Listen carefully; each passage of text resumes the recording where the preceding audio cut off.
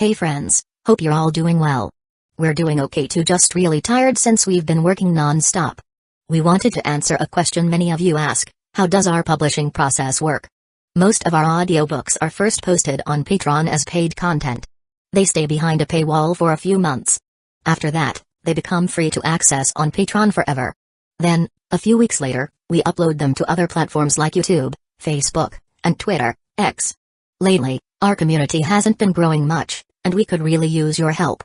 Please share our site in your Facebook groups, Discord servers, Reddit threads, Twitter, X, or with any friends who might be interested.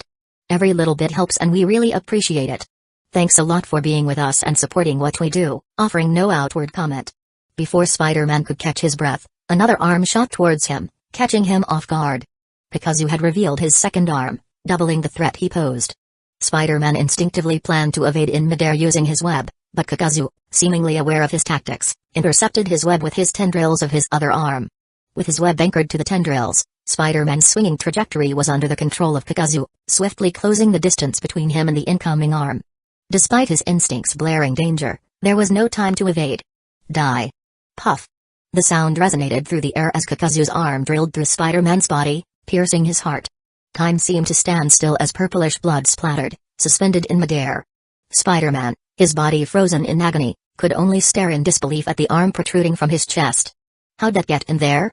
Chapter 80, Unleashing the Beast. Gasping for breath, Spider-Man struggled to summon his strength, his body shuddering as he delivered his last words. Tentacles? Is that all you got? It hurts less than tentacles.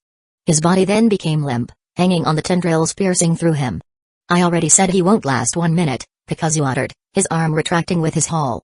Pikachu, his expression devoid of mercy, sneered at the corpse. You have good instincts, I'll give you that. But resilience won't save you from the grasp of death. With a swift and brutal motion, he withdrew his arm from Spider-Man's chest, causing a rush of blood to gush forth. It's unfortunate, but I have no need for a new heart. As Spider-Man's body slumped to the ground, Pikachu prepared to clean up his spoils. Itachi, silently observing the battle, seemed to have discovered something, but didn't speak out to warn his companion. In the midst of his collection, a sudden shift in the atmosphere electrified the air. Pikachu's eyes narrowed, his instincts warning him of an imminent threat. With lightning reflexes, he swiftly dodged backward, narrowly evading a glossy jet-black spike that exploded out from Spider-Man's body. Although he managed to avoid a direct hit, a scratch marred his face. Raising his hand, Pikachu wiped away the trail of blood, his voice growling with a mixture of irritation and intrigue. Interesting, he muttered under his breath, his eyes fixed on the enigmatic figure before him.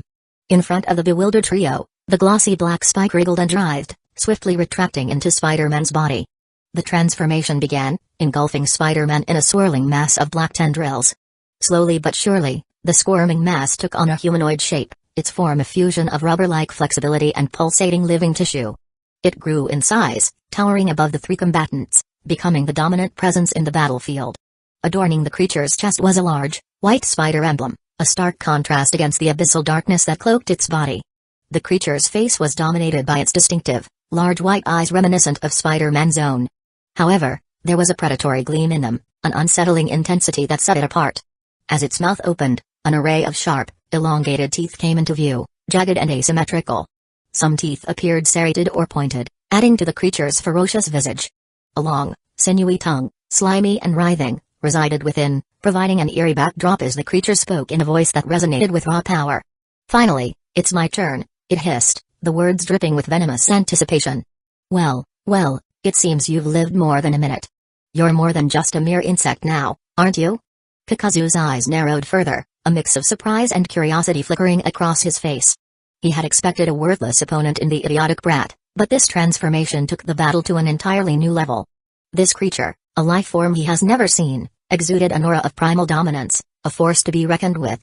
Venom's towering figure loomed over Pikachu, radiating an otherworldly intensity. Its voice reverberated with a mix of menace and confidence. Prepare yourself, food. You will soon learn the true meaning of fear because we are Venom. Smirking beneath his mask, Pikachu taunted, let's see if this new dress-up matches your arrogance. Prepare to die. The battle resumed, the clash of powers echoing through the forest. In the face of the creature with a size even greater than his own, Pikachu's agility saved him once again as he swiftly evaded Venom's predatory lunge. Venom's muscular arms came crashing down, leaving deep, crater-like cracks on the dirt road, a testament to its incredible strength. Twisting its grotesque face, Venom locked its menacing gaze on Kakazu. Its jaws opened wide, and in a swift motion, its elongated tongue shot forth, drilling through the air with lethal precision. The tip of the tongue pierced through Kakazu's body, eliciting a gasp of pain. But then, in a baffling turn of events, Kakazu's body melted and transformed into water, flowing and washing away onto the ground. From a nearby puddle, his form materialized once more, an arm aimed at Venom with unwavering determination. Swoosh! Kakazu's hand punctured the air, drilling towards the rushing Venom like a cannon. Without hesitation, Venom lunged forward, its own claw-like arm colliding head-on with Kakazu's. The clash of power created a seismic wave that rippled through the surroundings, the force threatening to push back everything in its path. Neither combatant yielded, their contest of strength reaching an impasse. Suddenly, the ground behind Venom quaked as a thick bundle of grey tendrils erupted from the earth where Kakazu previously stood, reaching out like vengeful specters towards his adversary. The tendrils, concealed with cunning precision, sought to penetrate Venom from behind. It was a trap that Kakazu had meticulously prepared during the course of their battle, a hidden ace that now came into play. With a resounding impact, the tendrils collided with Venom's body, seemingly striking against a hard carapace before eventually piercing its hide. Yet, Kakazu's satisfaction was short-lived.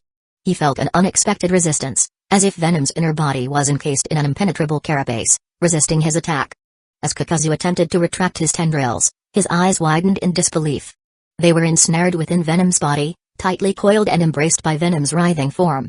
Venom's body squirmed and wriggled, constricting around the tendrils as if it were consuming and assimilating them, its alien nature defying all logic. A low, menacing chuckle resonated from Venom's throat. "You think your tentacles can beat me? I am the amalgamation of power and darkness. And tentacles, I can play that too." A momentary respite hung in the air as Kakazu's mind raced to assess the situation. However, his thoughts were abruptly interrupted by Venom's sinister grin, accentuated by the wicked flick of its elongated tongue. The trio's eyes widened in anticipation, a mixture of surprise and interest etched on their calm faces. They watched as black, glossy tendrils erupted from Venom's body, cascading toward Kakazu like an unyielding wave of darkness. A surge of recognition washed over them as they realized the eerie similarity to Kakazu's own technique. Kakazu, ever adaptable, swiftly reacted, his resolve unyielding. In a display of his formidable skills, a wave of great tendrils erupted from his hands, intercepting the oncoming deluge of black tendrils. The clash of power created a spectacle, a chaotic symphony of writhing darkness. Amidst the clash, Kakazu's voice growled with a mixture of surprise and intrigue, his eyes narrowing in focused determination. "My tendrils were absorbed and used against me? Interesting," he muttered, his mind working to analyze the situation. "But the fake can never trump over the real. Resistance is futile. Be obedient, be my food." Venom daunted, its words laced with a mix of sadistic delight and confidence. The battlefield crackled with an electric intensity as the struggle between Kakazu and Venom intensified. Each combatant's tendrils entwined, the clash of power demonstrating a remarkable mimicry of technique. Venom's black tendrils lashed out with unmatched agility, each strike a ferocious combination of precision and raw strength. Kakazu, undeterred by the Venom's new ability, utilized his vast experience and his great tendrils to counter Venom's onslaught. As the battle escalated, Itachi and Kisame watched from a distance, their expressions revealing a mixture of surprise and apprehension. Itachi's eyes, ever calm and calculating, assessed the situation, his thoughts churning. What a strange life. It doesn't seem to be ninjutsu, is it body modification? A result of human experimentation? No. It seems like there are two life forms merged into one body, a ninja and an unknown biological mass. It also has a biological imitation ability. No wonder he became a target of invitation. Kisame, his eyes glinting with excitement, interjected with a toothy grin. This battle just got a whole lot more interesting. I can't wait to see how Kakazu handles this. If he can't, Seimata is always happy to come out for a breather. The clash between Kakazu and Venom reverberated through the battlefield, their immense power colliding in a titanic struggle. Suddenly, one end of the wave gave way, allowing the opposing wave to break through unhindered. With a kick, Venom propelled himself into the air, leaping above the wave of cascading tendrils. One of Venom's arms morphed into a writhing black mass, extending itself and hurtling downward with explosive force, only to narrowly miss Kakazu and embed itself into the unforgiving earth near him. Anchored to the ground, Venom retracted his elastic arm, propelling his body downwards, descending upon Kakazu with furious force and lightning speed, a sudden surprise assault that left Kakazu no time to dodge. Kakazu, his eyes locked onto his opponent, met Venom's attack with a display of unwavering strength, But the force sent him sliding backward across the ground despite successfully blocking the onslaught unscathed. Stabilizing the slight trembling of his hands, a menacing smirk crossed Kakazu's face as he spoke, his voice laced with a veiled threat. I didn't want to resort to this, but it seems I have no choice. Prepare to witness my true power. As Kakazu's back began to squirm and bulge, his hand reached out, ready to remove his Akatsuki cloak, a telltale sign of the formidable abilities that lay hidden within. He was about to unleash the beasts within him. However, before he could carry out his intended action, a sudden female voice reverberated through the air, halting him in his tracks. That is enough. Kakazu paused, his hand slowly lowering as he turned his attention to the source of the voice. Standing next to him, a mass of white origami paper flowed down from above, coalescing into a humanoid form, like an angel descending from the skies. Soon, a woman clad in the Akatsuki cloak materialized, her expression neutral and unwavering. The woman possessed striking features. Her short, straight blue hair was elegantly styled in a bun, while her amber eyes held a hint of lavender eyeshadow. A black lobret piercing adorned her lower lip, and a large light blue paper flower was clipped onto her bun. Her nails were painted a vibrant orange, and an Akatsuki ring adorned her right middle finger, the kanji on it symbolizing white. However, those privy to the truth knew her to be Conan. Kisame, unable to resist a taunt, grinned mischievously. It's no fun to end it so early, White. Itachi's gaze remained fixed on Conan, his perceptive eyes analyzing her presence and the potential impact she would have on the battle. He silently deciphered the intricate nature of her technique, observing the unfolding scenario with intrigue. Unfazed by her comrades' comments, Conan ignored their banter, her focus solely on venom.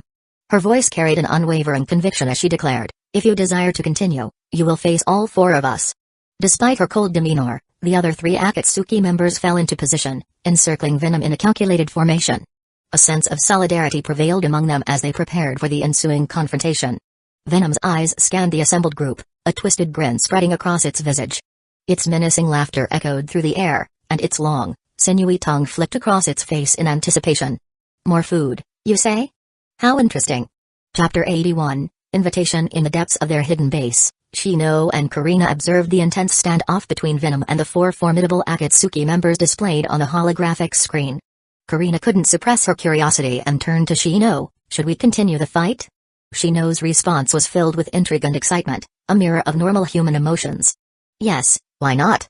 As she meticulously presented a captivating array of statistics, bringing them to life through the mesmerizing dance of holographic displays, Karina's voice resonated with conviction, beginning her dissuasion. My dear, I really think we should reconsider continuing this fight. Our computational power has its limits, and we've already invested so much. The depletion of biomass in the clone's body had reached a critical point after the temporary strength buff.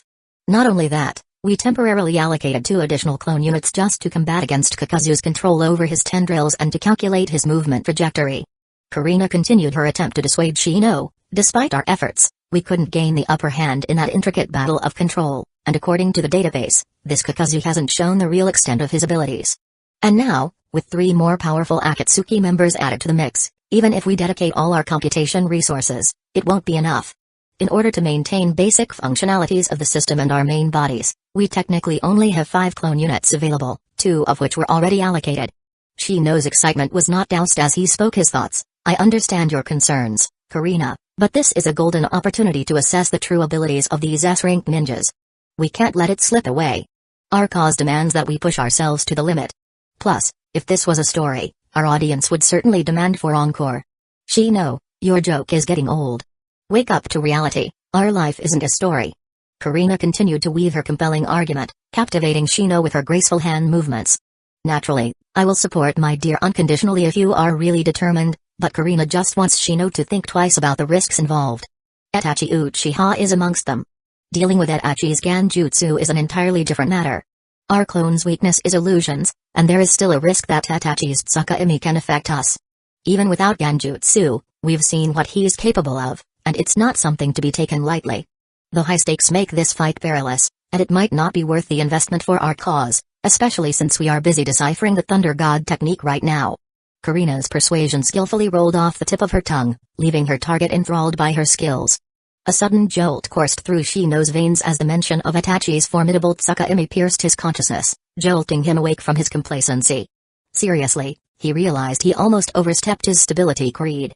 Shino swiftly exerted control over the depths of his awakening Chuni personality, cloaking it beneath a veil of restraint, as he recognized the need to navigate the impending challenges with a composed and strategic mindset. Returning to a stable mindset, Shino shook his head in disappointment, acknowledging his current combat force's limitations. Even with my current abilities, I am still too weak. It seems I need to assimilate more humans into my hive to enhance my strength. Karina rolled her eyes at Shino's remark, a playful grin forming on her lips. Ah, Shino-sama, always thinking about expanding your harem. It's not necessary to only assimilate women, there are some useful tool men.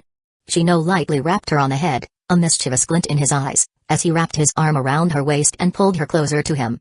Let's focus on the serious business. As his gaze focused on the holographic display, his hands roamed freely, exploring the intricacies of the technique formula displayed by Karina as he playfully commanded, then, Karina, handle the negotiations. But let's make sure to keep a close eye on Itachi. We can't afford any slip-ups. As you command, my dear.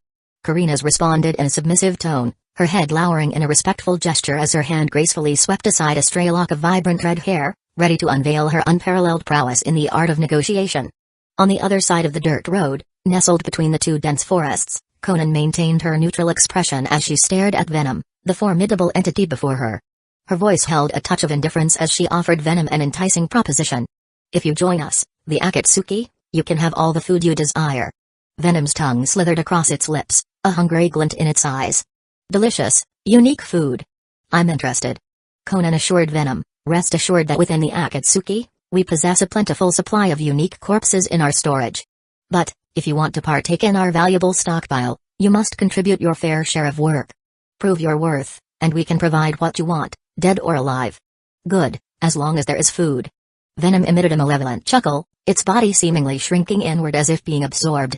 As the last of the black tendrils vanished into its form, a figure was revealed. Toby, with his eyes closed and a fully intact body, now stood in Venom's place. With a flick of his hair and an arrogant demeanor, he opened his eyes, a smug expression on his face. Hey there, how about you join me and we can go for a swing? Conan remained unaffected by Toby's advances, maintaining her neutral expression as she disregarded his remark. Kisame, unable to contain his dissatisfaction with the turn of events, voiced his complaint. Well, this is a letdown.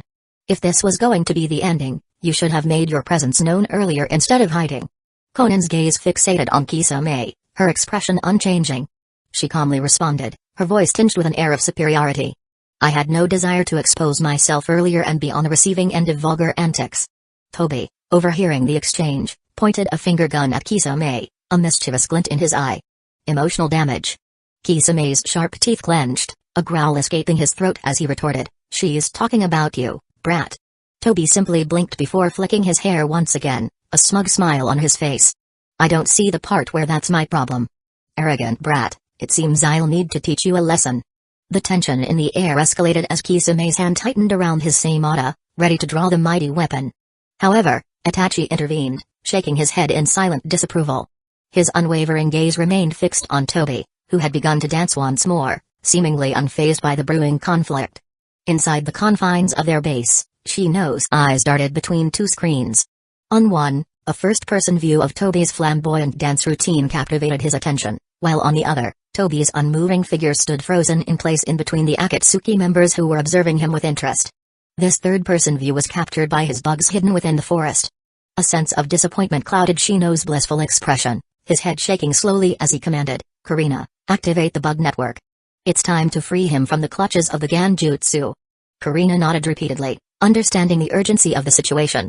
The clone's chakra disturbance network has activated, Shino. The bugs will break Toby out of the Genjutsu. As the bug network within him rioted, Toby found himself momentarily disoriented by the abrupt transition between his energetic dance and stationary stance, an uncomfortable feeling welling up in his throat as he gagged. Moments later, a crow drilled out from his mouth. The dead crow fell to the ground, gradually fading away as Toby stood upright without any embarrassment over his gaffe. Running a hand through his hair, he turned his attention to Itachi, his tone brimming with playful defiance. If you keep staring at me with those eyes, I might just have to put some dirt in your eyes. Itachi maintained his calm composure, silently regarding Toby for a moment before closing his eyes, a gesture indicating his unwillingness to engage in a verbal exchange with the impulsive youngster. Kisame, ever the instigator, couldn't resist chiming in with a mischievous grin. Brat, provoking Itachi-san is unwise. You may come to regret it in the end, not even knowing how you died. Meanwhile, Conan silently observed the rowdy banter with her neutral expression. She calmly intervened, issuing a command: take him to one of our outposts where he would receive his uniform and have his nails painted. Kakazu, brief him on your mission. I'll go report to Zero. With a flurry of dancing paper, she vanished from sight, her voice echoing in the air as a reminder, do hurry up so you won't miss the upcoming meeting. As Conan departed, Toby couldn't help but yell out, his voice tinged with playful exasperation. But what about my staff pay? Kakazu turned his gaze towards Toby, a hint of dissatisfaction in his eyes. You still need pay outside of corpses? Toby smirked, clarifying that the previous remark, that's the pay for the other guy. Personally, I desire cold, hard cash and nothing else. Kakazu let out a low chuckle, his voice dripping with a mix of amusement and superiority. He scoffed at Toby's words, I won't say anything about the other guy, but you can't even last a minute against me, do you think you deserve any form of payment? In response, Toby declared his intentions to prove himself as a formidable opponent. You're as annoying as my damn door, I'll show you I'm worth the pay. Toby swiftly fired a barrage of spiderweb bolts towards Kakazu, his determination shining through. Kakazu, using his tendrils, effortlessly swatted away the webs with a combination of strength and precision. His anger began to boil, ready to teach the young upstart a lesson. However, Conan's voice reverberated through the forest once more, quelling the rising tension. Enough. You will receive your salary, but don't expect much unless you work hard. Toby's grin widened as he flicked his hair in a show of satisfaction. The angelic rich woman has been added to my new list of favorites. Brat, time to go for your initiation. Let's see if you can outlast my previous partners. Kakazu's bone-chilling voice sliced through the air as he casually strolled past Toby, his words dripping with a sinister undertone. Chapter 82, Prison Break. Kiba laid on a comfortable futon in the corner of the room, his body still aching from the last mission. The wounds were healing well, thanks to the medical ninjas, and the seals had been broken, but according to Kurenai-sensei, he still needed rest to fully recover. Shino stood nearby, his stoic expression revealing his concern for his teammate and friend. Kiba-kun, you should take it easy, Hinata advised, her voice laced with worry. You pushed yourself too hard back there. Rest is crucial for a complete recovery. Kiba groaned softly and shifted his position. Yeah, I know, Hinata. But I can't just lie here while you and Shino train without me. Again. Shino's eyebrow arched slightly as he glanced towards Kiba, a sly smile on his face. I understand your eagerness, Kiba, but remember, training while injured will only Kiba's habit kicked in. Yeah, I know. But don't worry, I'm already Betog. Kiba's scream reverberated in the room as he clutched his head, clearly in pain. Kiba-kun. Hinata's cried, her voice laced with worry, but she didn't know what to do. As his scream quickly faded away, Akamaru whimpered beside him, nudging Kiba's legs to comfort him. It seems you haven't recovered yet, Kiba. Shino's gaze flickered towards Hinata once again. I spoke to Kurenai-sensei earlier. She agreed to bring Hinata and me for joint training sessions, but she demanded that you rest and recover. Damn it. Why is this happening? Kiba growled, his eyes staring at Shino as he clutched his forehead. I'll rest up then, Shino. If Naruto shows up, just make sure Hinata doesn't faint from nervousness, alright? Kiba-kun, it's not like that. Hinata denied, a blush on her face as her eyes peeked towards Shino. Shino offered a faint smile, appreciating Kiba's cooperation. I'll take care of her, Kiba. Don't worry. As Kiba closed his eyes, succumbing to much-needed rest, Shino gestured for Hinata to join him in the training area. She hesitated for a moment, glancing back at Kiba's resting form before following Shino with a determined look in her eyes. They found themselves in a spacious clearing, surrounded by tall trees that whispered in the gentle breeze, alone. Hinata's head remained bowed, her fingers fidgeting restlessly, betraying an underlying tension. Shino-kun, where is Kurenai-sensei? Today, I'll be training you. Kurenai-sensei is watching from afar. You can find her with your Byakugan if you don't believe me. Shino stood ready, wearing his signature sunglasses and a calm demeanor. I believe you, Shino-kun. Hinata couldn't help but feel a mix of nervousness and excitement. Shino approached Hinata and spoke in his usual composed tone. Hinata, this training will be essential for our growth as a team. You have exceptional potential, and I believe in your abilities. Let's use this time to hone your skills and strengthen our bond. A subtle heat crept across Hinata's cheeks as she nodded in agreement, her voice barely rising above a whisper. I'll do my best, Shino-kun. The clone, a perfect replica of Shino, stepped forward and began demonstrating various taijutsu techniques optimized by Karina. He moved fluidly, his strikes precise and controlled. Hinata watched intently, absorbing every detail. It's your turn, Hinata. Focus on your breathing and your surroundings, Hinata. With a commanding tone, Shino positioned himself behind Hinata, his strong arms enveloping her small form, guiding their synchronized movements with a purposeful intent. Be aware of the insects around us. Maintain situational awareness. They are your targets. Hinata followed Shino's instructions, her eyes darting around as she connected with her chakra. She could sense the presence of the insects, their gentle hum harmonizing with her own energy, and a gentle hum coming from behind her. No, focus, Hinata. The training session continued, Shino and a clone guiding Hinata through various exercises. They worked on her agility, precision, and combat instincts. With each passing minute, Hinata's movements became more fluid, her strikes gaining strength and accuracy. Meanwhile, Kurenai stood on the rooftop of a nearby tree, observing the duo, her eyes betraying a hint of helplessness. She was pushing her student into the fire pit herself, yet there was nothing she could do about it. Suddenly, her eyes fixated on the twilight sky. A messenger bird soared through the air, circling above her position. She knew it was a summons from Tsunade, the Hokage herself. With a flicker, she appeared beside the training duo, her voice carrying a mix of urgency and concern. Shino, I've been summoned by Lady Tsunade. Something important has come up. I need to leave immediately. Please continue the training with Hinata. Shino's expression remained composed. Understood. As Kurenai hurried away, Shino's clone continued to train with Hinata. Meanwhile, his main body's attention was already focused elsewhere, preoccupied with the preparations for his harvest. Shino and Karina stood in a dimly lit room, surrounded by holographic displays flickering with information. The tension in the air was palpable as they discussed their preparations for the impending prison break event orchestrated by Mizuki. Karina, her voice laced with confidence, reported, I've already deployed our army of Zergs throughout Hidden Leaf Village. They're positioned strategically to intercept and harvest any prisoners we come across. Shino nodded approvingly. Good. All that biomass should not go to waste. It was difficult to harvest them while they remained safely under the protection of the Hidden Leaf Village guards, but once they're out, it's a different story. He paused for a moment, his eyes gleaming with a calculating glint. Remember, let Mizuki pass. We need him to lead us to the secret research base of the Nara clan. With Mizuki as our scapegoat, we can rummage through and plunder their clan's research without revealing ourselves. Karina's expression hardened as she absorbed Shino's words. Understood. The layout around the research base has been prepared. We will lie in wait for Mizuki to knock out the guards and researchers before infiltrating. Shino leaned closer, his voice low and calculated. And don't forget about the incomplete strengthening formula and data on the idiot who volunteered for the experiment. Also, retrieve the blood samples of Raijin and Fujin. Their genetic makeup could prove invaluable for enhancing Spider-Man's strength. Karina's brow furrowed in curiosity. Why not take them completely? Shino's eyes narrowed, a shadow of caution crossing his face. We must consider the risks. Outside of Naruto, they will encounter Shikamaru, who possesses a high IQ, and their past entanglement with Tsunade remain unclear. Plus, their strength surpasses that of the average criminal, and it will be challenging to capture them without causing a commotion unless we recall our Toby clone, which is clearly not an option. Karina nodded, her expression resolute. I understand.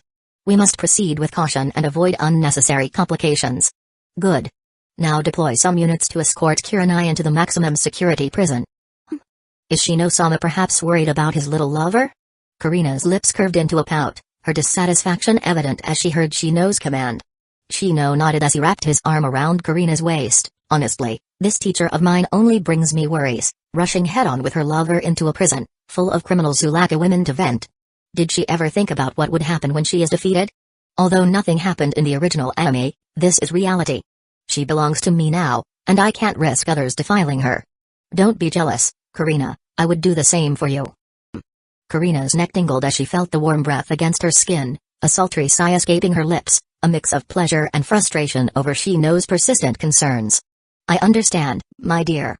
Don't worry, I will ensure Kurenai is safe. Very good. Then, let's get this filler over with so I can fill her up. Shino emitted a low grunt, his actions fluid and calculated, as he skillfully maneuvered through the holographic displays, playing and watching the filler. The night air whipped against Kurenai and Asuma as they raced across a long bridge, their footsteps echoing through the darkness. The bridge stretched out before them, leading them to the foreboding maximum security prison. Their mission weighed heavily on their minds, but there was an unspoken tension between them that begged to be addressed. Asuma, his voice laced with concern, broke the silence. Kurenai, is everything all right? You've been avoiding me lately. Kurenai glanced at Asuma, her expression guarded. I'm fine, Asuma. Just busy with training my students after the recent mission failure.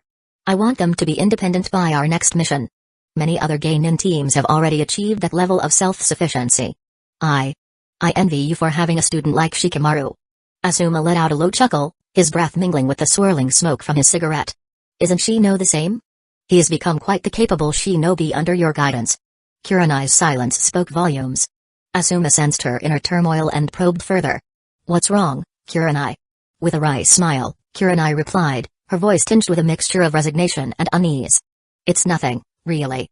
It's just unsettling to always have my student be the target of that person." Asuma's brows furrowed in concern as he considered Kurenai's words. He took a deep drag of his cigarette, exhaling a plume of smoke into the night sky before speaking. "Kurenai, you know the Ibarame clan will protect Shino. They are skilled and dedicated. Everything will work out eventually. But for now, we need to focus on our mission." Kurenai nodded, her eyes reflecting a mix of sorrow and apprehension. She couldn't tell him the truth.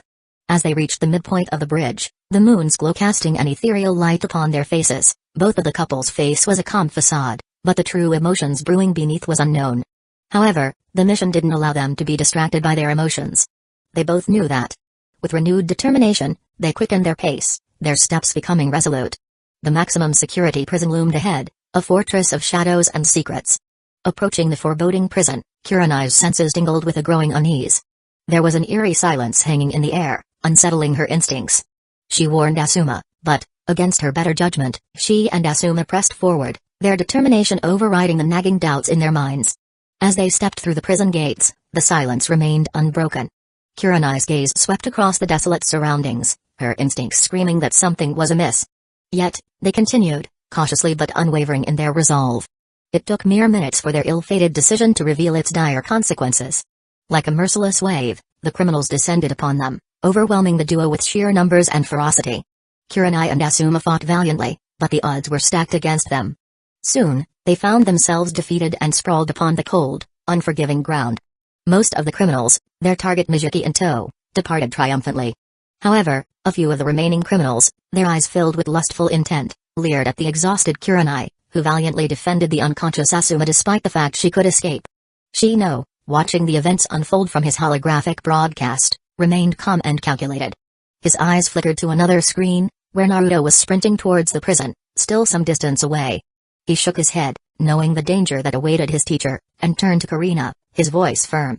"Eliminate the scums," he instructed, the weight of the situation reflected in his tone. With a swift nod, Karina commanded the bugs hidden in the shadows, her skills honed and deadly. Meanwhile, Kurenai's eyes quivered with a mix of desperation and anticipation. She knew that her fate hung in the balance, a fate worse than death for female ninjas. But in an instant, a swarm of invisible insects erupted from Kurenai's body, their hunger insatiable. They enveloped the remaining criminals, devouring their flesh mercilessly. The sound of their agonized screams filled the air, mingling with Kurenai's gasps. As the bugs returned to her body, Kurenai's tense body relaxed as she breathed softly, her voice a fragile echo amidst the chaos. "Thank you." With the immediate threat neutralized, Kurenai gathered her remaining strength, collecting the corpses into scrolls before gently lifting the unconscious Asuma from the ground. The weight of her wounded lover pressed upon her, but determination fueled her every step as she made her way out of the blood-stained prison. Meanwhile, Naruto, unaware of the carnage that had unfolded, finally reached the prison entrance. His eyes widened in confusion as he beheld a scene of bloodstains and emptiness. Questions raced through his mind. Where is everyone? Is this the wrong prison? Did I get lost? The following day, Tsunoda's anger and shock reverberated through the room as she slammed her hand on the table. Her face, contorted with frustration, demanded answers as she received the report of the ransacked Nara clan research facility. The gravity of the situation weighed heavily upon her, and she wasted no time in seeking information. Are there any leads on who could be responsible for this? Tsunoda's voice crackled with urgency, her eyes fixed on Shizune. Shizune, her voice tinged with a hint of disappointment, responded, "No, Lady Tsunoda. The only lead we have is Mijiki, but he claims innocence. You're well aware of the results of our interrogation." Tsunoda clenched her teeth, her lips pressed into a thin line. "Why does anything related to Orochimaru have to be so damn troublesome?" she muttered under her breath, her frustration evident. Shizune continued her report, delivering more unsettling news. Most of the escaped criminals remain missing. We cannot determine if they managed to escape or are hiding within the shadows. Tsunoda's hand moved to rub her temples, her expression marked with deep distress. It's inconceivable that this could happen without an insider's involvement. But we have no leads, and the methods used are all too familiar, just like that old man's. Old man? Denzo. The weight of their helplessness settled upon them, a stifling silence enveloping the room. Shizu's gaze met Tsunoda's, both understanding the futility of their pursuit against the cunning old man concealed within the very walls of Hidden Leaf Village. Shizu's voice cut through the heavy air, bringing a new concern to the forefront. What should we do about the complaints regarding your alleged dereliction of duty, Lady Tsunoda? Tsunoda waved her hand dismissively, her focus fixed on the greater issues at hand. Ignore them for now. We have more pressing matters to attend to. She then shifted her attention to the condition of Kurenai and Asuma, their injuries weighing heavily on her mind. Shizune relayed the news, informing Tsunoda that Asuma was confined to his bed, while Kurenai was in a better state, expected to make a full recovery soon. The fact that Kurenai had even expressed a willingness to check on available tasks filled Tsunoda with a sense of relief. Breathing a sigh tinged with gratitude, Tsunoda uttered, "Fortunately, we didn't lose too much combat power this time." As Tsunoda stamped a document in frustration, she couldn't help but voice her concerns, almost as if to the universe itself. "I just hope nothing else goes wrong. We can't afford any more setbacks." Her ominous words seemed to foreshadow the treacherous road ahead. Chapter 83, Picking Mission?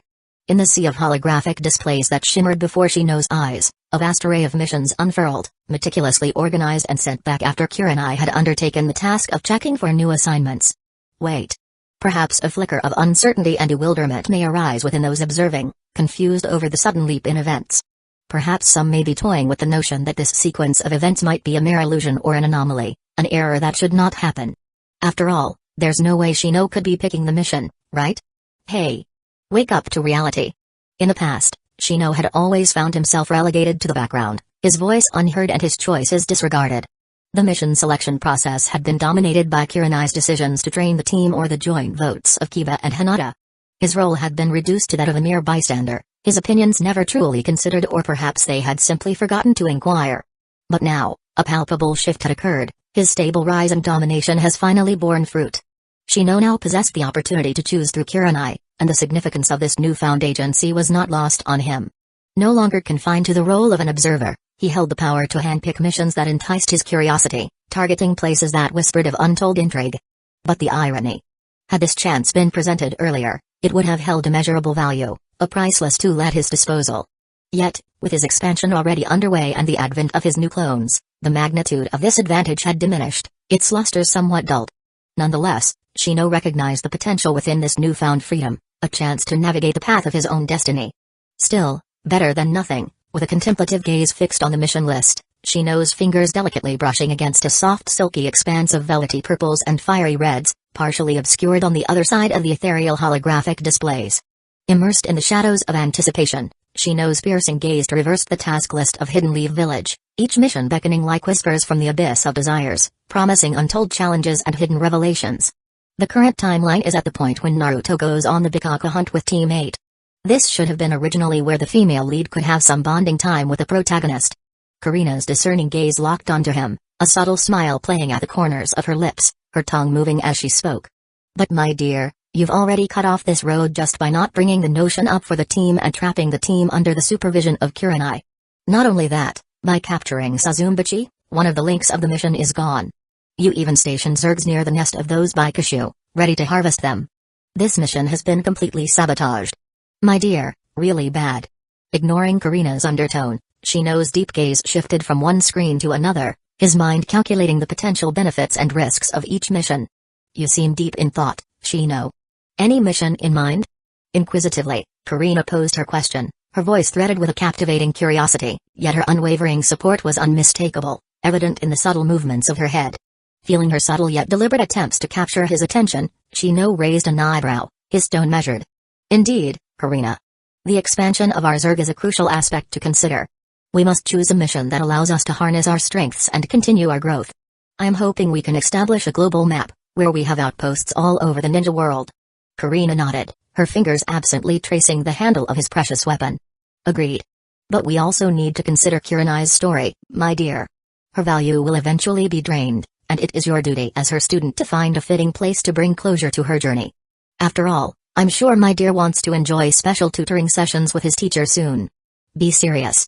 With a playful tap on Karina's head, Shino's eyes gleamed mischievously as he turned his attention back to the task list, his gaze sweeping through the holographic displays with an air of calmness. As the duo continued to peruse the mission scrolls, Karina's eyes halted on a particular display nestled amidst the others, quickly bringing it to the foreground. "Shino, look at this!" she exclaimed, her voice tinged with interest as calculations ran through her minds. "There's a mission near the Jafaku Mountains. It seems intriguing."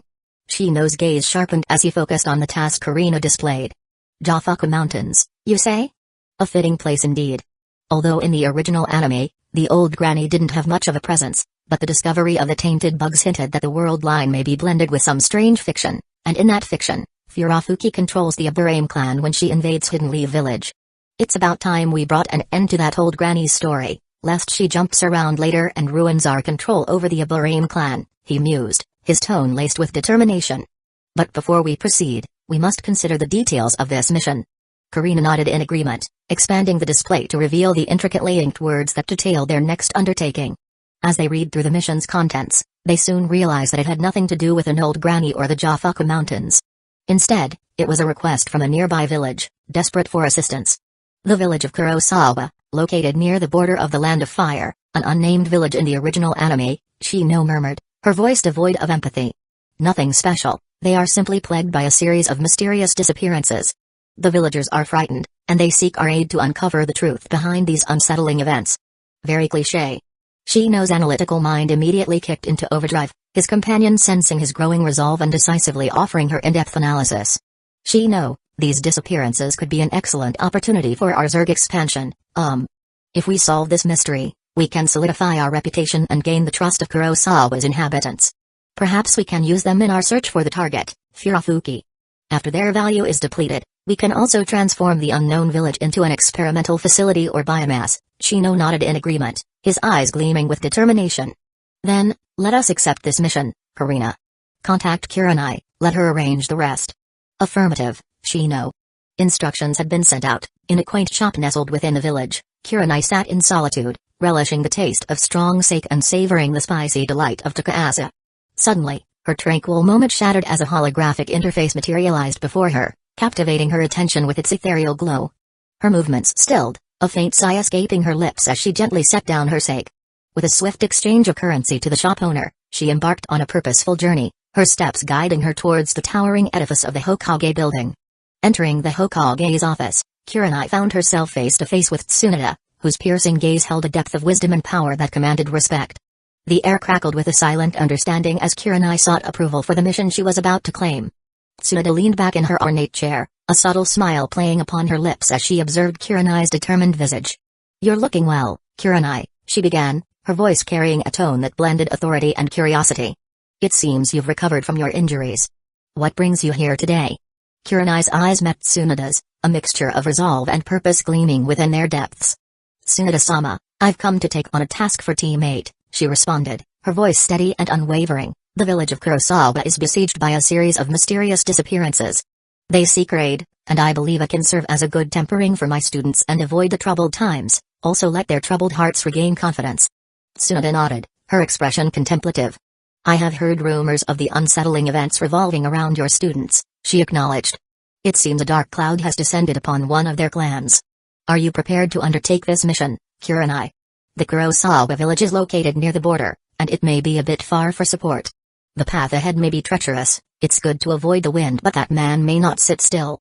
A flicker of determination flashed across Kurenai's features as she met Tsunade's gaze. "I am ready, Tsunade-sama," she affirmed, her voice carrying a resolute tone.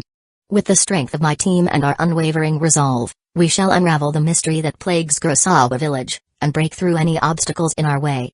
I swear, by my life, the future of our village will return intact." Tsunade's eyes softened, an air of trust enveloping the room. "Very well," she conceded, her voice filled with a quiet confidence. "I look forward to your return, Kurenai. I believe you're a strong woman and it's good you are willing to pay heed to the Gainians, and I hope after this mission, you can believe in your children and entrust it to them. Their future is waiting, I can bet on it, Tsunade-sama." Shizun's timely interruption disrupted the conversation, her presence marked by the hushed whisper of paper meeting wood as she deposited yet another stack of documents upon Tsunade's desk, eliciting an unexpected flinch from the Hokage herself. All right, I get it, Shizun. Really, if you don't want me to say it, Then you should find me a good place and let me release some steam. This time, I'm sure I will win them all back." Ignoring the comedic antics between the teacher and student, with a bow of gratitude, Kurenai turned to depart, her steps infused with purpose and determination, yet a hint of envy couldn't help but arise in her heart. If only her student was as easy to get along with. Oh, it was but a wistful thought, for even her thoughts were no longer under her control. She could feel it, the palpable sense of devotion tingling through her veins, the brewing willingness to relinquish herself and give everything to him. Yet, she was left acutely aware that her allegiance had become an inescapable entanglement, where even the threads of her own existence were no longer subject to her command. Even now, within the depths of her being, there was a disconcerting absence of resistance. There was no escape, she could only belong to him sooner or later. With a determined shake of her head, Kurenai banished the melancholic tendrils of thought, refusing to succumb to the weight of sorrow that threatened to ensnare her, as she embraced a resolute focus on the task at hand. The mission to Kurosawa waited, and she would lead her team through the labyrinthine mysteries that awaited them, driven by a shared conviction to fulfill his purpose. The stage was set, the players poised, and the destiny of Kurosawa Village hung in the balance as the tale of Team 8 began to unfold. Will it be one of growth or tragedy? Chapter 84, Worries. The morning sun cast a warm glow over the village of Hidden Leaf Village, its golden rays filtering through the leaves of the surrounding trees.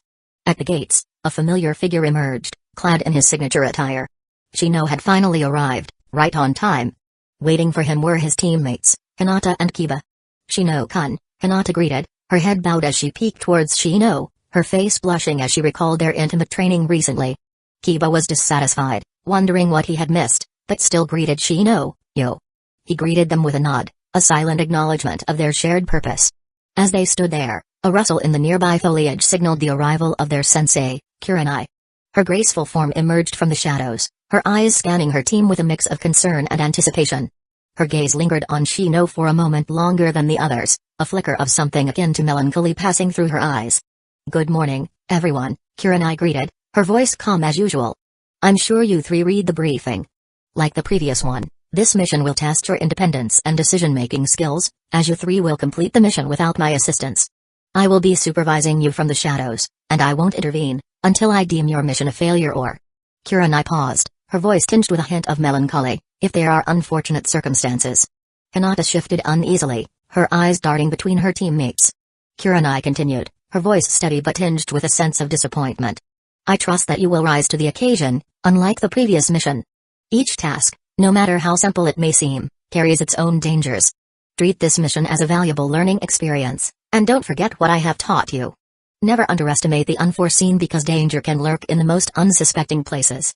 Kurenai's eyes flickered over to Shino, who betrayed no emotion in his stoic facade. "After considering the results of the previous mission, this time, I will be assigning Shino as the captain." Kurenai's degree suddenly rung out. "You're making Shino the captain?" Kiba protested, his voice laced with annoyance. "We all know I'm the better choice." Kurenai's gaze hardened, her voice firm yet tinged with a touch of sadness. "Kiba, leadership isn't just about skill. It's about trust, composure, and the ability to make difficult decisions. Shino has proven himself in these areas, and I believe in his capabilities, just like I believed in yours. It's time to give others a chance, Kiba." Shino remained silent, his expression unreadable behind his high-collared jacket. Although Kiba was the nominal leader, deep down, he had always carried the burden of leadership, even if silently. Now, he finally had a chance to come forth in the light. All right, I get it." Kiba, ever brash and impulsive, wore a scowl on his face, clearly displeased with the news. Kurenai's words had struck a chord within him, igniting his competitive spirit. After a brief pause, Kurenai's gaze softened, her voice filled with a mix of nostalgia and hope. "Do not be disappointed. All of you will eventually become leaders someday. But for now, I want you all to grow from this experience. Reflect on your actions and consider the consequences before you act." And Kurenai's gaze shifted between Hinata and Kiba, a mixture of affection and expectation evident in her eyes. She reached out and affectionately ruffled Hinata's hair, a gentle smile grazing her lips. "Hinata, you are strong, believe in yourself. You've already proven this to me, and many others will realize your efforts in time to come. Your kindness is never a demerit, your kindness is your strength. It will be your fuel for growth, allowing you to protect those you recognize." Hinata's face flushed with a mixture of gratitude and determination.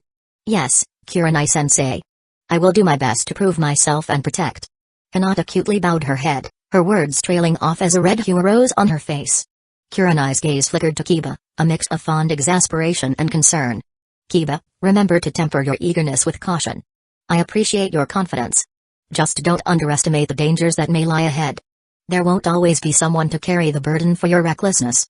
Kiba couldn't resist interjecting, his impulsive nature surfacing once again. Man, Kurenai-sensei, you're awfully long-winded today. Don't worry, I've learned from my mistakes last time, and I'll make sure nothing goes wrong this time. Kurenai's gaze finally landed on Shino. I hope you three will support each other and grow into capable ninjas, even when I am no longer here to lead you. Her voice carried a hint of regret, as if speaking from a place of personal experience. Her past failures, the scars she bore, were etched into her words. She was not only cautioning them about the mission at hand but imparting a lesson born from her own mistakes. Hinata stepped forward, her voice filled with a newfound resolve. Kurenai-sensei, we will do our best. We won't disappoint you. And sensei will always be our sensei no matter what. A soft smile graced Kurenai's lips as she looked at her students. Remember, no matter where you go, I will always be watching over you. Team 8, set off. Yes, Kurenai-sensei.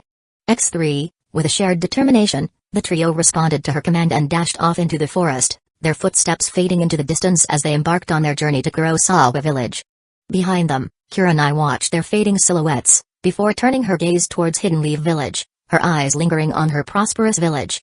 A sense of longing and sadness washed over her, particularly as her gaze turned towards the direction of the hospital. She sighed, her heart heavy with unspoken worries. In the end, she resolutely turned around, chasing after her students, the weight of her foreboding future etched in every step. Meanwhile, in the Hokage office, the brewing light of the rising sun filtered through the windows, casting a golden glow along the walls. The room was filled with an air of tension as Tsunade, the fifth Hokage, sat behind her desk, her hands clasped tightly together. Her eyes were fixed upon the document in front of her, a report summarizing the results of the recent council meeting. The lines on her forehead deepened as she absorbed the troubling contents. Standing nearby, Shizune held Tun, their small pig companion, and watched Tsunade with concern etched across her face. Unable to bear the silence any longer, she finally spoke up. Tsunade-sama, is something troubling you? You seem quite worried. Tsunade let out a frustrated tsk, her gaze still locked onto the report. It's hard not to be worried, Shizune. The advisors and some members of the council clearly targeted Shibi from the Aburame clan in the meeting this time.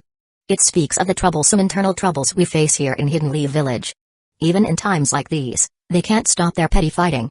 Shizune's brow furrowed as she recalled that Tsunade had already resolved the Aburame clan's complaint. Confusion etched across her face, she asked, but didn't you already take care of the Aburame clan's issue? Why are there still problems? Tsunade's sigh was heavy with weariness as she rubbed her temples, trying to ease the throbbing headache that had formed. Yes, I did resolve the diplomatic issue against external complaints. However, these old farts are not content with just that. They want to continue playing their political games, seeking personal gain whenever they can. And I have a hunch that this event must have that man's secret push behind it. Trouble is brewing, Shizune. Clearly, the dirty old man wants to spite the Aburame clan after failing to get what he wanted. Shizune fell silent, her mind spinning with the implications of Tsunade's words. After a brief pause, she finally mustered the courage to ask the question that had been lingering in her mind. Tsunade-sama, what about teammates' mission? Will there be any problems with their departure? Tsunade's weary gaze met Shizune's concerned eyes. She let out another heavy sigh, her voice filled with a mix of worry and frustration. That, Shizune, is what truly worries me. Lately, I've had this nagging feeling that I've missed a crucial link, and I believe it has something to do with teammates' movements. And now, I can't help but suspect that man's secret interference behind it all. Shizune's brows knitted together, her voice laced with concern. Why did you let Kurenai-Jonin take on a mission if you suspected something was amiss, Tsunade-sama? The atmosphere in the Hokage's office grew even more tense, the shadows deepening around Tsunade as she continued to grapple with her worries. She cast a weary gaze at Shizune, her face etched with a mix of determination and fear. I wanted Team 8 to lay low within the village, Tsunade began, her voice tinged with frustration, but we both know that option is never truly available to ninjas, especially not with that man lurking in the shadows. He always finds a way to forcefully assign missions. Tsunade leaned back in her chair, exhaustion evident in her every movement. She took a moment to gather her thoughts before responding. I thought about it carefully, Shizune. Kurenai is a capable and experienced ninja. I believe that if there truly was trouble, she would be able to handle it. Besides, we cannot let fear paralyze us, and they can't guard against that man's schemes forever. It's best to lead the snake out from the dark, and perhaps the hunter may become the prey. So, allowing Kurenai to take on a mission was the choice I made. As Tsunade sat up once more, her eyes flickering with a mixture of apprehension and determination. This time, teammate ventured far from the village. It's a prime opportunity for that man to make a move. But his methods are dubious, and I can never guess what is truly on his twisted mind. After his repeated setbacks, I fear that this time he might cross a line we can't ignore. It's best if nothing happens, but we can't afford to gamble on this, eh? Tsunade-sama actually said she couldn't afford to gamble? Shizun's shocked voice echoed in room, accompanied by Tantan's surprise. Be serious, Shizun. Tsunade reprimanded, her hand patting the report on her desk, drawing Shizun's attention back to the topic at hand. Ahem. Realizing the weight of their predicament, Shizun's mind calmed down and raced for a solution. Tsunade-sama, perhaps we should consider sending some Anbu to watch over Team 8. They can provide support if needed, and we can trust their loyalty to the village. Tsunade shook her head, a deep furrow forming on her forehead. I wish it were that simple, Shizun. The clean ones in Anbu are all dispatched with their respective tasks, and we can never be certain if that man has subordinates among the rest of the Anbu ranks. Their support could become meaningless, or even worse, be used against us. A heavy silence descended upon the room, broken only by the peculiar buck and doink sounds of Tantan, the small piglet, as it looked back and forth between Tsunade and Shizun, seemingly trying to contribute to the discussion in its own unique way. Both their eyes darted to Tantan for a moment, their head nodding, as if understanding the mystical pig language. Tsunade-sama. Shizun began tentatively, perhaps we can listen to Tantan and explore another option. We can send a separate group to support Team 8, one that we can trust implicitly and who would never compromise the safety of Team 8. I believe I have the perfect team in mind. Tsunade's interest was piqued, her gaze locked onto Shizun. Oh? Is it the same one I'm thinking of, Shizun? Chapter 85, Raise the Flag. The moon hung high in the velvety night sky, casting an ethereal glow over the tranquil Kurosawa village. Shino, Kiba, and Hinata found themselves nestled inside a small thatched hut, their eyes fixed on the door. They had arrived earlier that day, assigned by their sensei, Kurenai, to unravel the mystery of the village's mysterious disappearances. The chief had told them that every morning, when the villagers woke up, they would find that some of their fellow inhabitants had vanished without a trace. The conclusion: the disappearances occur overnight. The choice of day and victim was seemingly random. And there are no signs of struggle or forced entry. It's as if they were plucked from their homes. There wasn't much to work with, even with their ninja detection skills. So, the trio waited by the stump for the rabbit. As they waited, tension hung heavy in the air. Kiba, restless as ever, struck up a conversation with Hinata, their voices hushed in the quietude of the night. Don't worry, Hinata. With me leading the way, we'll crack this case wide open. I promise we'll gain independence from Kurenai-sensei after this mission, he proclaimed with his characteristic bravado. Arf. Arf. Akamaru offered his support. Shino, adjusting his glasses with a thoughtful expression, interjected. Actually, Kurenai-sensei appointed me as the leader for this mission. To everyone's surprise, Kiba didn't interrupt or challenge Shino's claim. For once. He merely waved his hand dismissively and responded, all right, if you say so. Lead the way, Captain Bug Eyes. It seemed the previous mission left a shadow over Kiba's confidence in his role as a captain. The night became deeper, the moon seemingly obscured, cloaking the villager in a shroud of darkness. The trio huddled closer, their senses heightened. However, a strange drowsiness began to creep over Kiba and Hinata, their eyelids growing heavy. Shino's eyes squinted, his insects also affected by the lethargy. Yet, his main consciousness remained unaffected, allowing him to utilize his other hidden bugs in the outside the village as vigilant sentries. As Shino surveyed the silent village through the eyes of his tiny bugs he scattered in the area, he noticed something peculiar. Some villagers emerged from their homes, walking with an eerie, hypnotic rhythm, as if entranced by an invisible force. Sleepwalking? Karina, can you detect anything?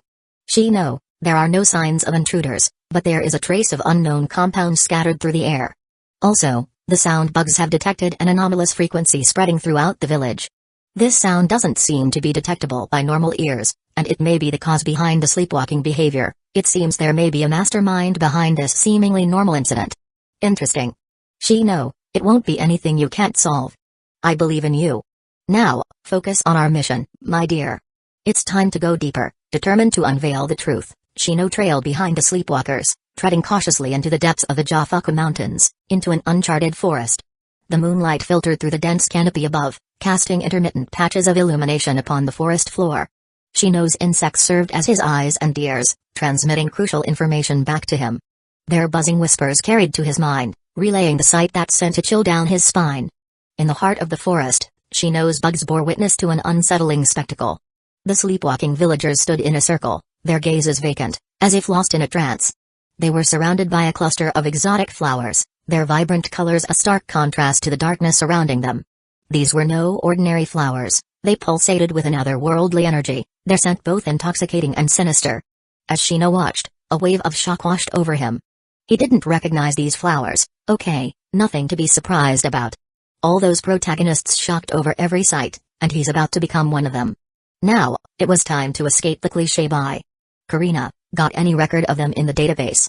Shino, after searching the database, there is no match with images archived so far, but the closest match would be your image of Jafaka flowers in your memories. Could this be the place we are looking for, Jafaka Forest?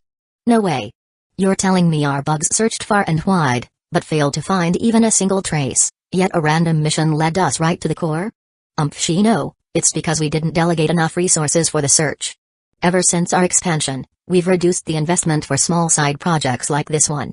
After all, it was dubious whether Furafuki actually existed as a threat, it was purely speculations. The perfect way for an author who enjoys including a bunch of boring words to hype up the event, only for the reader to discover later that it was nonsense used to pad word count. Shino, but our life isn't a story. Otherwise, how would Karina roll her tongue like this, and how about this, ahem. Let's focus on the mission, Karina. It's time to pick the flower. His curiosity propelled him forward, urging his bugs to venture closer, desperate to uncover the truth. But just as one of his insects inched closer to observe the mysterious flowers, a cackling voice sliced through the stillness, locking his bug in place. Shino's eyes widened in shock and disbelief. His bug had been discovered. In the depths of the moonlit forest, a figure emerged from the shadows, an old witch with an amazing appearance that sent a shiver down his spine, causing his little brother to wither. Her elderly frame was clad in a kimono, its colors muted and faded, mirroring the weariness etched upon her face. Dull light brown hair framed her bespectacled countenance, and a sharp nose jutted out, accentuating her piercing gaze. Time had left its indelible mark, etching wrinkles upon her withered skin, a testament to the weight of her years. Now, I can't have you little thing return to report to your owner, can I? Her voice hissed with an ancient wisdom. With a swift motion, she crushed the insect beneath her gnarled foot. It seems she will be more troublesome than he thought. No doubt about it, Furafuki. The name resonated within Shino's mind, a flicker of recognition dancing at the periphery of his consciousness. In the annals of the original anime, she was a hidden leaf village medical nin, a seemingly unremarkable presence. But in an alternate reality, from a particular fan fiction, her path had diverged, leading her down a treacherous path of betrayal and invasion. Jealousy, especially towards Tsunade, the catalyst that warped her heart and drove her to defect from Hidden Leaf Village. Yet, as Shino's gaze fell upon her final visage displayed on the holographic interface, a tinge of uncertainty clouded his thoughts. Was this the same Furafuki from the anime? But the tainted insects within his clan had provided him with a different conclusion. However, regardless of her allegiance, one thing remained certain. Furafuki had sealed her own fate by crossing paths with Shino. In his eyes, it matters not if his victim was good or evil, the result is the same, his nourishment. Unbeknownst to the unsuspecting Furafuki, her belief that she had thwarted the leakage of crucial details by crushing Shino's bug was naively misguided, for she could never have fathomed the formidable power of his Zerg network, capable of real-time transmission of information across vast distances. Damn the old witch. How dare she negatively affect little Shino? Shino, how would you like to handle her? Karina suggests sending out the Cleaner Legion, clean this old witch and leave no corpse behind. Calm down, Karina. It was just a sudden shock. We just need to work a bit harder, and everything will be back to normal. But I do agree, let's just clean her up. But wait until later. After all, we have special guests to entertain. Understood, target Jafaka Forest and Furafuki scheduled for removal by the Legion. And a wonderful play has been prepared to entertain the special guests. Lord Shino, please sit back and relax. Karina will show you a wonderful performance. How wonderful can it be? It's just a swarm of Zergs overwhelming a poor old ninja with numbers. There's nothing interesting. Oh, I see. Unbeknownst to Team 8, a sinister scheme was unfolding in the shadows, hidden from sight. Silhouettes clad in darkness lurked within the dense forest, their watchful eyes fixated upon the humble thatched hut where the Hidden Leaf Village shinobi resided. Tension hung heavy in the air as the hidden figures prepared to set their plan into motion. One of the ninjas, his voice authoritative yet devoid of emotion, broke the silence. "Are all of them there?" he inquired, his tone cutting through the stillness. A voice, tinged with secrecy, replied from the darkness, "Yes, they are all present. Even the Jonin is hidden amongst the villagers." The leader, his presence commanding, pressed for confirmation. "Are you certain that it is his real body?" Another voice, shrouded in mystery, responded with certainty. "Positive. The target has displayed signs of utilizing non-Aburim ninjutsus multiple times throughout their journey here." Curiosity lingered in the air as the other voice raised an important question. "But what if it's a shadow clone?" The response, delivered with a hint of certainty, echoed through the darkness. "There's a low chance of that. He carries his bugs on his body, an amount his shadow clone's chakra may not be able to sustain, a telltale sign of his true presence."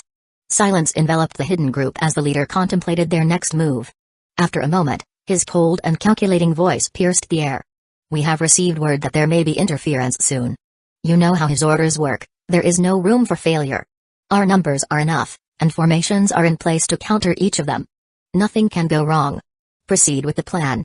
With a shared understanding, the silent ninjas dispersed, their movements as quiet as the night itself. Like phantoms, they infiltrated the village, each step inching them closer to their intended goal.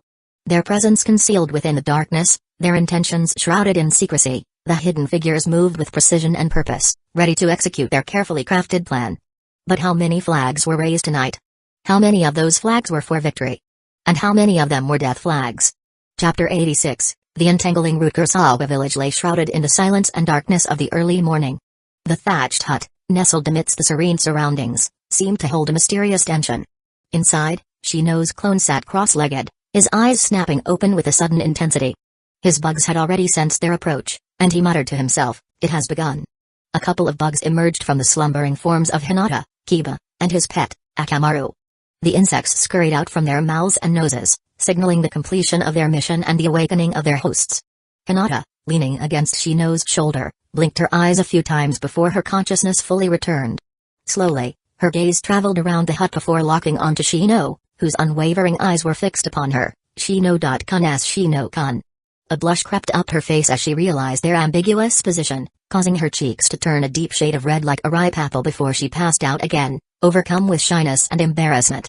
Shino's eye twitched in response, and he gently laid Hinata down on the ground, murmuring to himself, "Perhaps I shouldn't have gone so far." Meanwhile, Kiba, who had been sprawled on the ground with his rear in the air, opened his eyes and found his face planted against the ground, staring blankly at the dirt beneath him. With a sudden burst of energy, he bounced up, spitting out a couple mouthful of dirt, growling angrily, "Which jerk put me to sleep in such an undignified posture?" Standing up, Shino adjusted his glasses, his voice calm yet authoritative. "We have more pressing matters to attend to than your sleeping Arf." Arf. Just before finished speaking, Akamaru's warning barks pierced the air, interrupting him. A deep frown formed on Kiba's face as he strained to hear the sounds, his hand instinctively clutching his head as if plagued by a sudden pain. He muttered under his breath, "Why is the pain back at a time like this?" But in mere moments, Kiba's attention shifted to Shino, who had picked up Hinata in his arms. Alarm washed over him, and he yelled out in a mix of concern and frustration, "What are you doing, Shino? Put her down." Shino cast a quick glance in Kiba's direction, his expression unreadable. Without uttering a word, he kicked a hole in the wall of the thatched hut and leaped out, taking off into the distance with Hinata cradled safely in his arms. Behind him, the fragile hut collapsed inward, followed by a series of explosions that sent tremors through the air. The piercing screams of Kiba mixed with the annoying yaps of Akamaru, echoing from within the wreckage. Shino-oh. Moments later, the chaos subsided as Kiba and Akamaru burst through the remnants of the collapsed hut. Rubbles danced through the air and clattered to the ground as they crashed into the village's dirt ground, Kiba's outfit faintly charred from the recent explosions. Growling fiercely, he fixed his gaze upon the masked ninjas clad in standard black cloaks who had suddenly appeared, surrounding him and Akamaru. "Damn you." While Kiba dealt with the new arrivals, Shino pressed on, his feet carrying him swiftly through the narrow streets of the village. His sharp eyes scanned the rooftops, tracing the movements of the agile ninjas who pursued him relentlessly, their silhouettes zipping through the air. With one hand securely holding Hinata's waist, the other swiftly formed a series of seals. Water style, water gun. Shino's command accompanied the swift formation of hand signs. A glob of water materialized within his mouth, and he spat it out towards Hinata's unconscious face. Her shy antics were cute in a peaceful environment, but on the battlefield, it's a burdensome joke. The cold splash of water doused the sleeping princess's face, jolting Hinata awake, her head cutely shaking off the droplets as her consciousness returned. Blinking rapidly, Hinata's gaze settled on Shino, who was close by, his unwavering eyes fixed upon her. A faint blush tinted her cheeks as she registered their close proximity once again. However, before she could succumb to her embarrassment, Shino's cold voice cut through the air, "Don't pass out, Hinata, there are enemies to face." As if a switch had been flipped, Hinata's blushing countenance faded, replaced by a determined expression. Her Byakugan, the iconic bloodline limit of the Hyuga clan, activated in an instant. Veins pulsated around her eyes as she surveyed their surroundings, her gaze sweeping over the masked figures closing in. "We are already surrounded, Shino-kun," Hinata reported calmly, her voice tinged with a sense of urgency. Shino skidded to a halt, leaving a trail of dust in his wake. His gaze pierced through the veil of the imminent danger, fixating upon the multitude of masked ninjas squatting on nearby buildings. Behind them, the pursuers closed in, perching on rooftops and narrow roads, effectively sealing off any possible escape routes. The trap had been set, and Shino and Hinata found themselves at the center. Gently placing Hinata back on her feet, Shino turned to her, his voice calm yet brimming with anticipation. "Can you do it, Hinata?" he asked, his unwavering gaze locked on the enemies. A determined glint shone in Hinata's eyes as she raised her hand, assuming a poised stance. Her gentle fist clenched, ready to unleash the formidable techniques honed through her rigorous training. "No problem, Shino-kun," she responded, her voice filled with quiet confidence. She was prepared to fight alongside her teammate, to protect her team. And each other, no matter the odds they faced. The stage was set for an intense confrontation as Shino and Hinata stood poised on the precipice of battle, surrounded by a ring of adversaries. The air crackled with anticipation as the masked ninjas closed in. Meanwhile, Kurenai, the crimson-eyed beauty, stood firm amidst the chaos. Two masked ninjas encircled her, one positioned in front and the other at her back. Her scarlet gaze calmly scanned their figures, her mind already racing with questions. "Who sent you?" she inquired, her voice laced with an unwavering determination. The silence that followed Kurenai's question spoke volumes. She had already deduced the answer, and a bitter taste settled on her lips as she muttered under her breath, "It's him, isn't it? Why can't he let go of my student?" The masked ninjas offered no response, their intentions clear as they closed in on Kurenai with swift, calculated movements. Kunai glinted in their hands, poised for an imminent strike. But Kurenai stood her ground, her gaze unwavering as she brought her own kunai up, intercepting their assault with both hands. A metallic clang reverberated through the air as the clash of weapons echoed in the turmoil. With deft precision, Kurenai utilized the rebound force from the collision, sliding back across the ground. Her face, once serene, now became a mask of determination. She glanced upward, her eyes locking onto her assailants. Seals formed in her hand as her body began to sink into the earth, melding with the very ground beneath her. The two masked ninjas found themselves momentarily trapped, their movements hindered by Kurenai's skillful genjutsu. Kurenai emerged from the earth behind them. Her own kunai aimed for their throats, she declared with unwavering resolve, "This is the end." In a stunning turn of events, both masked ninjas abruptly twisted around, their kunai plunging into Kurenai's body. Shock washed over her crimson eyes as she realized her genjutsu had failed. It was a trap, meticulously set to counter her every move. Once again. But her previous failure had finally engraved an unforgettable lesson in her mind. As a puff of smoke erupted, leaving the masked ninjas momentarily bewildered, Kurenai's form had vanished. It was a shadow clone. The eyes concealed behind their masks widened in surprise as they swiftly disengaged, their backs pressed against each other as they warily surveyed their surroundings. Huddled in the shadows behind the protective walls of a nearby thatched hut, Kurenai Yui bit her lip, a mixture of frustration and self-mockery coursing through her thoughts. "Why does everyone seem to be immune to my genjutsu these days?" she muttered, her voice laced with a hint of bitter disappointment. "My genjutsu master title can just go in the trash." She couldn't help but question the worth of her title as a master of genjutsu, feeling as though it held no value in the face of her recent encounters. As her eyes scanned her surroundings, a peculiar sight caught her attention. A transparent bug crawled along the wall of the nearby hut. If not for the mysterious connection she shared with these creatures, she would have easily overlooked it. As her hands began to seal, Kurenai's narrowed gaze reflected her inner turmoil, the puzzle pieces of the situation slowly falling into place. Suddenly, a kunai whizzed through the air, propelled by a swift and deadly force. An explosive tag dangled from its handle, trailing a fiery path. It passed right in front of Kurenai's face, the heat of the impending explosion brushing against her skin. The resulting blast ripped through the thatched hut, reducing it to a crumbling mass of debris. The sleeping inhabitants within, unaware of the impending danger, were tragically silenced as the weight of the collapsing structure claimed their lives.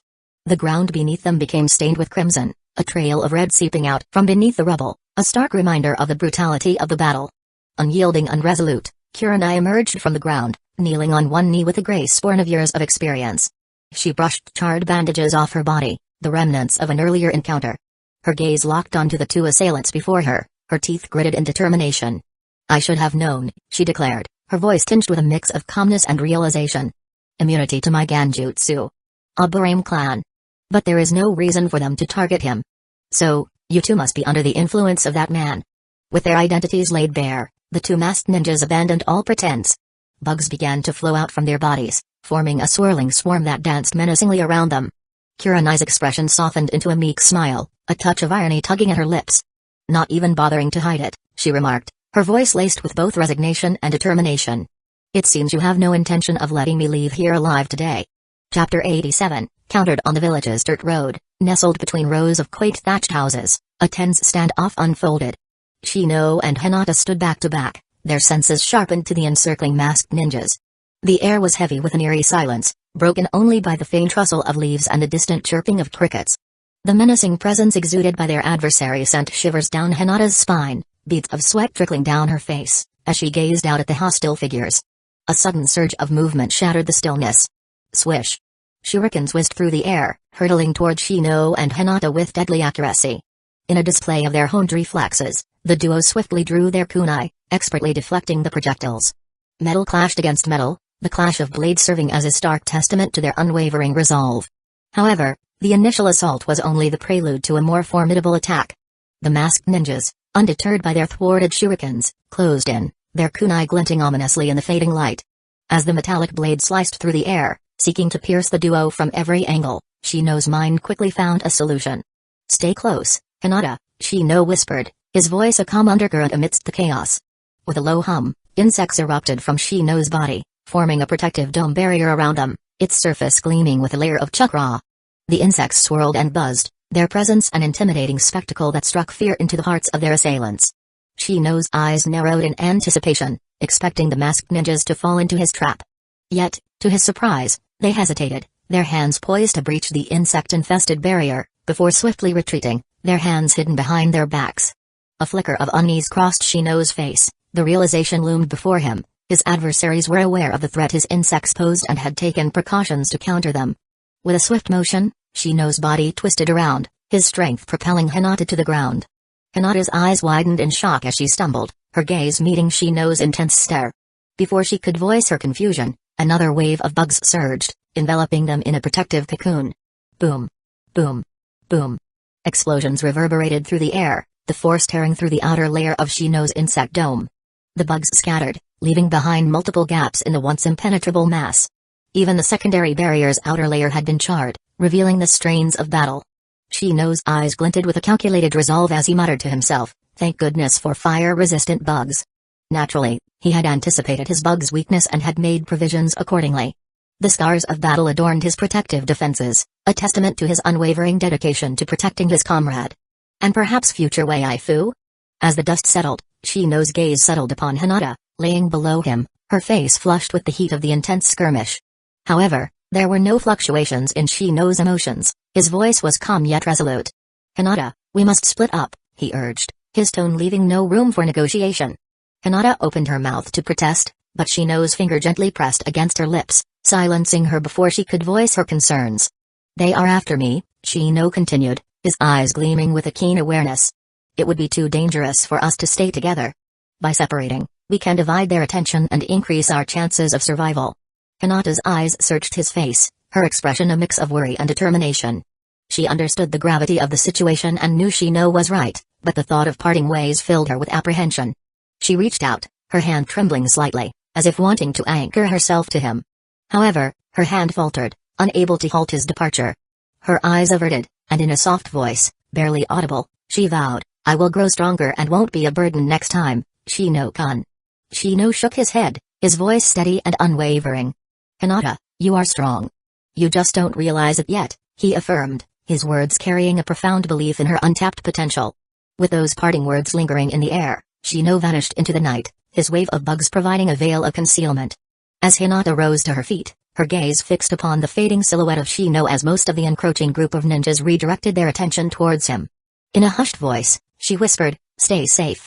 Her eyes swept across the charred ground, the remnants of battle strewn around her. Dead bugs lay scattered, a testament to the ferocity of the skirmish. With a determined grip on her fist, Hinata locked her gaze upon the remaining enemies. Her palms raised, she declared in a voice filled with fierce resolve, "Come." The ninjas encircled her silently, their movements calculated and precise. They formed seals with their hands, channeling their chakra with deadly intent. Puff. Puff. Puff. A thick shroud of smoke billowed around Hinata, engulfing the area in an impenetrable haze.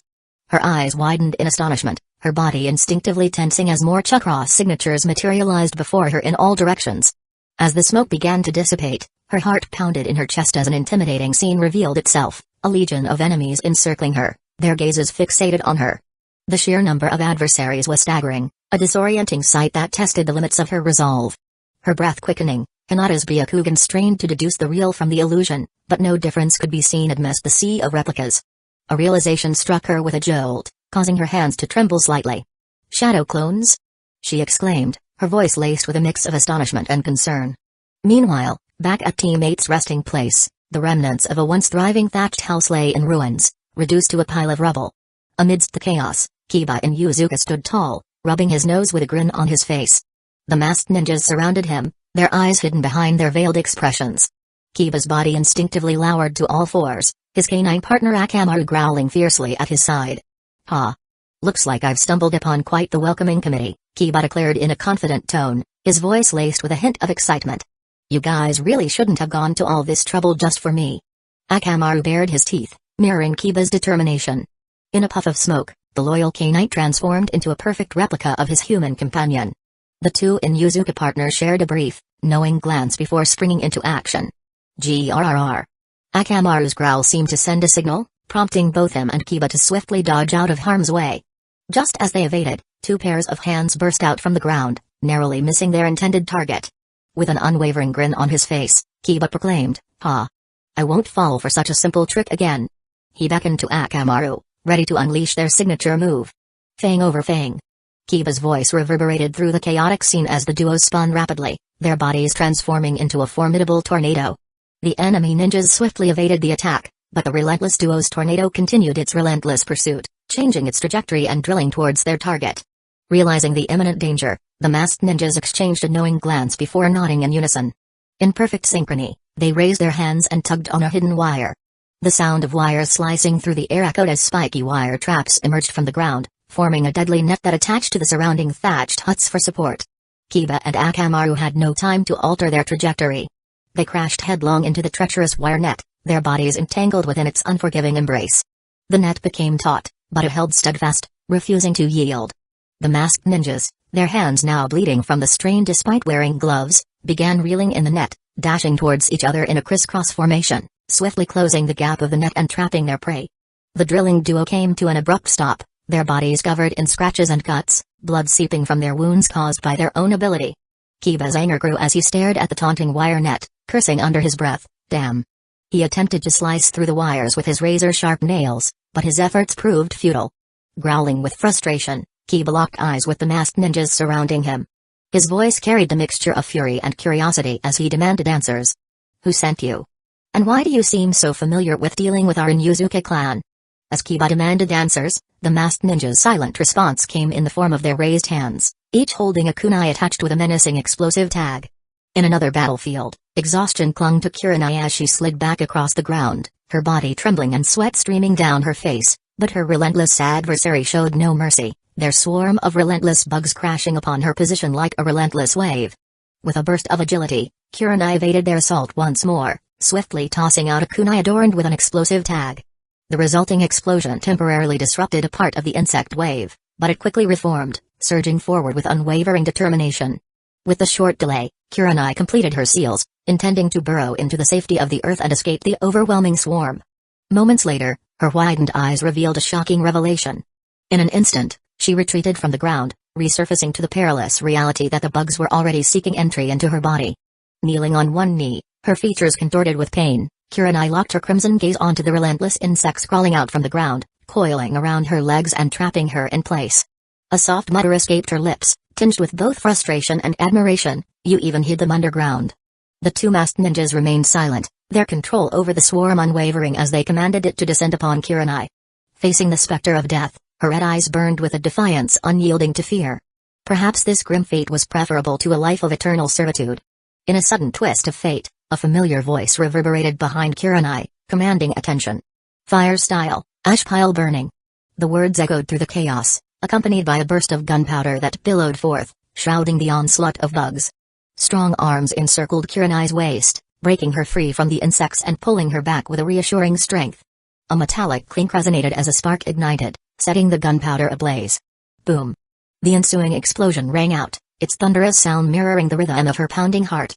Sorry I'm late, Kiranai, the familiar voice murmured, laden with a mix of relief and determination.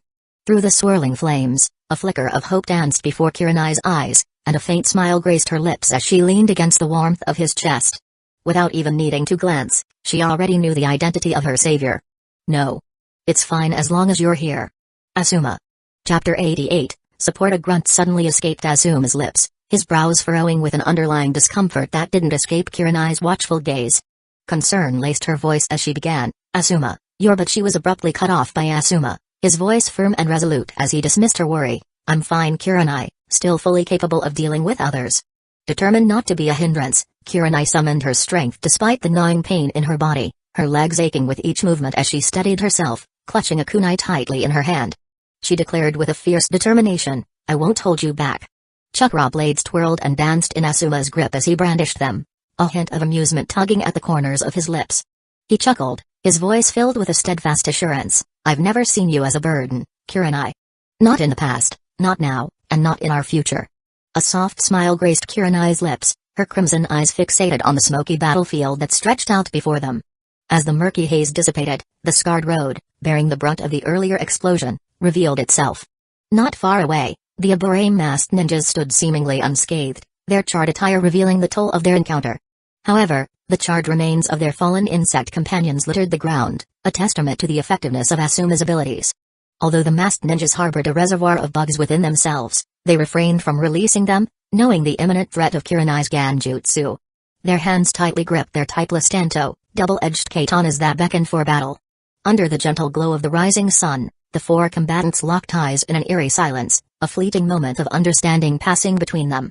Without a single word exchanged, a silent agreement hung in the air. In the background, the rickety thatched hut trembled as the wind brushed against it. With a sudden crackle, the battered house finally crumbled, a rumble accompanied its return to the earth, reincarnating into the signal for the beginning of an arduous battle. And with a flicker of movement, all four warriors engaged in a flurry of close combat, blades clashing amidst the chaos. On another battlefield, trapped within the confines of a menacing spiky wire net, Kiba and Akamaru gazed wide-eyed at the masked ninjas brandishing explosive tags in their hands, a sense of impending doom hanging in the air. Desperate to break free, Kiba struggled against the unyielding net, only to watch in helpless anticipation as the explosive tags ignited, ready to be hurled towards him. In a moment of panicked realization, Kiba's expression suddenly transformed from fear to a mischievous grin. Yo, you're late, he called out, his voice laced with a mix of relief and playful annoyance. Caught off guard by Kiba's sudden change in demeanor, the masked ninjas raised their vigilance, preparing for a hasty retreat. However, their movements came to an abrupt halt as they discovered an unexpected restriction. Their eyes traced downward, widening in shock as they beheld long strands of darker shadows entangling with their own, a stark contrast to the sunlit battlefield. Following the shadowy tendrils, their gaze led them to a young man kneeling on one knee, his spiky ponytail raising up like the flag of counterattack. His hands formed the distinctive rat sign, with his right index and middle fingers extended, entwining with their counterparts while the left index finger remained atop them. A knowing smile adorned Shikamaru's face as he declared, Hey! Shadow imitation jutsu, success. Tick. Tock boom. The resounding boom of explosions and the cacophony of screams filled the air, signaling the demise of the masked ninjas and heralding the dawn of their counterattack. Freed from the confining net, Kiba landed on all fours, waving his fists in mock anger at Shikamaru. Shikamaru! You could have come a bit sooner. Kiba exclaimed, his voice laced with both annoyance and gratitude. I could smell you from a mile away. Why did you take so long to take action? I had to endure unnecessary pain. Arf. Arf. Akamaru jointly filed his complaint. Shikamaru rose to his feet, his expression dull as he stared at the breathtaking sky, a vivid tapestry of colors emerging with the approaching dawn. He scratched his head, his voice carrying a hint of resignation. It was less troublesome this way, he muttered, his words a testament to his unique philosophy. Kiba rolled his eyes, a mixture of exasperation and curiosity in his voice. Fine, fine. But why are you here, Shikamaru? Shikamaru's gaze met Kiba's, his tone tinged with a hint of resignation. Lord Godame sent us. We're here as secret support for your team, just in case something goes wrong. The Hokage? Kiba let out an exasperated sigh, frustration lacing his words. Why send us on a mission if she already knows we're going to be attacked?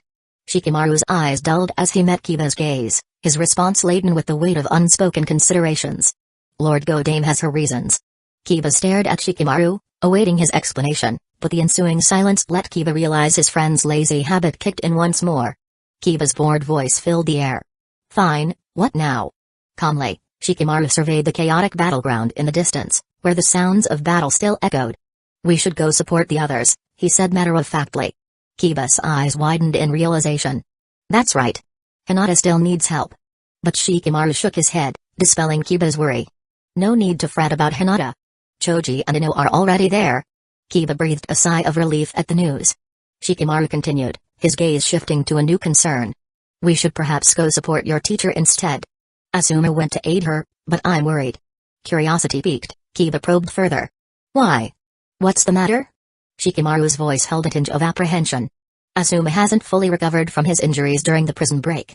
He was supposed to be recovering in the hospital, but when he found out I was coming to support Team 8, he insisted on joining us, despite our persuasion. Kiba nodded in understanding, his expression a mix of empathy and resignation. Well, you know their relationship. It's no surprise. Ah, just troublesome, Shikamaru grumbled under his breath, his irritation evident, before continuing. On the way here, Asuma rushed us, claiming he had a foreboding feeling. But that haste caused his wounds to reopen. Now, I'm truly worried about their situation. With a burst of excitement, Kiba declared, his voice brimming with determination. What are we waiting for, Shikamaru? Let's go support them. Akamaru. He turned to Akamaru, instructing his faithful companion to sniff the air for direction. This way. Shikamaru muttered with a frown, a touch of annoyance in his voice. What a drag. Reluctantly, he chased after Kiba, his mind preoccupied with concerns. I hope nothing goes wrong. On a crowded battlefield, Hinata's palms moved with a rapid grace, slicing through the air with thin, sharp chakra blades. The incoming enemies fell one by one, dissipating into puffs of smoke. It was her protecting 8 trigram 64 bombs, created through her own comprehension of the Hyuga clan's renowned taijutsu technique. But as the wave of shadow clones vanished, a torrent of ninjutsu surged forward, forcing Hinata to interrupt her technique and swiftly dodge out of harm's way. The assault was relentless, an unyielding deluge that sought to crush her spirit. Her evasion was successful, but her respite was short-lived, as a fresh onslaught of shadow clones came from all directions. They pressed on relentlessly, denying her any moment of reprieve, closing in with the intent to deliver a final blow if she betrays even a single opening. Hinata's brow furrowed in concentration as she strained to fend off their relentless attacks.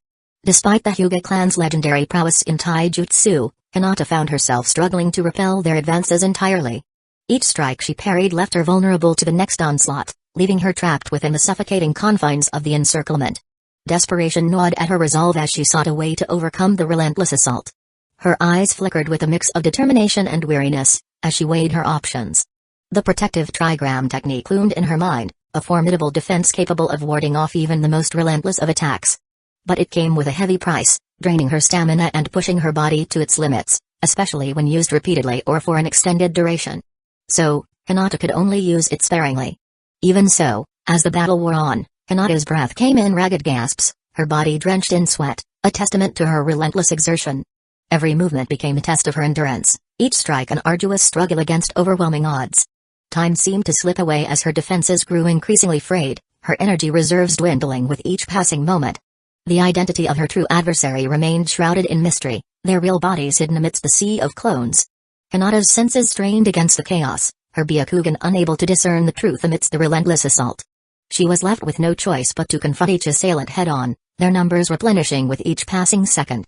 The situation seemed dire, Hinata's body marked by bloody gashes and singed clothing, a testament to the toll exacted by the battle. Yet, amidst the pain and exhaustion, her resolve remained unbroken. She knew that Shino faced an even greater challenge, and she refused to waver in her determination to protect her comrades. With every breath, Hinata drew upon the remnants of her strength, each strike a testament to her unwavering spirit. The dance of shadows continued, her movements becoming a desperate symphony of evasion and counterattacks. Despite the mounting odds, she refused to surrender to despair. As Hinata evaded a relentless barrage of ninjutsu, readying herself to face another onslaught of shadow clones, a thunderous voice shattered the chaos. Hidden Leaf Village-style taijutsu, human bullet tank. The booming declaration echoed across the battlefield, cutting through the tension like a blade. From above, a colossal spinning ball hurtled down, crashing onto the war-torn earth with an earth-shattering impact. Its immense weight and relentless rotation pulverized the hapless shadow clones in its path, reducing them to nothingness upon contact. The masked ninjas who failed to evade its path let out cries of pain, their bodies not spared from the merciless chaos. Witnessing this unexpected support, Hinata's exhausted body tensed, muscles relaxed, threatening to crumble under the weight of exhaustion, but a familiar presence flickered beside her. It was Ino, concern etched upon her face as she reached out to support Hinata. "Whoa, Hinata. Are you alright?" Ino's voice rang out, filled with worry and relief. Hinata's head nodded weakly in response, gratitude gleaming in her eyes as she muttered a soft thank you. "Rest now. We'll take care of the rest." Ino's persuasive words urged her to rest.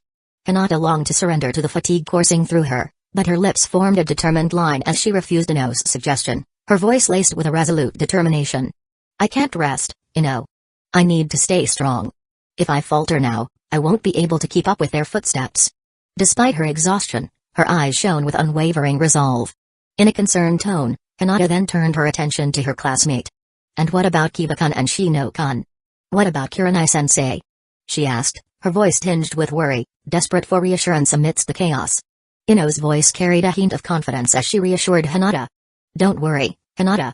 Shikamaru has everything handled. He is coordinating the support and ensuring everyone is accounted for." However, a sudden pause interrupted Ino's words, and she hesitated before asking Hinata, "Can you repeat the list of names again?" Confusion etched across Hinata's face, her voice tinged with perplexity, but she complied. "Kiba-kun, Shino-a." But as she mentioned Shino's name, Ino's shocked exclamation pierced the air, sending a chill down Hinata's spine. "What's wrong, Ino?" Hinata's voice trembled with worry, her eyes searching Ino's face for answers. Ino's gaze flickered nervously, a single bead of sweat rolling down her forehead as she spoke.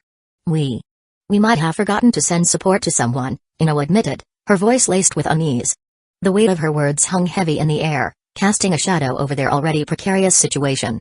Chapter 89, Where Be My Support? Screams echoed in the distance, piercing the tranquility of the village as its inhabitants began to awaken from their slumber.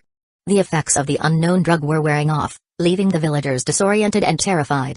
In the midst of the chaos, a figure swiftly dashed through the labyrinthine streets, utilizing the body flicker technique and his insect's versatile transformations to maneuver through the thatched huts to evade the onslaught of enemy attacks. Shino was in the heart of the pandemonium. His eyes gleamed with determination as he deftly blocked incoming shurikens with his kunai, twirling and spinning in a graceful dance. The traps set up by the enemy were no match for his agility and strategic prowess. With every leap and bound, he outmaneuvered the obstacles, his movements akin to a well-practiced symphony. Simultaneously, his bugs flowed around him, sacrificing themselves to buy him time. As Shino pushed forward, the chaos intensified, and the village erupted in flames. Thatched huts were set ablaze by the enemy's fiery onslaught. The crackling of the flames merged with the terrified screams of the villagers, creating an infernal cacophony that reverberated through the night. Suddenly, Shino came to a sliding halt, his eyes narrowing as three masked ninjas fell in front of him, blocking his path. Their mouths puffed up, indicating their ninjutsu was primed and ready. Without hesitation, the three masked figures simultaneously unleashed a powerful fireball jutsu, sending roaring flames hurtling towards Shino. The scorching heat engulfed the road, its intensity searing the nearby structures. But as the flames died down, Shino had vanished, leaving behind only a charred log in his wake. The three masked ninjas exchanged glances, their eyes reflecting no emotions. It seemed they had expected their opponent's skill. But determined to apprehend him, they locked onto Shino's direction and prepared to give chase. Just as they were about to take off, a sudden stiffness overcame their bodies, causing them to tremble in agony. Their eyes widened with shock as blood-stained insects emerged from their masks, swarming around their faces. The three ninjas desperately clawed at their masks, trying to rid themselves of the grotesque invaders, but it was too late. Moments later, their lifeless bodies toppled to the ground, warm blood flowing freely from their wounds. Shino's insects had infiltrated their brains, swiftly killing them with deadly precision. Turning the enemy's body into a hollow husk wasn't necessary to kill them. It was a grim reminder of the Abraham clan's unique ability to efficiently manipulate and control insects to bring lethal effects. Once they left the corpses, the swarm of blood-stained insects writhed in the air, their collective movement resembling a grotesque ball of malevolence. As they squirmed, the bloodstains on their bodies gradually disappeared, as if devoured by the insatiable hunger of the bugs. Satisfied with their meal, the insects dispersed, their transparent forms blending seamlessly into the shadows once more, chasing after its owner, ready to prey on their next victims. The owner of the blood-stained bugs continued his desperate escape, leading the relentless masked ninjas out of the village. However, his path was fraught with constant obstacles as the enemy appeared with calculated precision. They seemed determined to not only capture him but also to understand his abilities and weaknesses through a series of strategic attacks. Fire jutsu blazed forth, aiming to engulf his bugs in searing flames. The crackling inferno threatened to reduce his bugs to ashes, but he swiftly maneuvered, using the surrounding environment to shield himself and his precious insects. Wind gusts howled, attempting to disperse his swarm, but he commanded them with unwavering control, keeping them united against the tempest. Earth manipulation entangled his movements, seeking to trap and crush him within its stony embrace, but he slipped through crevices and cracks, evading capture. Even as the sealing techniques were unleashed to trap and capture his clone, their success was short-lived, for in a perplexing display, his consciousness seamlessly shifted to a new nearby clone, hidden beforehand within the depths of the earth, which emerged and swiftly resumed its relentless sprint, leaving his bewildered enemies in a state of utter confusion as they continued the relentless pursuit. But as their relentless pursuit intensified, their once disparate methods began to merge into a deadly symphony of tactics, honing in on their most potent and effective strategies against him, their convergence creating an ominous aura of imminent danger. Shino's eyes narrowed in determination as he deftly navigated through the treacherous landscape, his focus unwavering despite the mounting pressure. He was well aware that the enemy's intentions reached beyond mere apprehension. They sought to exploit his vulnerabilities, to understand his true power, and their goal was being achieved. Suddenly, Shino's senses heightened, a slight frown appearing on his face. His keen perception alerted him to the presence of the despicable methods laying ahead. Two masked ninjas stood before him, their expressions unreadable behind their masks. This time, they did not display their ninjutsu but held innocent villagers hostage, a kunai pressed menacingly against their trembling necks, their gaze behind their masks coldly locking on to Shino, awaiting his decision. Shino's gaze hardened, flickering with a mix of resolve and schadenfreude. He knew the weight of his decision could mean life or death for the innocent captives. Without hesitation, he reached into his arsenal and drew two kunai, swift and decisive in his actions. With a single fluid motion, he launched the projectiles, aiming unerringly at the hostages. Puff, puff. The two villagers gasped in horror as the kunai pierced their bodies, their eyes wide with shock and disbelief. The masked ninjas, on the other hand, remained unfazed, their stoic demeanor unwavering. In an instant, they retaliated, hurling their own kunai towards Shino. With calculated precision, Shino deflected the oncoming projectiles, his reflexes honed through his training and the system's combat assistant. The kunai ricocheted off his defensive blades, harmlessly clattering to the ground. Undeterred, he surged forward, his determination fueling his every step. The two ninjas, now left defenseless without their human shields, braced themselves to intercept Shino's advance. Yet, to their astonishment, their bodies froze in place, their trembling limbs betraying their fear. Helpless, they watched in disbelief as Shino bypassed them, leaving them behind like mere statues frozen in time. Seconds later, their lifeless bodies crumpled to the ground, blood-stained bugs seeping out from their pores, their fate sealed by their own malevolence. They lay motionless beside the fallen villagers, a fitting tribute of retribution. However, the ordeal was far from over for Shino. A chilling silence suddenly enveloped the scene as Shino's path laid unimpeded. It was as if the enemies had exhausted their desire to test Shino's mettle, their playful tactics replaced by a newfound resolve. The air crackled with an ominous energy, and Shino sensed the impending storm that lay ahead. Gazing ahead, his eyes narrowed with determination. He knew that the true challenge was only just beginning. Shino's agile form slid to a halt, his eyes scanning the circle of ninjas that had completely encircled him. Their bodies exuded an eerie calmness, observing him with calculated detachment. It was clear that seeking revenge for their fallen companions was not their priority, their deaths held no significance beyond testing the limits of his abilities. Their sacrifice had accrued results. Now, they regarded him as if he were nothing more than a fish on a chopping board, a mere pawn in their grand scheme. An emotionless voice emanated from beneath the mask of one of the ninjas, breaking the silence. Shino Ibrahim.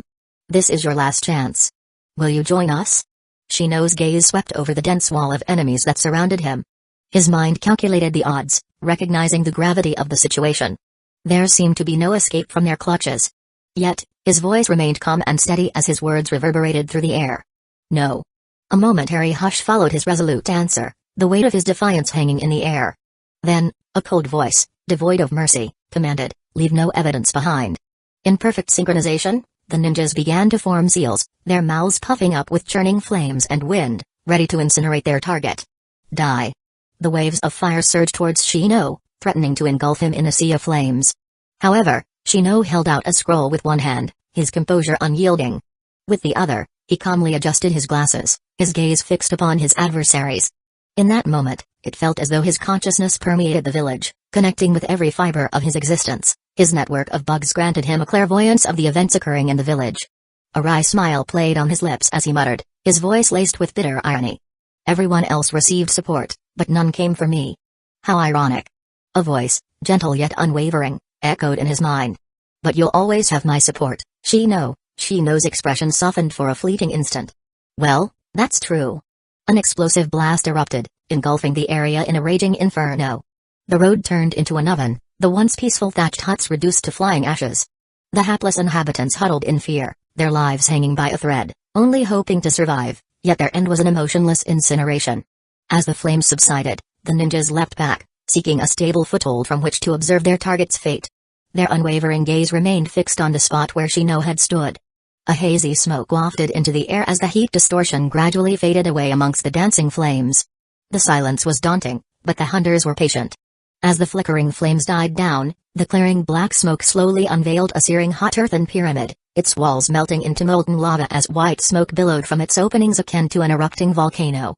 Tension rippled through the bodies of the surrounding ninjas, their gazes betraying a mix of shock and apprehension. As the earthen shell crumbled, from within the dissipating smoke, 5 silhouettes emerged, calmly standing in a quincunx formation. Their eyes, hidden behind their glasses, surveyed their enemies with an unwavering focus. The air crackled with an electric tension as their words cut through the silence. Playtime is over. Chapter 90, One-Man Army with a single thought, a surge of bugs erupted from each Shino, coalescing into a legion of insect clones that multiplied their numbers, ready to wage war against the encircling ninjas. Cold determination etched into his voice, Shino commanded, "Go." Like a tidal wave, the insect replicas surged forward, intermingled with the Shino ninjutsu-capable clones, their hands deftly performing seals to summon even more clones into existence. The encircling ninjas responded swiftly, forming seals of their own, preparing to unleash another torrent of fire to incinerate their enemies. However, a voice seemed to resonate through the battlefield, its origin unknown. "Arise." In an instant, the ground beneath them trembled, and an army of zerglings burst forth, snaring the unsuspecting ninjas who failed to react in time and pouncing on those who managed to evade their clutches. The ninjas retaliated swiftly, cutting down the assaulting zerglings with ease, a single swipe of their kunai easily claiming multiple lives. Yet, these seemingly weak creatures were not to be underestimated. Their strength lay in their sheer numbers, an unending swarm that poured forth from the depths of the earth, fiercely engaging their targets without fear of death. Not only that, in a display of astonishing strategy, the very earth beneath their feet seemed to turn against the encircling ninjas, as deep holes tore open randomly in the ground, aiming to swallow the ninjas above whole with shocking precision. Caught off guard, some lost their footing and plummeted into the gaping abyss below, their cries of desperation echoing through the air before being consumed by the ravenous multitude of zerglings eagerly awaiting their descent. Despite it being their first confrontation, facing the menacing swarm, the ninjas knew if they failed to keep the swarm at bay, they would be overwhelmed and devoured without mercy.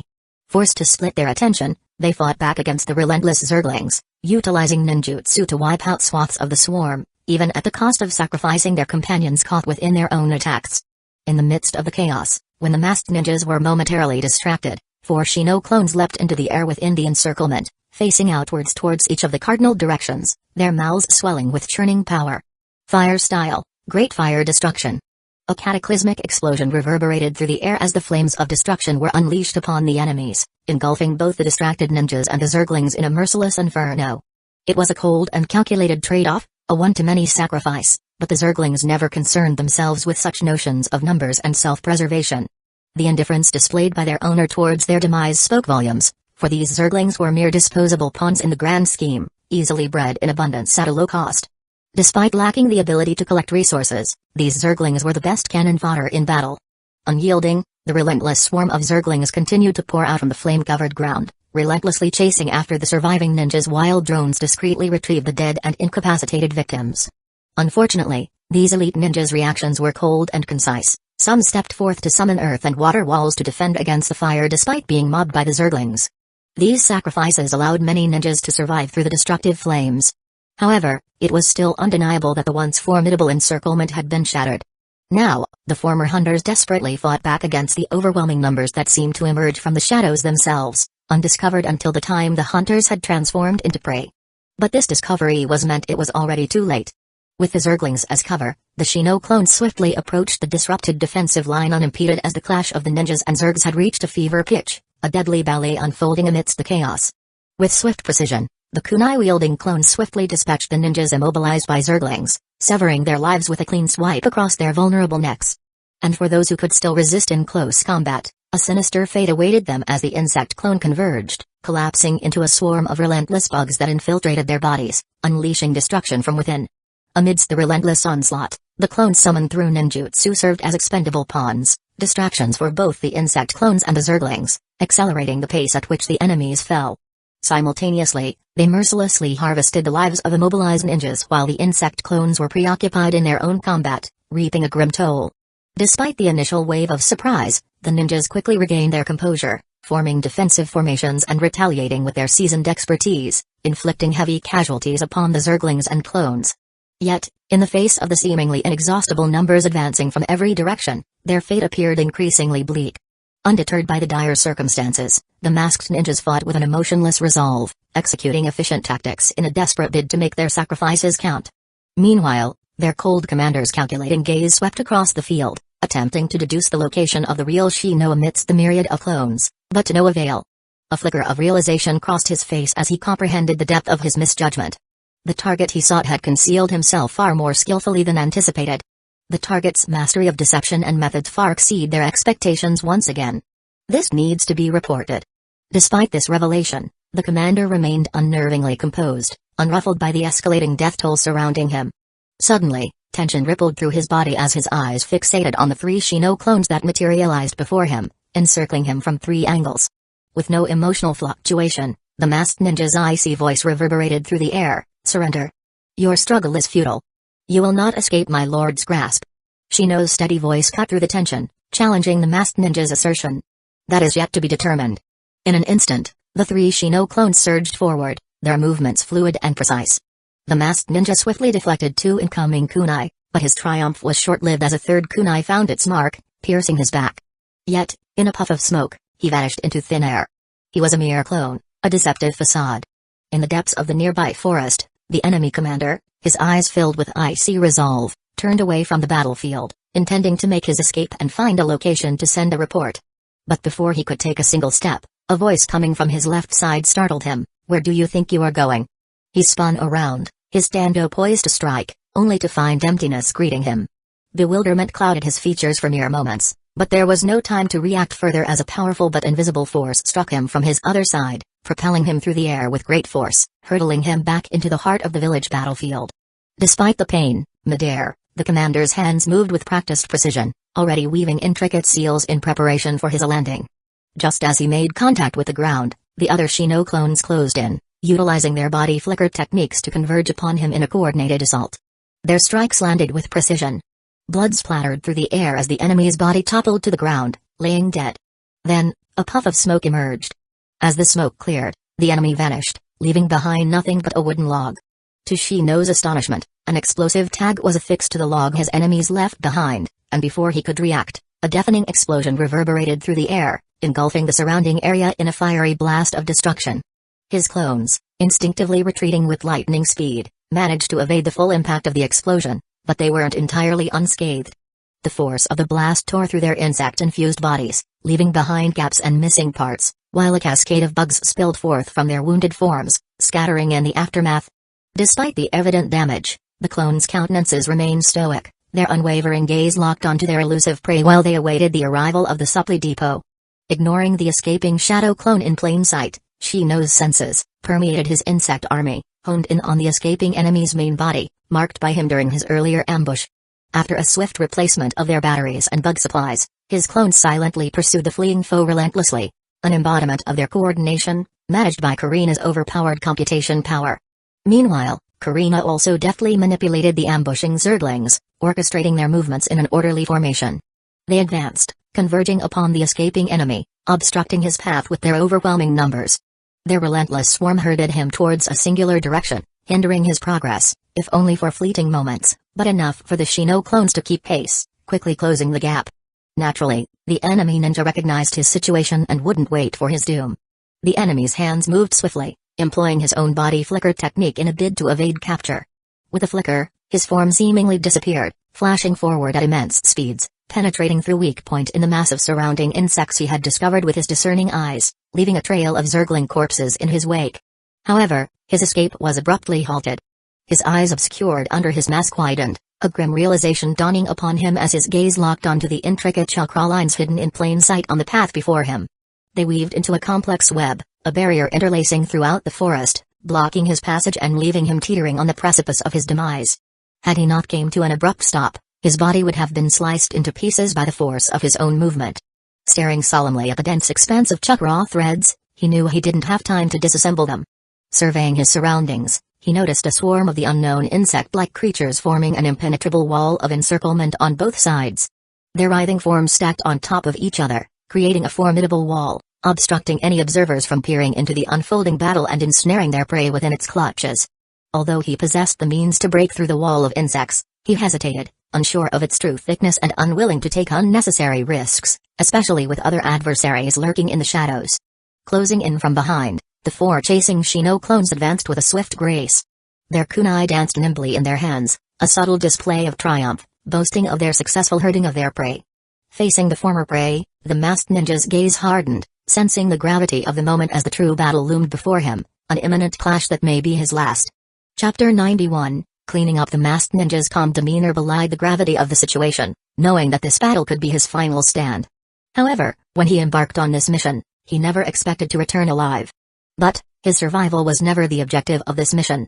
The only unfortunate demerit is the absence of a chance to file a final report for his lord. Nevertheless, he knew his lord would always be prepared for situations similar to this. The ones embarking on the mission would not be exclusive to his team. However, this was no longer the thoughts on his mind because he had a battle to focus on. As the masked ninja immersed himself in the preheat of the battle, thoughts of his lord and mission faded into insignificance, replaced by the unwavering determination to give his all until the very end, regardless of whether his valiant efforts would go unnoticed by those living in the light, basking in the glow of their efforts in the darkness. As the Shino clones closed in on their target, shurikens were hurled in their direction, multiplying rapidly as they sliced through the air.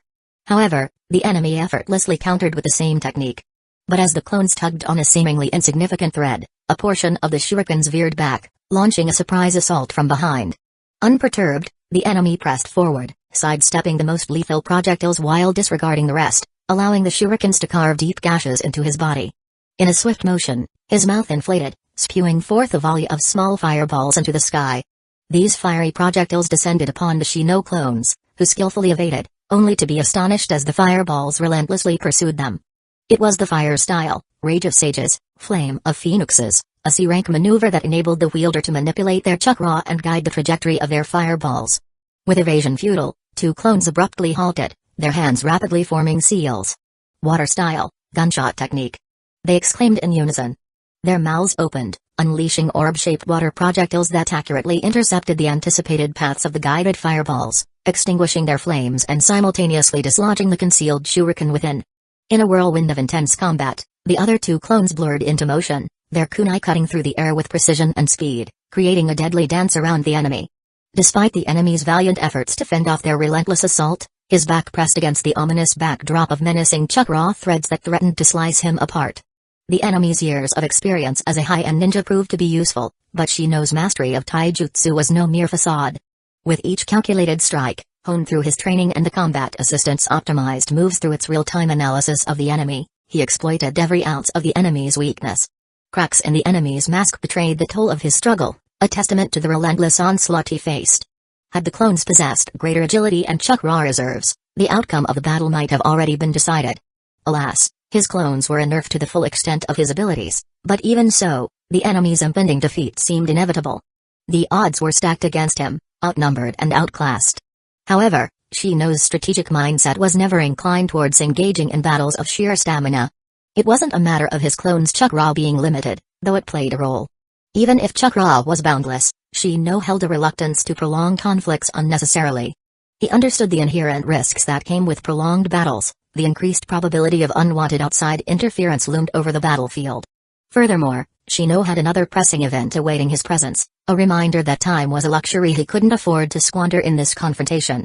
Therefore, in a surprising turn, the two clones engaged in combat swiftly passed a kunai to the other two approaching clones who had just successfully deflected the volley of fireballs.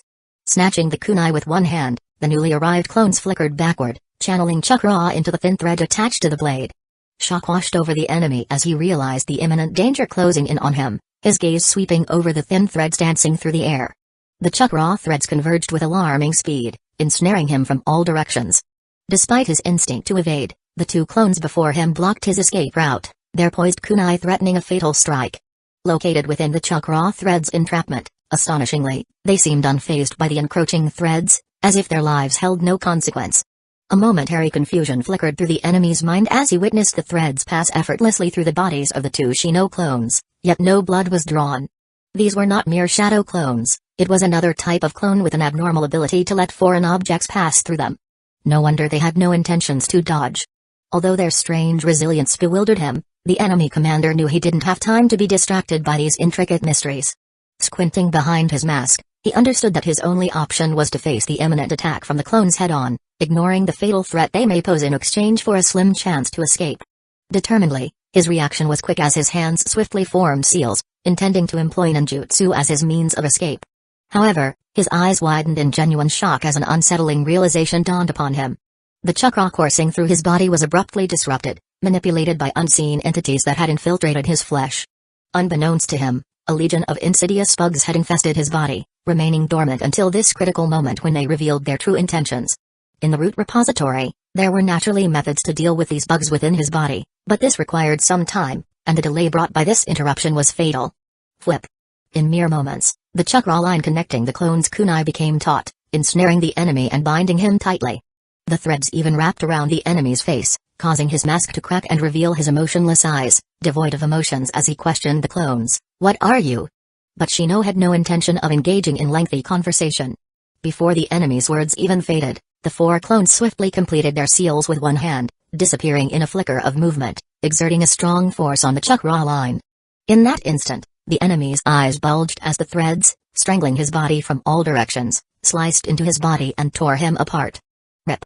The sound of ripping flesh filled the air, mingling with the splattering of blood that danced through the air and adorned the entangled chakra threads, bearing witness to the dismemberment of their captive. Shino's cold voice resonated from multiple directions, its chilling tone piercing through the aftermath. Body flicker style, execution jutsu. The Shino clones rose from their kneeling positions, releasing the chakra line and turning to face the grotesque remains, their faces stoic, devoid of any fluctuation over the fact of being the executor of this gruesome death. A faint distortion in space revealed a camouflaged Shino stepping out from within the chakra threads blockading the forest path. The five clones nodded in unison, a silent understanding passing between them.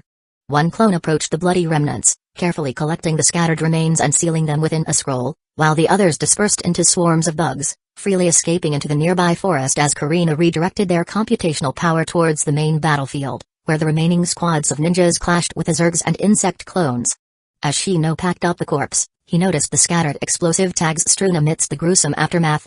As expected of an elite death warrior trained by root, even on the brink of death, he understood the art of dragging his opponents to death with him using art of negotiation. Fortunately, I refrained from indulging in unnecessary conversation. Yet, even if the explosion had occurred, Shino knew he had taken precautions to maintain a safe distance. His self-created execution technique had been optimized for both efficiency and safety, a testament to his meticulous planning and calculated approach to combat. He knew he would encounter enemies who have lovely death thralls in the future, and he didn't want to sacrifice a clone if he didn't need to. After all, he can never have enough accumulated. It's always best to have more. Amidst the chaos of the main battlefield, the Shino clones relentlessly eliminated the remaining enemy ninjas, leaving none alive. It was an arduous and grueling battle, as these opponents were no ordinary fighters. They were trained elites, disciplined killing machines who fought back with all organized tactics, refusing to go down without a fight, and they didn't hold any thoughts of surrender. Shino couldn't help but marvel at the intensity of the conflict unfolding before him. It felt like a miniature war, each clash filled with calculated moves and strategic maneuvers. It was truly a lamentable waste to be sacrificed in these underhanded schemes, driven by the ambitions of Denzo. If only Denzo had deployed these formidable ninjas to defend Hidden Leaf Village, the village would have faced far fewer troubles and sacrifices. Shino's head shook with a mix of disappointment and a hint of resignation. Not that I care. But it would be nice if he stopped making trouble for me. Biomass is everywhere, but it's not easy to get with so many eyes staring at my zergs. Nevertheless, amidst the sacrifices made, Shino found solace in the fact that the fallen were mere bugs and zergs.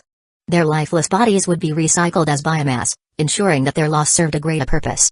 It was an acceptable price to pay for victory. As Shino observed the live feed from his hidden base, his gaze soon turned to Karina, his hard-working companion, and asked in a serious tone, "Have all the loose ends been taken care of?" Karina, equally focused and composed, nodded and replied, "Yes, most of them have been dealt with efficiently. However, there is one slippery individual who managed to escape our grasp." Shino's curiosity was piqued, and he leaned in closer, his voice laced with intrigue. "Tell me more about this elusive mouse that slipped away." Karina's eyes narrowed slightly as she bowed her head, diligently continuing her report. "I discovered a root ninja wearing a distinct monkey mask and white cloak. He was not part of the assaulting party but was rather observing the chaos from a distance." Observing the blurry image Karina displayed, Shino's eyebrows raised in interest, his analytical mind already piecing together the puzzle. "Why haven't you eliminated him?" he inquired, wanting to understand the reason behind this unexpected development. Karina's response was swift. A tentative attack had been made, leading to the target's retreat. Our army had been deployed to chase him, but he possesses exceptional skills in evasion and detection. It seems he can't attack the bugs I sent to monitor him, and he has been employing various tactics to avoid my radar. Judging from his abilities during the brief confrontations, he is no ordinary foe and is estimated to possess the strength of at least a Jonin. We will need to deploy our ninjutsu insect clones to have a chance of incapacitating the target." Shino nodded, his mind already calculating the next move as he commanded, his voice firm and resolute. "Since he is here, there's no need to return. Karina, keep track of him and ensure that he doesn't slip away. We'll clean him up after we finish here." Knowing the importance of this task, Karina acknowledged his orders with determined nods. "Our network of zergs throughout the Land of Fire have been mobilized. I will continue to monitor him closely and make sure he remains within our grasp." As Karina continued her cleanup duties, Shino's gaze returned to the screen, his mind already strategizing how to confront this hidden ninja wearing the monkey mask, while his body throbbed with anticipation, fully aware that the true show will soon begin. On the other side, as Shino sensed the zergs transporting the fallen bodies into the hidden biosphere below, his attention turned to his remaining 4 clones. Though he remained silent, his thoughts conveyed a message to Karina: "I'll be eagerly anticipating your performance." The other 4 clones nodded in understanding, and with a swirl of smoke, they transformed into masked ninjas clad in the distinct attire of Root. In a display of their prowess, their bodies flickered away, disappearing into the flames that consumed the village. Shino's senses extended throughout the ravaged village, detecting the approaching presence of Hinata, Choji, and Ino, coming to offer their support like third-rate characters who only show up to the scene after everything was settled. He could also sense the climax of the final battle unfolding in the distance. All the key actors had converged, and it was time to bring this show to its long-awaited conclusion. Chapter 92, Curtain Call. In the village surrounded by the remnants of thatched huts, a fiery battleground erupted as Kurenai and Asuma found themselves locked in a fierce struggle against 2 mysterious root ninjas. The air crackled with tension, and the acrid scent of burnt wood mingled with the sweat and blood-soaked earth beneath their feet. Kurenai, her raven hair flowing like dark silk, moved with a fluid grace, her kunai dancing as her crimson eyes focused on her opponents, searching for any opportunities to apply her ganjutsu. Asuma, his bandaged hands clenching his chakra blades, fought beside her, his rugged face etched with determination. Their teamwork was impeccable, each movement harmonizing with the other, a testament to their years of training and deep connection. Despite their synchronized efforts, the battle took its toll on them. Kurenai had already been wounded by the vicious onslaught of bugs, blood trailing down her arm and legs, while Asuma's wounds from a previous hospitalization still gnawed at him. Yet, their resolve burned brightly, refusing to be extinguished by the encroaching darkness, their forms supporting each other with their interwoven defense, entrusting their back to the other. The 2 root ninjas pressed their advantage, launching a flurry of lightning-fast strikes. Kurenai's kunai clashed against a deadly katana, the clash of metal ringing through the air.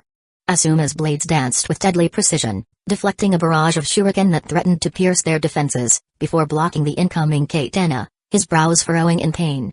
Their defense was successful, But it was clear their situation was quickly deteriorating. However, their desperate struggle was rewarded by the arrival of two familiar figures.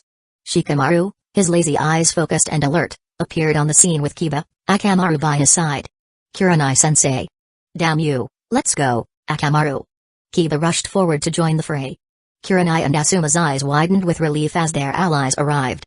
Asuma's happy chuckle sounded out as he blocked a Tanto with his chuck raw blade. "Yo, Shikamaru, I knew I could count on you." The young Nara prodigy assessed the situation, his eyes sweeping the scene, his mind working like a finely tuned machine. "Troublesome as always," Shikamaru muttered under his breath, shaking his head in mild exasperation, his movements steady as he prepared his ambush. Shikamaru's strategic genius and Kiba's feral instincts breathed new life into their struggling fight. The battlefield became a symphony of coordinated attacks, each member playing their part in the dance of combat. Together, they weaved a tapestry of strength and resilience, overwhelming their adversaries with their combined skills and numbers. Shikamaru's shadow ensnared one of the root ninjas, rendering him momentarily helpless, while Kiba and Akamaru's drill sent the other reeling backward. With the opportunities won by their students, Kurenai and Asuma exploited the gap in the enemy's defense, striking them with deadly blows. At this point, the assailants knew victory remained elusive, their demise was a foregone conclusion. In a final act of defiance and to avoid leaving evidence, the two root ninjas activated hidden detonation charms, their bodies soon enveloped by the signs of a fiery maelstrom of self-destruction. Retreat. The ground trembled beneath their feet, and the air grew heavy with impending doom. However, the reckless Kiba and Akamaru was too close, and was in the range of explosion. Kurenai couldn't watch her student die, her body instinctively reacting and kicking her student out of the way, but this left her vulnerable. With no time to spare, Asuma's instincts took over. He moved swiftly, his injured body moving with a grace born of desperation, shielding Kurenai from the searing heat with his own failing strength and body. Boom. Fortunately, both Jonen's survival instincts reacted, their bodies retreating synchronously as flames roared around them, licking at Asuma's tattered jacket, searing his flesh. He gritted his teeth, a mixture of pain and determination etched on his face. Kurenai's eyes widened in horror and disbelief as she witnessed the sacrifice unfolding before her. "Asuma. Why?" she cried out, her voice filled with anguish. Asuma managed a weak smile, blood trickling from the corner of his mouth. "Because I can't bear to lose you," he whispered, his words barely audible over the roar of the explosion. As the duo tumbled to the ground, Kurenai held Asuma in her embrace, her heart aching as she realized the extent of Asuma's injuries. Tears welled up in her eyes, but she knew that she had to be strong for him. His arms trembled as he clung to her, burying his head in her embrace, his love and protection like a shield against the flames. Yet his cheeky wink towards his student betrayed his true thoughts. Shikamaru watched the scene unfold, his eyes wide as if discovering a new continent, but he knew the message Asuma was trying to convey. It seems he won't grow anytime soon, but this dangerous method, this risky play. It left Shikamaru speechless. "What a drag," Shikamaru muttered, shaking his head. He turned away, allowing his emotions to settle within him. Standing beside Shikamaru, Kiba held Akamaru before his eyes, his mind entangled in a labyrinth of contemplation as he posed the question, "Does this method really work? Maybe I should try it?" Shikamaru's eyebrow twitched but didn't comment, silently gazing into the cloudless sky, his expression dull as always. However, in the symphony of Asuma's worsening coughs, Shikamaru's stoic facade cracked ever so slightly, a flicker of concern dancing in his eyes, and he found himself unable to hold his silence any longer. "TSK. What a drag." Turning on his heel, his determination cutting through the air, he closed the distance to Asuma, gripping him with a firmness that belied his own hidden resolve, supporting the injured patient up as he uttered, "We have no time to waste, Asuma. Your injury isn't going to heal itself." Dragged down from celestial heavens to the harsh reality of his weakened state, Asuma, his back now propped against Shikamaru's steadfast presence, regarded him with an expression of profound disbelief, his glaring eyes clearly imploring what happened to the unspoken agreement between men. But Shikamaru remained impervious to the weight of Asuma's gaze. "Let's go get you treated. Ino should have brought some medical supplies, but we need to get back to Hidden Lee Village for the complete treatment." Ah, what a drag. In an unexpected twist of fate, just as their departure seemed imminent, the earth beneath their feet trembled and quaked as four masked ninjas erupted from the ground, their kunai poised for a fatal blow, an onslaught converging upon Shikamaru and Asuma with an air of sinister intent from multiple conceivable angles. In the stillness of that perilous moment, Asuma's eyes widened in shock while Shikamaru's gaze narrowed, both with contracting pupils in the face of danger, their fates hanging precariously in the balance as the four mysterious masked ninjas launched their deadly assault, kunai slicing through the air with a lethal intent. Time stood suspended, leaving Shikamaru paralyzed by the weight of an impossible choice. To evade the impending doom meant abandoning his injured mentor, while to remain steadfast meant facing the consequences of their mutual downfall. However, someone else took hold of their destinies, forging a path for them. In the blink of an eye, a powerful surge slammed into Shikamaru, propelling him and Azuma away from the ambush, their bodies entangled in a desperate dance of survival, only to witness in sheer disbelief as the merciless onslaught found its mark with chilling precision, plunging its lethal strike into a heart and throat, yet, the resulting victim was no longer themselves. In a spectacle that etched itself into their souls, the kunai's cruel extraction from her body splattered scarlet blood upon their shocked countenances, leaving them transfixed as her black locks swirled like a dark dance in the wind, her fragile figure teetering towards the abyss, yet her crimson gaze, laced with deep affection, remained unyielding, fixed upon Asuma with a haunting, wry smile. Kurenai-sensei. Nauru. Abruptly propelled towards the Earth's embrace by an unexpected power, Shikamaru's world collided with the ground in a thunderous impact, his breath stolen by the sheer force, while Asuma, his once lucid gaze now clouded with crimson fury, surged forward with an unrestrained ferocity, his trench knife swiftly slashing through the air like a vengeful specter, his chakra blade carving a path of defiance against their enemies, a resolute bid to repel them. As the four masked ninjas dodged out of the way, Asuma caught her fragile form in his arms, pulling her into his protective embrace, his touch trembling against her frail body, his gaze fixated upon her pale visage. No. Kurenai. Stay with me. Kurenai's lips parted in a desperate attempt to speak, yet she was silenced by a chilling wound on her neck that severed the connection between thought and sound. All that escaped was a crimson cascade from the gaping hole on her throat, a haunting testament to the brutality of her plight. As the flickering ember of life waned within her crimson orbs, a spectral glimmer of longing danced within her fading gaze, her trembling hand, an ethereal bridge between their worlds, delicately extended towards his face, but her vision began to fade, her hand slowly slipping away. Kurenai. Kurenai. Asuma's anguished cry reverberated through the desolate village. Clang. Asuma. In the depths of despair, Shikamaru's piercing cry shattered the encroaching shadows and pierced the veil of Asuma's faltering sanity, a resonant call that wove its way through the threads of his fractured mind, igniting a flicker of clarity amidst the overwhelming darkness. Amidst the cacophony of clashing echoes resonating in the backdrop, Asuma, his heart heavy with grief, delicately lowered Kurenai's lifeless form onto the unforgiving ground, his trembling hand extending to tenderly close the veil over her once luminous eyes, now dulled by the weight of their shared tragedy. With bloodshot eyes raised towards Shikamaru and Kiba, who valiantly held their relentless adversaries at bay, a solitary trail of crimson tears trickled down Asuma's visage, a haunting testament to the weight of his anguish. Rising with an unwavering resolve, his gaze locked onto the four masked ninjas, a seething tempest of fury churning within his once gentle eyes, his trench knife clenched tightly in hands drenched in the evidence of their shared existence, a testament to the blood-soaked path he was determined to carve. Wait for me, Kurenai. I'll take you home soon. Chapter 93, Gone. The air crackled with electricity as Asuma's battle-worn form unleashed a primal fury, his injuries forgotten, as he charged headlong into the fray, channeling a surge of raw power that pushed him beyond the limits of exhaustion. I'll smoke you. Whoosh. Gritting his bloodied teeth, Asuma's body became a blur of motion, seamlessly darting between enemies, his blade a swift and deadly conductor of retribution. Swish.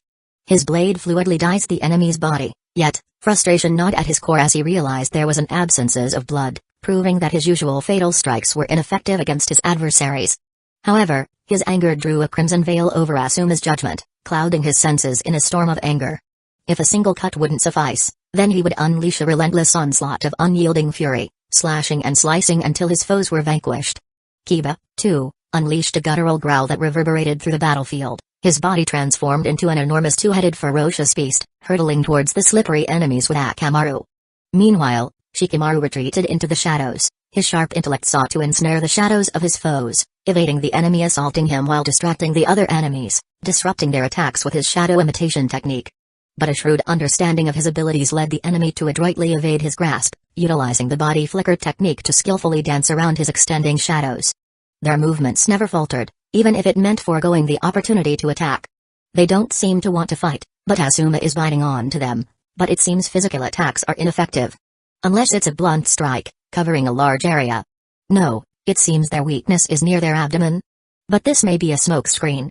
On the other hand, ninjutsu should be effective, but they are wary of my shadow and their body flicker is a problem. Perhaps Asuma's fire style would be effective if they were slowed down for a moment, but he doesn't seem to be in the condition to use it. Kiba should be able to deal the finishing blow, but the premise is still trapping them in place. TCH. So troublesome. However, Shikamaru's analytical mind had already calculated their trajectory, taking into account the movements of his own team, a meticulous strategy unfolding. Some of his shadows extending out, seemingly herding the adversaries towards an inescapable corner, while the rest of his shadows crept through the rubble of the battlefield. With every passing moment, the enemy's avenues of escape dwindled, slowly confining them within a certain area, a preparation for Kiba's unavoidable finishing blow. Yet, the enemies appeared to possess a keen awareness that prolonging the battle would yield them no benefit, and seemed to have the intention of retreat.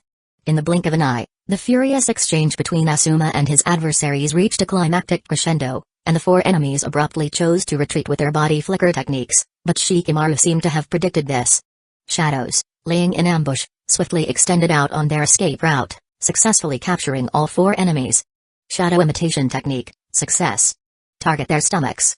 Both Kiba and Asuma's indomitable spirits refused to relent, propelling them forward to deal the finishing blow. Wolf fang over fang. Die. However, Shikamaru's eyes suddenly widened in alarm, being the first to recognize the telltale signs of danger, and he urgently called out to Asuma, Asuma. Kiba. Explosives. The warning laced with concern awakened Asuma from his fury. In a moment of swift comprehension, Asuma's anger was extinguished as he swiftly reversed course, evading the impending peril. Boom.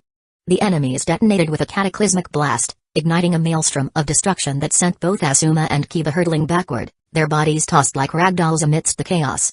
Poof. In a dramatic display, their transformation cancelled, leaving Kiba to catch Akamaru midair and roughly tumble to the ground, their well-honed beast transformation skill and reflexes mitigating some of impact and ensuring they emerged relatively unscathed. On the other hand, Asuma, caught in the tempestuous aftermath, tumbled across the unforgiving ground, his body racked with pain from both old and new injuries. Coming to a stop, moans of anguish escaped his lips as he struggled to rise, his trembling form a testament to his battered state. His bloodshot eyes fixated upon the scorched earth, remnants of the recent explosion, his search yielding no signs of his remaining foes. Frustration welled within him, his clenched fist crashing against the unyielding terrain, an expression of his mounting anger. Damn it! Shikamaru approached Asuma with determined steps, offering a supportive hand to help him rise from the battered terrain. Concern etched upon his features, he offered a steadying assistance, lending his support both physically and emotionally, his voice laced with genuine concern. Asuma, are you okay? Asuma nodded. His cough-ridden response punctuated by the searing pain coursing through his body, his hand clutching the open wound that marred his stomach, blood seeping through his outfit. Leaning heavily upon Shikamaru, he grunted in a weak voice, I'll make them pay. I swear. Help me, Shikamaru. Just as they began to gather their bearings, Kiba's voice pierced through the lingering echoes of battle, raw shock coloring his words, where is Kurenai-sensei? The duo turned their attention towards the source, their eyes widening with a mix of confusion and shock as they beheld the blood-stained patch upon the ground, devoid of any trace of Kurenai's fallen form, leaving a chilling void where Kurenai's presence should have been. Rage, a simmering inferno within Asuma's being fueled by anguish and desperation, reached its boiling point, surging through his veins until he could no longer contain it.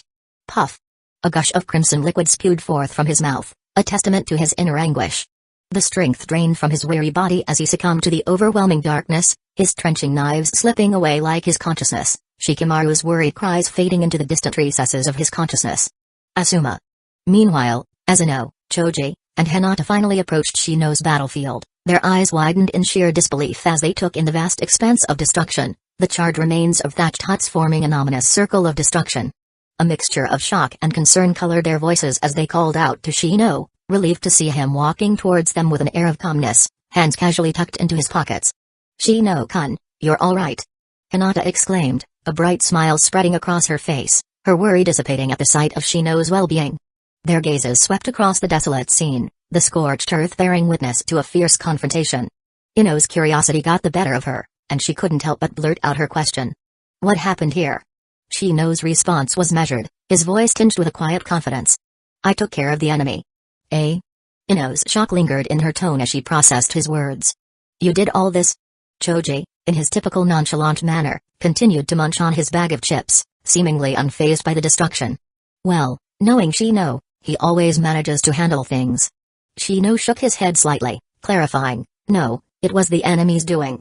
Ino let out a relieved sigh, her astonishment giving way to a lingering curiosity. She couldn't help but wonder how Shino had overcome adversaries capable of wreaking havoc on such a grand scale.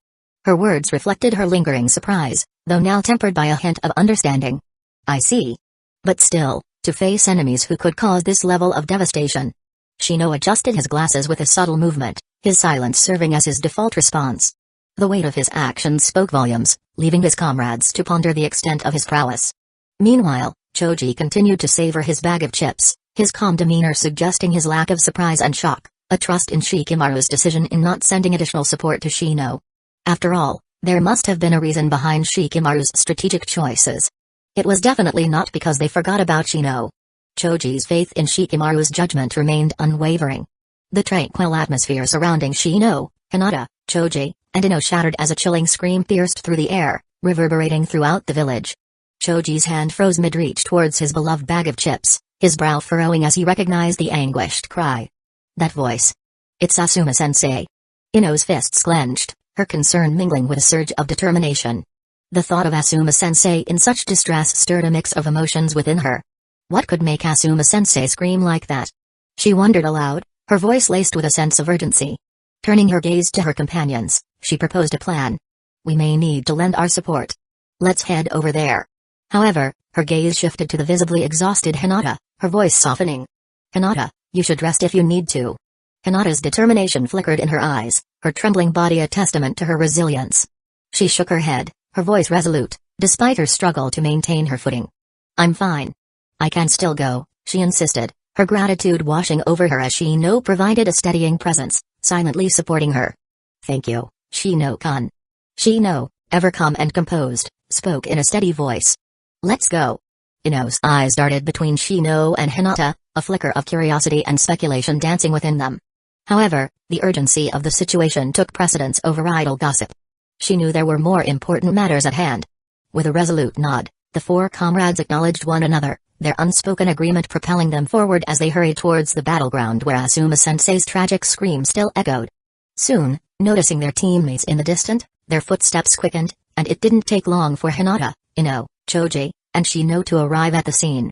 The sight of an unconscious Asuma leaning against Shikamaru sent shockwaves through Ino and Choji, their worry etched on their faces as they rushed up to them, their voices filled with concern. Asuma-sensei. Shikamaru, is he okay? Shikamaru's response was a weary affirmation, his gaze shifting towards Kiba, a silent indication for Ino and Choji to turn their attention. Their voices trailed off as they absorbed the strange and heavy atmosphere that enveloped Kiba, who held Akamaru tightly in his arms, his hands clenched into fists that drew blood from his own flesh.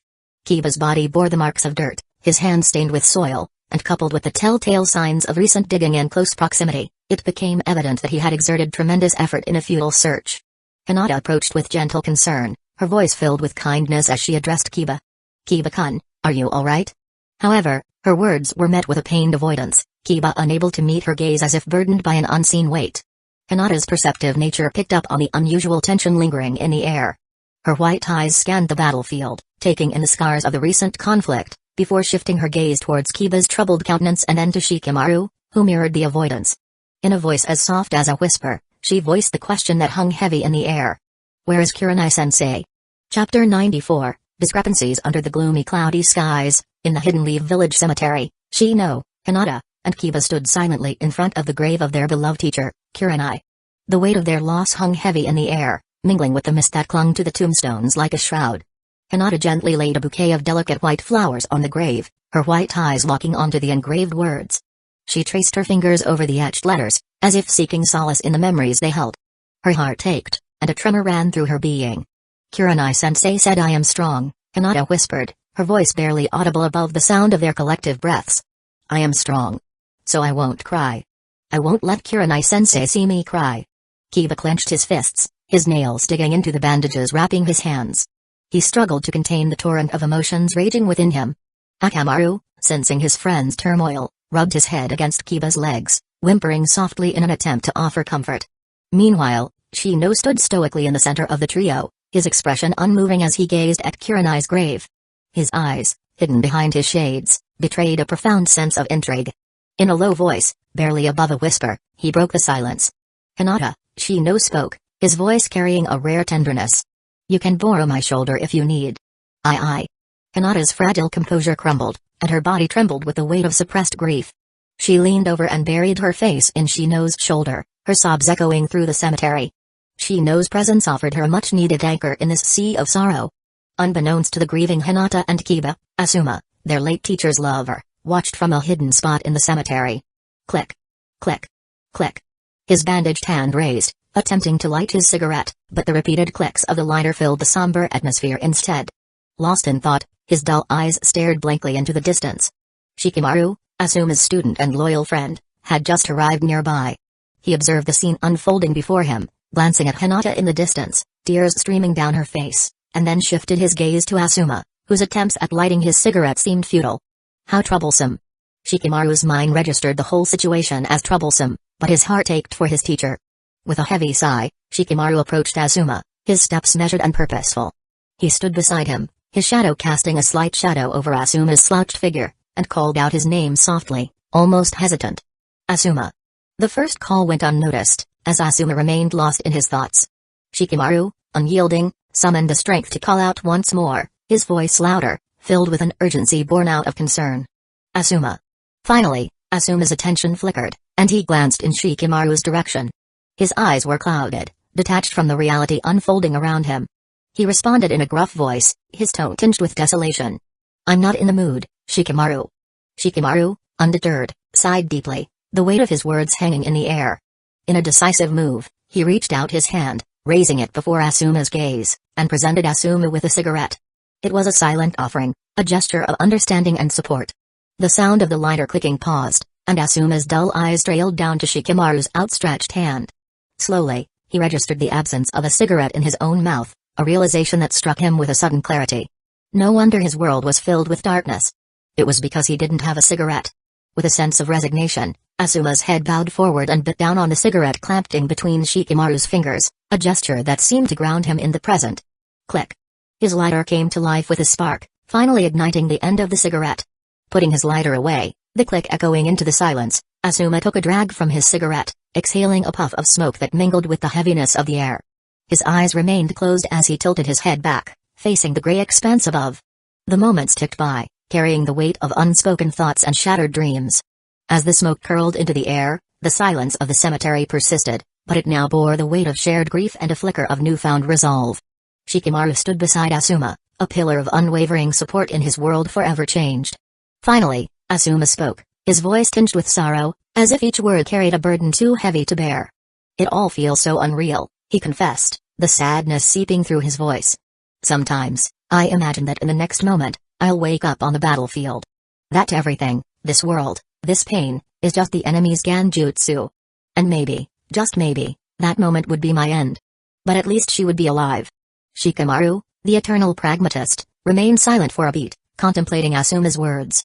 Then, he replied, his voice carrying a hint of resignation. Sometimes, I wish I was a cloud.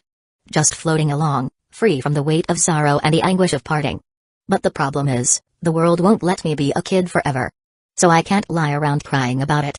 Asuma, you're no longer a kid. A rueful chuckle escaped Asuma's lips, punctuated by a cough that disrupted the rhythm of his smoke. With a wry smile, he retorted, Shikamaru, you really don't know how to comfort someone, do you? Shikamaru scratched the back of his head, a gesture of both frustration and admission. It's too troublesome, he muttered, a hint of vulnerability seeping into his voice. And then, after a pregnant pause, he bowed his head and whispered, almost to himself, sorry. I failed again. Asuma's hand, momentarily frozen around the cigarette, released its grip. He sighed heavily, then extended his hand to ruffle Shikamaru's hair gently. No need to say sorry, he murmured, his voice carrying a blend of understanding and reassurance. Missions are unpredictable, Shikamaru. You can't shoulder all the blame. No one will blame you, not the Hokage, not teammate, not me, and most importantly, you shouldn't blame yourself. Shikamaru's body trembled, his unease palpable. He mumbled in an unhappy tone, the weight of his self-doubt evident. I came to comfort you, not to be comforted. Silence reclaimed the space between them, a familiar companion amidst the ebb and flow of emotions. The duo watched as Hinata, Shino, and Kiba slowly departed from the gravesite, their steps heavy with grief and yet tinged with a newfound resolve. Shikamaru lowered himself to a squat, his gaze fixated on the brooding clouds above. He closed his eyes, cupping his fingers together, as if seeking solace and guidance in the shadows of his own mind. Asuma noticed the turmoil in Shikamaru's eyes. He took another drag of his cigarette, the smoke swirling around him like a shield against the truth. Then, with a hint of resignation, he asked the question that hung heavy in the air, laden with both curiosity and trepidation. "So, did you just come to try to comfort me?" Asuma's voice carried a somber weight, as if he was both grateful and skeptical of the solace Shikamaru might offer. After a moment of silence, Shikamaru's mind churned, thoughts swirling like tempestuous clouds. He asked Asuma a question, his voice tinged with a mix of concern and suspicion, revealing the gears turning in his analytical mind. "Asuma, didn't you find something strange about the mission?" Asuma took another drag of his cigarette, his tone bordering on indifference. "Strange?" he repeated, his curiosity piqued. Shikamaru began to unravel his thoughts, words tumbling forth as he recounted his introspection. "I went home after the mission, replaying everything in my mind. I couldn't help but dwell on what I saw as my failure, dissecting the moments that led us to this predicament. But, amidst all the self-reflection, I stumbled upon something strange." Shikamaru's gaze flickered towards the silent figure of Asuma, who, though appearing lost in thought, listened intently, his eyes betraying a hidden depth of confusion, clearly hinting at him to continue. "So," Shikamaru expounded on his thoughts that left an unsettling taste in his mouth. "It's hard to explain, but it's like a series of inconsistencies, like jagged puzzle pieces that just don't fit together. The enemies we encountered earlier were different from the ones we faced towards the end. Outside of their appearances, their tactics, their intentions. It was as if they belonged to separate groups. And it wasn't just that. The battles themselves felt abnormal, as if they were distractions rather than true confrontations, diverting their attention away from another hidden purpose. Finally, everything was too clean, too precise, the ambush, the battle, the ending, and even." Asuma's hand, holding the cigarette, froze in midair. His eyes fixated on the trembling ember as he asked in a low tone, laden with a mix of apprehension and anxiety, "What do you mean, Shikamaru?" Shikamaru, finally opening his eyes, stood up slowly, his gaze meeting Asuma's. His face betrayed his hesitation, the struggle to voice his suspicions weighing heavily upon him. In the end, he found the courage to speak the words that lingered on the tip of his tongue. "There's a possibility," Shikamaru began, his voice quiet but resolute, "that the events we experienced might have been staged." With a sudden jolt, Shikamaru found himself shoved forcefully against a nearby tree, the impact reverberating through his body. Thud. His brows furrowed in pain, but he remained silent, steadfastly staring at Asuma, whose face contorted with a mixture of hope and disbelief. A hint of anger crept into Asuma's voice as he growled, his bloodshot eyes betraying the depth of his emotions. "Do you know what you're saying, Shikamaru?"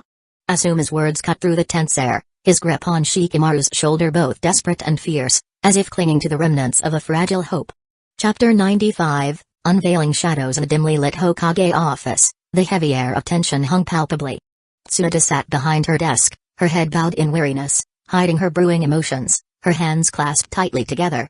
Shizune, her loyal assistant, stood nearby, holding Tantan in her hands, their eyes meeting briefly in a shared sense of helplessness. Tantan let out a gentle buzz sound, attempting to offer a suggestion to Shizune. Shizune nodded in acknowledgement, her gaze filled with concern as she looked up towards Tsunade. With a soft, compassionate tone, she urged her not to blame herself or drown in sorrow. "Don't blame yourself, Tsunade-sama. No one can predict what happens. There's no need to be boom." Suddenly, an explosive sound shattered the suffocating silence. Tsunade's fist crashed down upon her desk, splitting it in half, causing Shizune and Tantan to tremble in shock and fear. But the sight of Tsunade's unleashed rage was jarring, her furious growl punctuating the air. "Sadness has no place here." Tsunade's voice resonated with a seething growl as she swept aside the remnants of the shattered table, her words dripping with raw anger. Caught off guard by Tsunade's outburst, Shizune stood frozen in place, beads of sweat forming on her forehead.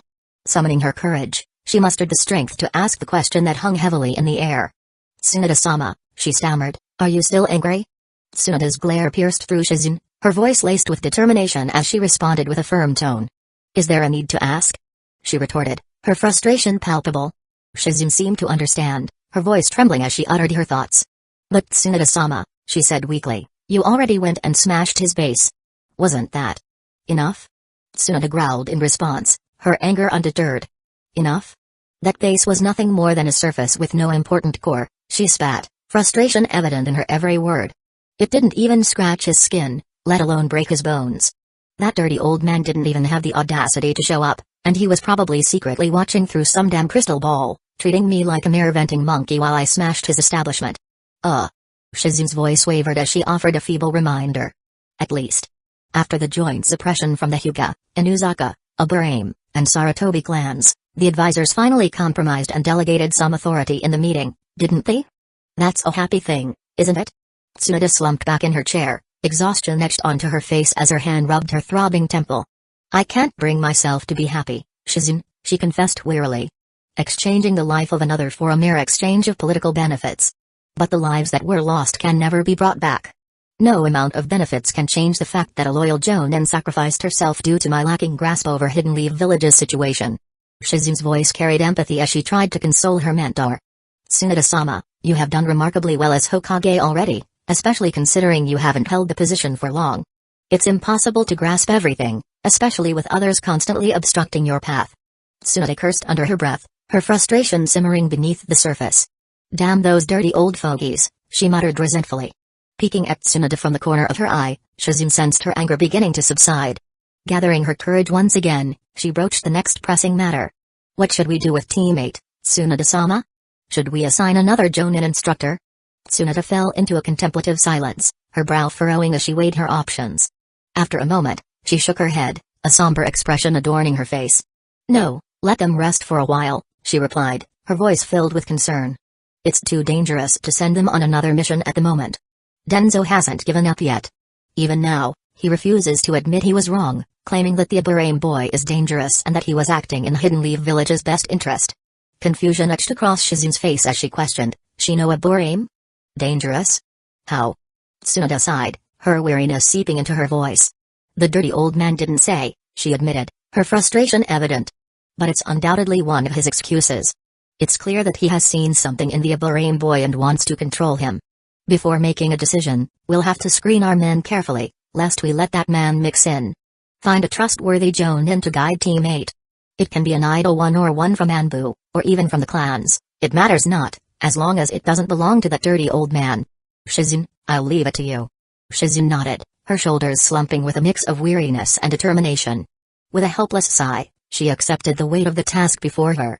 After a momentary silence, Tsunade's eyes bore into Shizune, her voice tinged with frustration as she demanded an update on the investigation. Shizune, how are the results? What did the Anbu find? Shizune nodded solemnly before delivering her report. The Anbu returned from the investigation of the village, but they found no evidence beyond what Team Asumo brought back. Tsunade's confusion laced her words as she questioned the lack of evidence. No evidence? There should be at least one living witness, shouldn't there? Shizune's silence hung in the air for a moment before she responded, her voice heavy with a troubling revelation. The entire village was thoroughly searched, but there were no signs of any surviving inhabitants. Furrowing her brow, Tsunade pressed for an explanation. What do you mean? I distinctly remember Shikimaru reporting that there were survivors requiring relocation. Shizune's voice carried a mix of distress and perplexity. By the time the Anbu arrived, there was no one left. The villagers had vanished without a trace, and even the neighboring villages yielded no leads. Tsunade's frown deepened as she pondered the situation. What about the nearby forest? I recall a Hidden Leaf Village medical ninja residing there according to the medical department's records. Shizune shook her head, her voice tinged with a heavy sense of foreboding. The forest was decimated, razed to the ground. No signs of life were detected, and the medical ninja is missing. TSK. A frustrated click of her tongue escaped Tsunade's lips as she stood abruptly, biting her lower lip in agitation. That dirty old man, as clean as ever. He better not let me catch his tail, because unlike the Sand Dame, I won't hesitate to smash him once I do. With purpose in her stride, Tsunade made her way toward the office door, intending to leave. Shizune hurriedly followed, her confusion evident in her voice. Tsunade-sama, where are you going? You still have work to do. Tsunade replied with unwavering determination, her tone firm. The desk is broken, Shizune. I can't work like this. A mix of shock and disbelief colored Shizune's exclamation. Is that the real reason Tsunade-sama smashed the desk? Wait. Tsunade-sama, come back. With Shizune hot on her heels, Tsunade briskly made her escape from the confines of her duties, driven by a relentless pursuit to uncover the truth and confront the manipulative forces at play. Definitely not because she wanted to find a place to stretch her hands and release steam.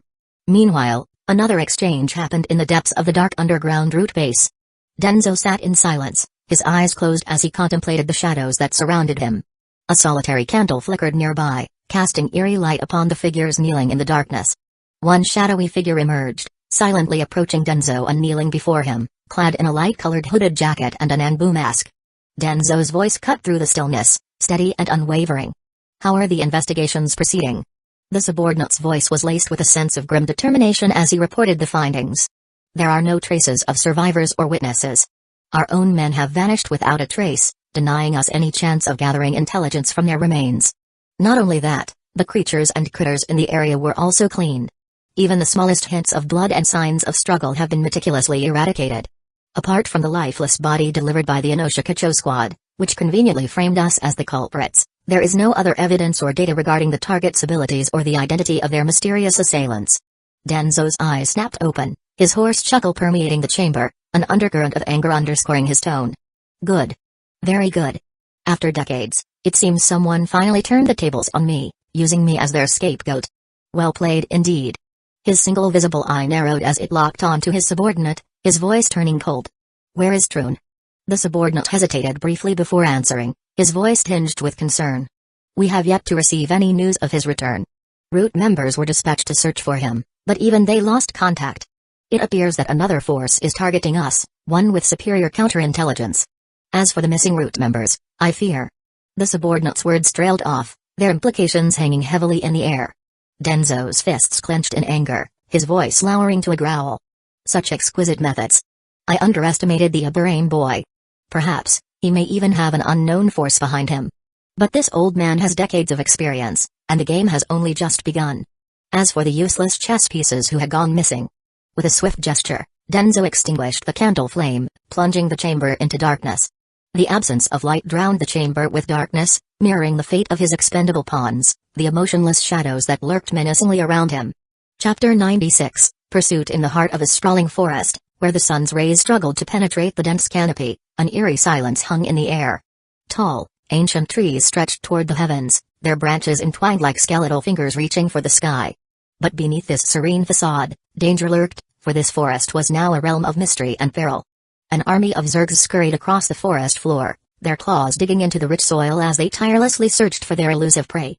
Above them, a multitude of bugs patrolled the airspace, their ethereal forms dancing in a chaotic ballet. With heightened senses, they scoured the surroundings, seeking out any trace of the one they hunted, using their various detection methods. Perched high on a thick branch, a lone bug landed, its multifaceted eyes scanning the area in a relentless quest for chakra signatures. Yet, to its controller's disappointment, no signals were detected. With a gentle lift, it took flight once more, continuing its tireless reconnaissance through the leafy expanse. But as the bug departed, the seemingly normal trunk of the tree peeled away like a veil, revealing a figure concealed against the tree. A ninja emerged, adorned in a white cloak and wearing a monkey mask that concealed his features. His short, spike-like black hair added to his enigmatic aura, as he peered through the gaps between the expanse of trees. Observing the strange giant insects that roamed the forest below, the ninja remained hidden, his vigilant eyes darting from bug to bug, calculating their movements. Up above, the buzzing bugs formed a wide net, blocking any attempts to send out a message. He knew he was being monitored and can't hide for long, his every move tracked and intercepted. His intuition heightened, the ninja's gaze shifted skyward as a bug approached him. The bug landed on his shoulder, its buzzes communicating a message to him. As the bug left to scout once more, the ninja's discerning eyes seemed to have identified a potential breakthrough point. With a swift flicker, he vanished from the branch, leaving behind only a fleeting presence. His body flickered from tree to tree, a blur of motion that seemed to defy the laws of nature. Yet, fate would not grant him respite. The sudden shift in the bugs and Zergs around him jolted his senses, confirming his suspicions. He had been discovered once again. Determination etched into his features, he propelled himself forward, his obscured eyes calmly assessing the swarm of insects converging upon him. As the swarm closed in, their relentless pursuit drawing nearer, the ninja brought his purple hands together, forming a small, poisonous smokescreen sphere. With practiced precision, his form fluidly danced through the air as he blew the sphere toward the incoming swarm. The small noxious cloud swiftly inflated, spreading out and infiltrated the ranks of the pursuing swarm, poisoning the insects and transforming them into a writhing mass of purple. Dead bugs rained down upon the marching army below, their grotesque demise a testament to the ninja's prowess. Exploiting the chaos he had sown, the masked warrior flickered away, darting in and out of the shadows cast by the towering trees. His movements were a symphony of speed and grace, unmatched by the scurrying creatures that pursued him. His escape seemed unimpeded. Yet, just as he thought he had outwitted his adversaries, a net of bugs descended from above, its invisible threads tightening around him. To his dismay, similar nets closed in from all sides, ensnaring him in an inescapable trap. Swoosh. Captured. But is it really that easy? Suddenly, the captured ninja's body deformed, contorting and transforming into a swarm of bugs. Like a storm unleashed, the insectoid form fought back against the encroaching swarm, engaging in a deadly struggle for survival. Bug clashed with bug, each sacrificing itself to consume the enemy down to the very last specimen. Meanwhile, the owner of the bug clone had slipped away in the chaos at an unknown time, a phantom in the shadows, his presence veiled from sight and perception of his pursuers. And in that fateful instant, within the confines of their concealed sanctuary, their intertwined tongues finally parted, a slender strand of glistening saliva tethering their mouths. Shino, his eyes like abyssal pools, fixated on the delicate path it traced, his face closing in to indulge once more before relinquishing their intimate connection. With her back pressed against his form, Karina perched on his lap, her breaths escaping in gasps as she fixed her alluring gaze upon Shino, whose attention had shifted elsewhere, her every subtle motion a deliberate bid to recapture his unwavering focus. In the midst of the unfolding events, Shino's eyes fixated upon the ethereal expanse of the holographic interface enveloping their surroundings, an intricate three-dimensional concept map sprawling like celestial stars dotting a boundless universe. This was his mind map, his event planner that encapsulated a tapestry of memories and knowledge, a record of past events with branches extending outward to represent the myriad potential future paths contingent upon the outcomes of the unfolding events, allowing for prompt decisions if an unexpected outcome unfurls.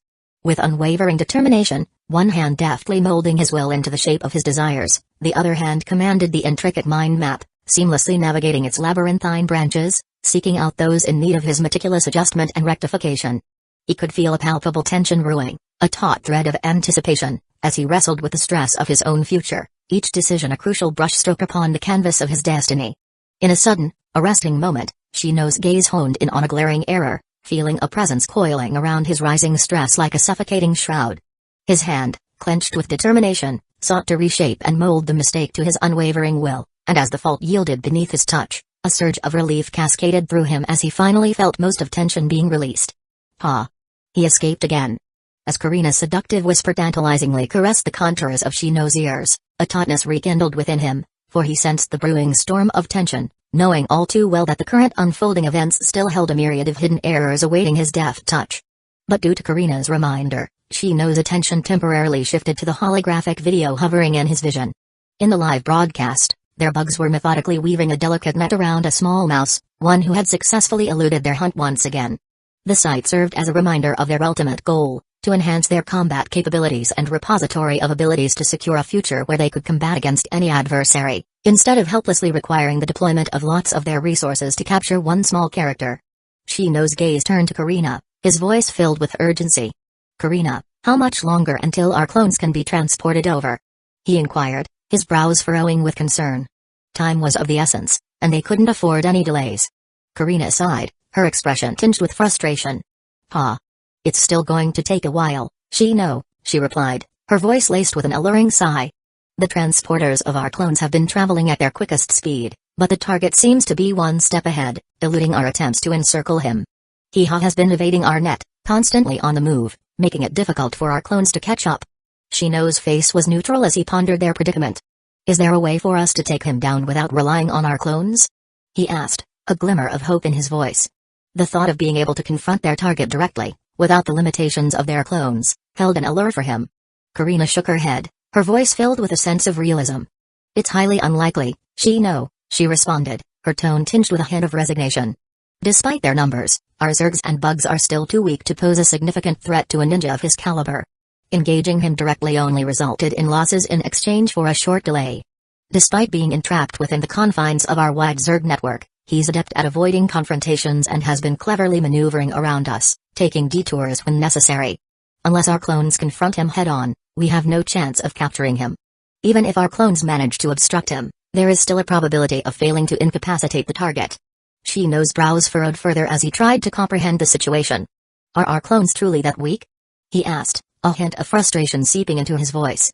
He couldn't fathom how their clones, equipped with the pseudo-Chakra network and combat systems, could fail to subdue their target. Karina shook her head, her expression serious. "No, our clones aren't weak," she clarified.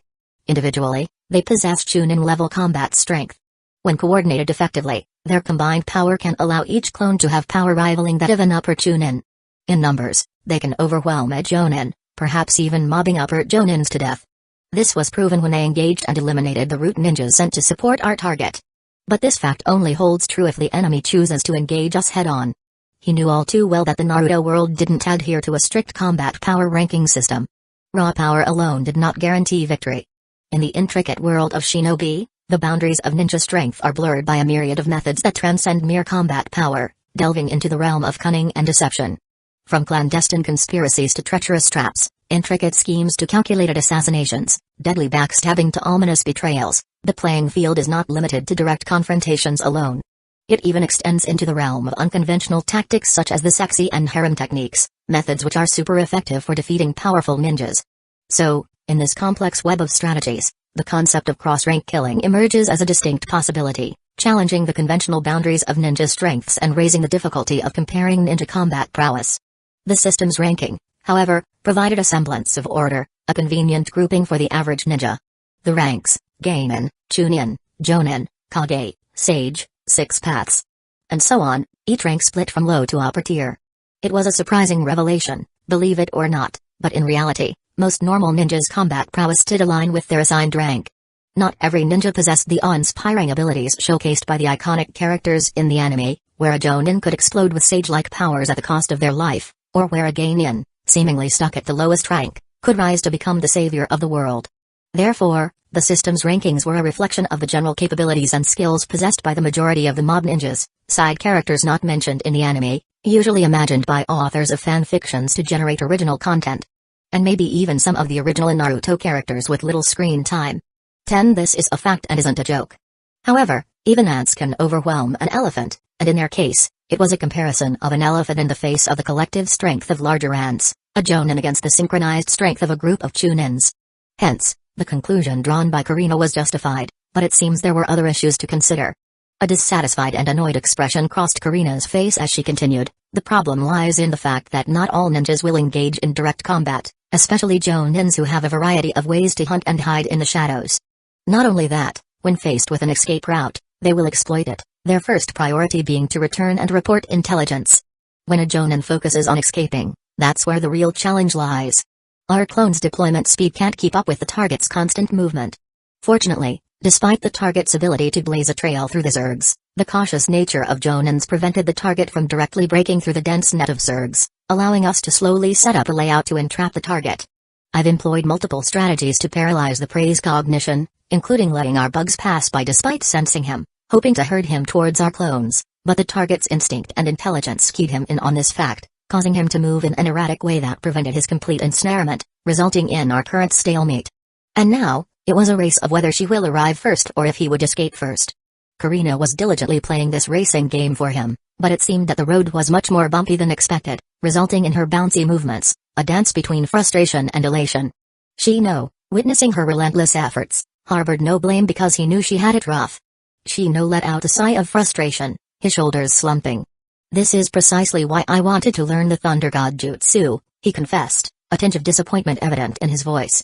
It would have compensated for my deficiency in high mobility combat, allowing me to keep pace with elusive opponents like this Jonin. Karina cast a pitiful glance at Shino, her voice filled with sympathy. Haha. I'm sorry, Shino, she said softly beside his ear. We were too idealistic. The hive is not omnipotent, and the system can't hand everything to us on a silver platter with its current stage of computation power. Despite the sporadic success, deciphering the Thunder God Jutsu has proven to be an insurmountable challenge for us so far. We've had to put it on hold for long-term research and focus on other more pressing research.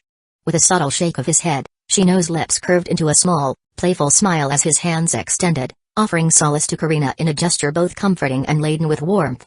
It's not your fault, Karina, his words lingered in the air, suffused with a captivating warmth as he deftly sculpted the contours of her thoughts, intertwining his reassurance within the confines of their connection. We aren't the lucky protagonists destined for easy mastery of S-rank techniques. Such skills require extraordinary dedication and a stroke of luck. Otherwise, we could only grind it slowly over time. Shino paused for a moment, his gaze fixed on Karina as she basked in the warmth of his reassurance, her eyes closed in contentment. He took a deep breath before broaching the next topic on his mind. Karina, what about the alternative, the contracting and summoning technique? He asked, his voice filled with curiosity. Karina's eyes fluttered open, and her enchanting eyes met Shino's gaze, a thoughtful expression on her face. Aha! The contracting and summoning technique, she replied, her voice tinged with a hint of reservation. While understanding the summoning technique itself wouldn't pose a challenge, there is a significant hurdle when it comes to contracting with a Zerg. Shino's brows furrowed as he absorbed Karina's words. What do you mean? He asked, a glimmer of intrigue in his voice. He had considered the possibility of signing contracts with other creatures, but he hadn't fully contemplated the full implications with regards to his own Zerg. Karina sighed, her eyes scanning the room before meeting Shino's gaze once again. You see, Shino, the Zergs may appear as independent beings, but in reality, they are all interconnected as part of the hive mind, she explained. Essentially, they are all extensions of you. So, if we were to sign a contract to summon them, we would essentially be contracting with you. A soft chuckle escaped Shino's lips as he processed the revelation. Ah, I see the problem now, he mused, shaking his head. We can't sign a contract with ourselves and summon ourselves. That would defeat the purpose entirely. Karina nodded in agreement, her expression serious. That's the primary issue we need to address, she continued. But there's another concern as well. It's unclear where the blood used in the summoning ritual goes. Does it get claimed by an unknown entity, or is it delivered to the owner of the summoned creature? If it's the latter, we could potentially use it as a gene collector. But if it's the former, there's a risk that our own unique Zerg blood may be divulged to a powerful entity. Shino nodded, his mind working through the possibilities. Indeed, that is a risk, he acknowledged. But it's a risk we can consider once we've solved the issue of contracting with ourselves. At that point, we can use other people's blood as a test to see if the blood is received by the summoned creature's owner.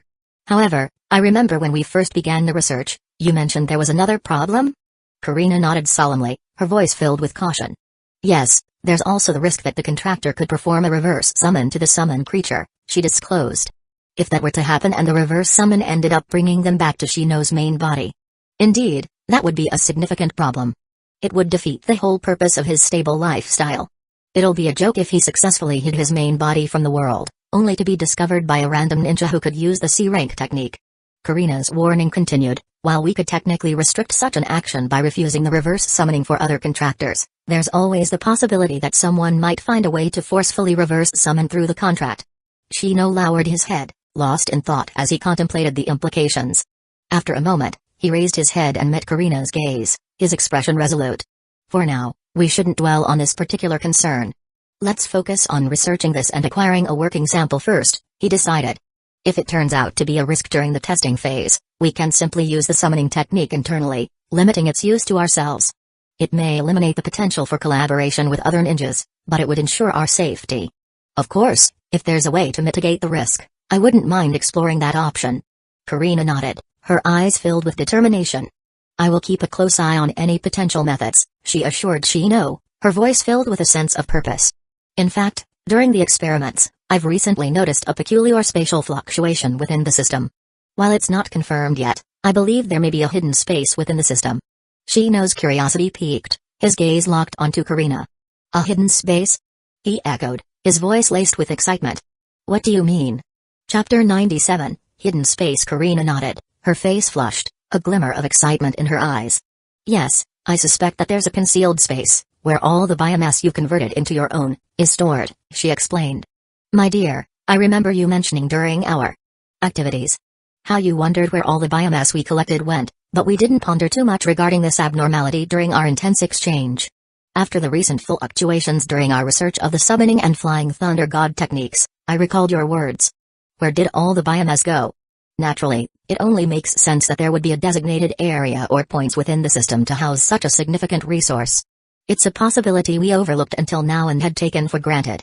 Shino's eyes sparkled with anticipation, a glimmer of hope rising within him. Could this be the legendary system spatial storage he had dreamed of? Is he finally opening the route of a kingdom of God? Is he but? As the soft cadence of Karina's voice reached the depths of his ears, a curious stillness descended upon him, the final spurts of his exhilaration over the discovery dispersing, released into the realms of the unknown. Sigh. Here comes the but, followed by a pregnant pause that enveloped the scene, each passing moment punctuated solely by the breathless gasps that escaped Karina's lips, building suspense that foretold the impending revelation. Ha! It's full of. My dear, full of. Things that need to be verified. I must emphasize that the system's space is mere unverified speculation. I will continue my investigations and inform you once I gather more concrete clues. Sighing, Shino tempered his excitement, reminding himself that nothing was confirmed yet, and even if it turned out to be true, unlocking the secrets of this space would likely prove to be a challenging endeavor. It seems there is still long ways to go before we dig out all the secret functions of the system. In a realm of contemplation, Shino's profound gaze fixated upon Karina, who was meticulously summoning forth the slumbering beast, whose dormant powers slowly stirred with anticipation under her diligent care, setting the stage for an enthralling spectacle yet to unfold. Aware of Karina's enthrallment with her immediate task, rendering her unable to engage in direct conversation with her primary form, Shino made a calculated choice to transition into his alternate consciousness, where their clones awaited, ready to communicate regarding another issue. Far away from their main base, beneath the surface of the ravaged Kurosawa village, lays another underground biosphere, a place of darkness and mystery, a hidden realm where secrets and experiments thrived, veiled in shadows and bioluminescent glows. Shino and Karina, two clones bound by their own peculiarities, stood before the pulsating larvae, a symbol of transformation and rebirth. Its faintly translucent shell revealed the slumbering beauty within, her delicate curves and healing wounds concealed by the squirming biomass that encased her figure. Shino, ever the cautious one, broke the silence. "Karina, how is she holding up?" he inquired, concern lacing his voice. He couldn't help but worry for her well-being. After all, the performance was truly too real. Karina turned to him, a reassuring smile gracing her lips. "Don't worry, Shino. I made sure to install life-sustaining contraptions in her body during the initial assimilation process, a prevention to avoid accidental deaths, resulting in a waste of my dear's essence. As long as her brain remains intact, her life can be sustained and recovered with prompt treatment. Now, her vitals are all normal. Her life-threatening wounds have been repaired, and even the traces of scars are fading over time." Karina replied confidently.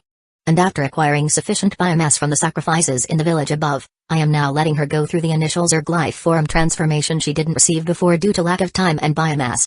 Shino nodded, his worry subsiding. He knew Karina was resourceful and had taken precautions to ensure her survival.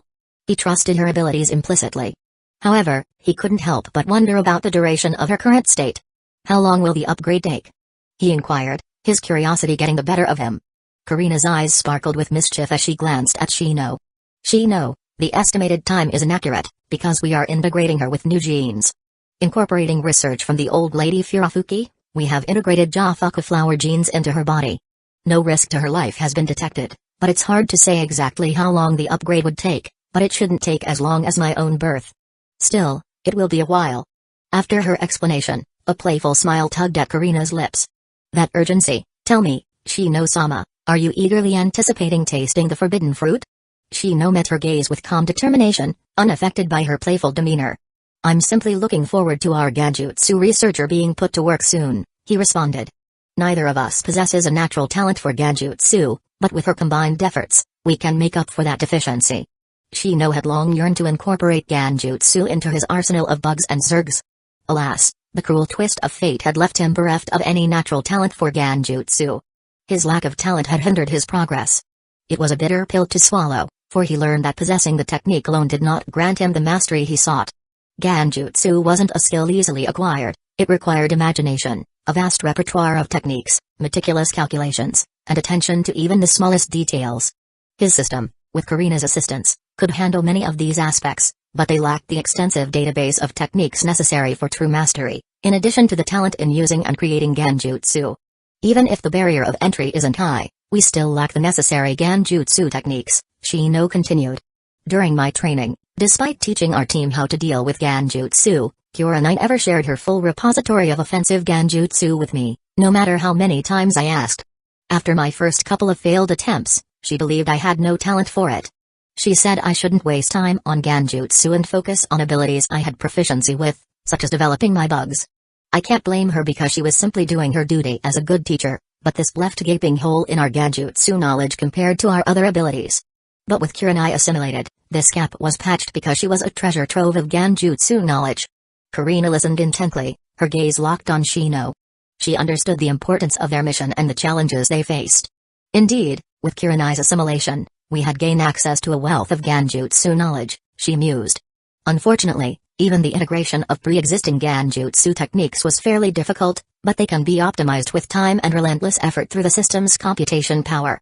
Needless to say, the but part kicked in. However, the signature flower and tree Genjutsus of Kurenai may not be suitable for our usage, especially for our bug clones who has even more restrictions imposed. Naturally, creating new techniques and blending Genjutsu with your insect clones will pose an even greater challenge. It requires not only a vast database but also a boundless imagination and talent in Genjutsu in order to apply them in combat on entities such as bugs and zergs. Naturally, this could eventually be completed through grinding, but the necessary investment of time and computation resources isn't something we have available. As if the task at hand wasn't daunting enough, Shino's thoughts drifted to the formidable Genjutsu masters ominously looming on their path, all which they needed to defend against the relentless onslaught of Itachi's hunting torture world, Sakaimi, the insidious brainwashing of Shizue's Koto Umatsukami, the forbidden destiny-deciding powers of the Sharingan's Izanami, and the ultimate dream trap infinite Sakaimi. And we must also fortify our system against powerful Genjutsu, which requires even more investments. Shino uttered in a stressed tone. Karina nodded in agreement, her expression growing more serious. You're right, Shino. Defenses against powerful Genjutsu are paramount. We need safeguards to ensure our system can withstand such assaults and protect us from their devastating effects. Even if we can't counter them, we at least need to be able to escape from them, but this had been a difficult issue for us. Yet, amid this intricate web of challenges, one truth shone like a guiding star. The answers they sought, the resolution to their plight, rested in the hands of a Genjutsu genius. Kurenai, with her unparalleled expertise, held the key to unlock the roadblocks that obstructed their ambitions.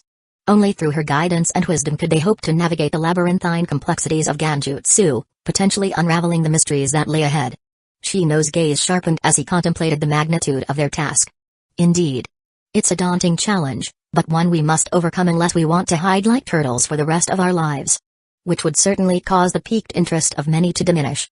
No one wants to live through a poisonous tale where the characters hide and do nothing but talk, he replied, his voice steady with determination. So to spice things up, we need Genjutsu and fast. That way, we can give an illusion to others that our life is still interesting. And in solving these issues, a Genjutsu genius like Kurenai could prove to be invaluable. This was one of the reasons I wanted to assimilate her. Naturally, Itachi would be a better option, but I'm afraid we could only make do with Kurenai in our situation. She is the only choice you had, Shino-sama. She said, her eyes rolling playfully. With Kurenai leading the research and the system's computation power, we have a high probability of developing successfully in the Genjutsu field, allowing Shino-sama to develop forbidden methods of playstyles. Karina's eyes gleamed with playfulness. Be serious, Karina. Shino rapped her playfully on the head, or I'll have to punish you. Okay. Karina understands and will be very, very serious. But I'm sure Shino-sama definitely hasn't enough because our conversation seems to be another filler chapter. Karina's voice resonated with a captivating undertone, her eyes playfully rolling with a hint of mischief, leaving an air of tantalizing implications hanging in the air. As Shino exerted control over his other body to tighten his grip like a vice, his eyes narrowed with an ominous intensity. It seems someone needs to be punished. Shino's punishment. Karina, with a mischievous glint in her eyes, teasingly extended her tongue, caressing her lips with an alluring seductiveness that left a lingering sense of intrigue. Karina welcomes it any time, my dear. Just as they delved into their in-depth speculations, losing themselves in exploring the mysteries of life, Karina's voice suddenly cut through the air, alerting Shino to an immediate development. Shino, the target is on the move once again, she reported, a tinge of excitement seeping into her tone. But this time, he had finally strayed into our encirclement. The clone transports have closed in on him from all sides, slowly tightening the net. All that remains is to seal off the gap behind him, and he will eventually be trapped. Next will be a confrontation of hard combat power. Shino's gaze snapped to the screen, a surge of adrenaline coursing through his veins. The moment he had been waiting for was finally within reach. His voice rang out with authority, commanding his team, this is a rare chance. Don't let him slip away. Catch him alive if possible, I'm sure he will bring a lot of surprises to me. If he is who I believe him to be. Chapter 98, Trune the monkey-masked ninja leaped through the dense forest with remarkable agility. The shadows of the towering trees played upon his white-clad figure as he maneuvered through the trees, his movements as swift and silent as the wind. His keen eyes scanned the surroundings, observing the strange bugs encircling him. The insects, once teeming with hostility, now seemed eerily calm. The bugs that had once posed a threat to his progress now kept their distance, observing him with an air of caution. His years of experience as a ninja warned him it was the calm before a storm. The monkey-masked ninja's mind churned with thoughts, his instincts warning him of the impending danger. Though he changed direction and altered his route, the creatures seemingly remained motionless, lurking in the shadows like hidden sentinels. A sense of unease settled over the monkey-masked ninja. He knew he might have fallen into his opponent's trap, despite his successful evasion thus far. He couldn't pinpoint where he had made a mistake, but he knew time was running out. He had to find a way out, and fast.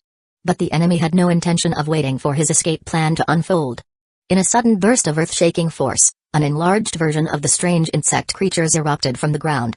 Its massive maw opened wide, and from within emerged two figures, hurtling through the air toward the monkey-masked ninja with deadly intent. He recognized them to be his observation targets. He hadn't fathomed this outcome, but in a heartbeat, his observation targets had become his relentless hunters. It was unclear how he had grown so powerful, but the monkey-masked ninja had no time to dwell on that mystery. Clang! Clang! With a resounding clash, kunai met Dando as the trio clashed in midair. Their bodies became a blur of motion, their taijutsu skills on full display as they danced around each other with supernatural grace, their weapons and hands piercing towards their enemy with deadly intent.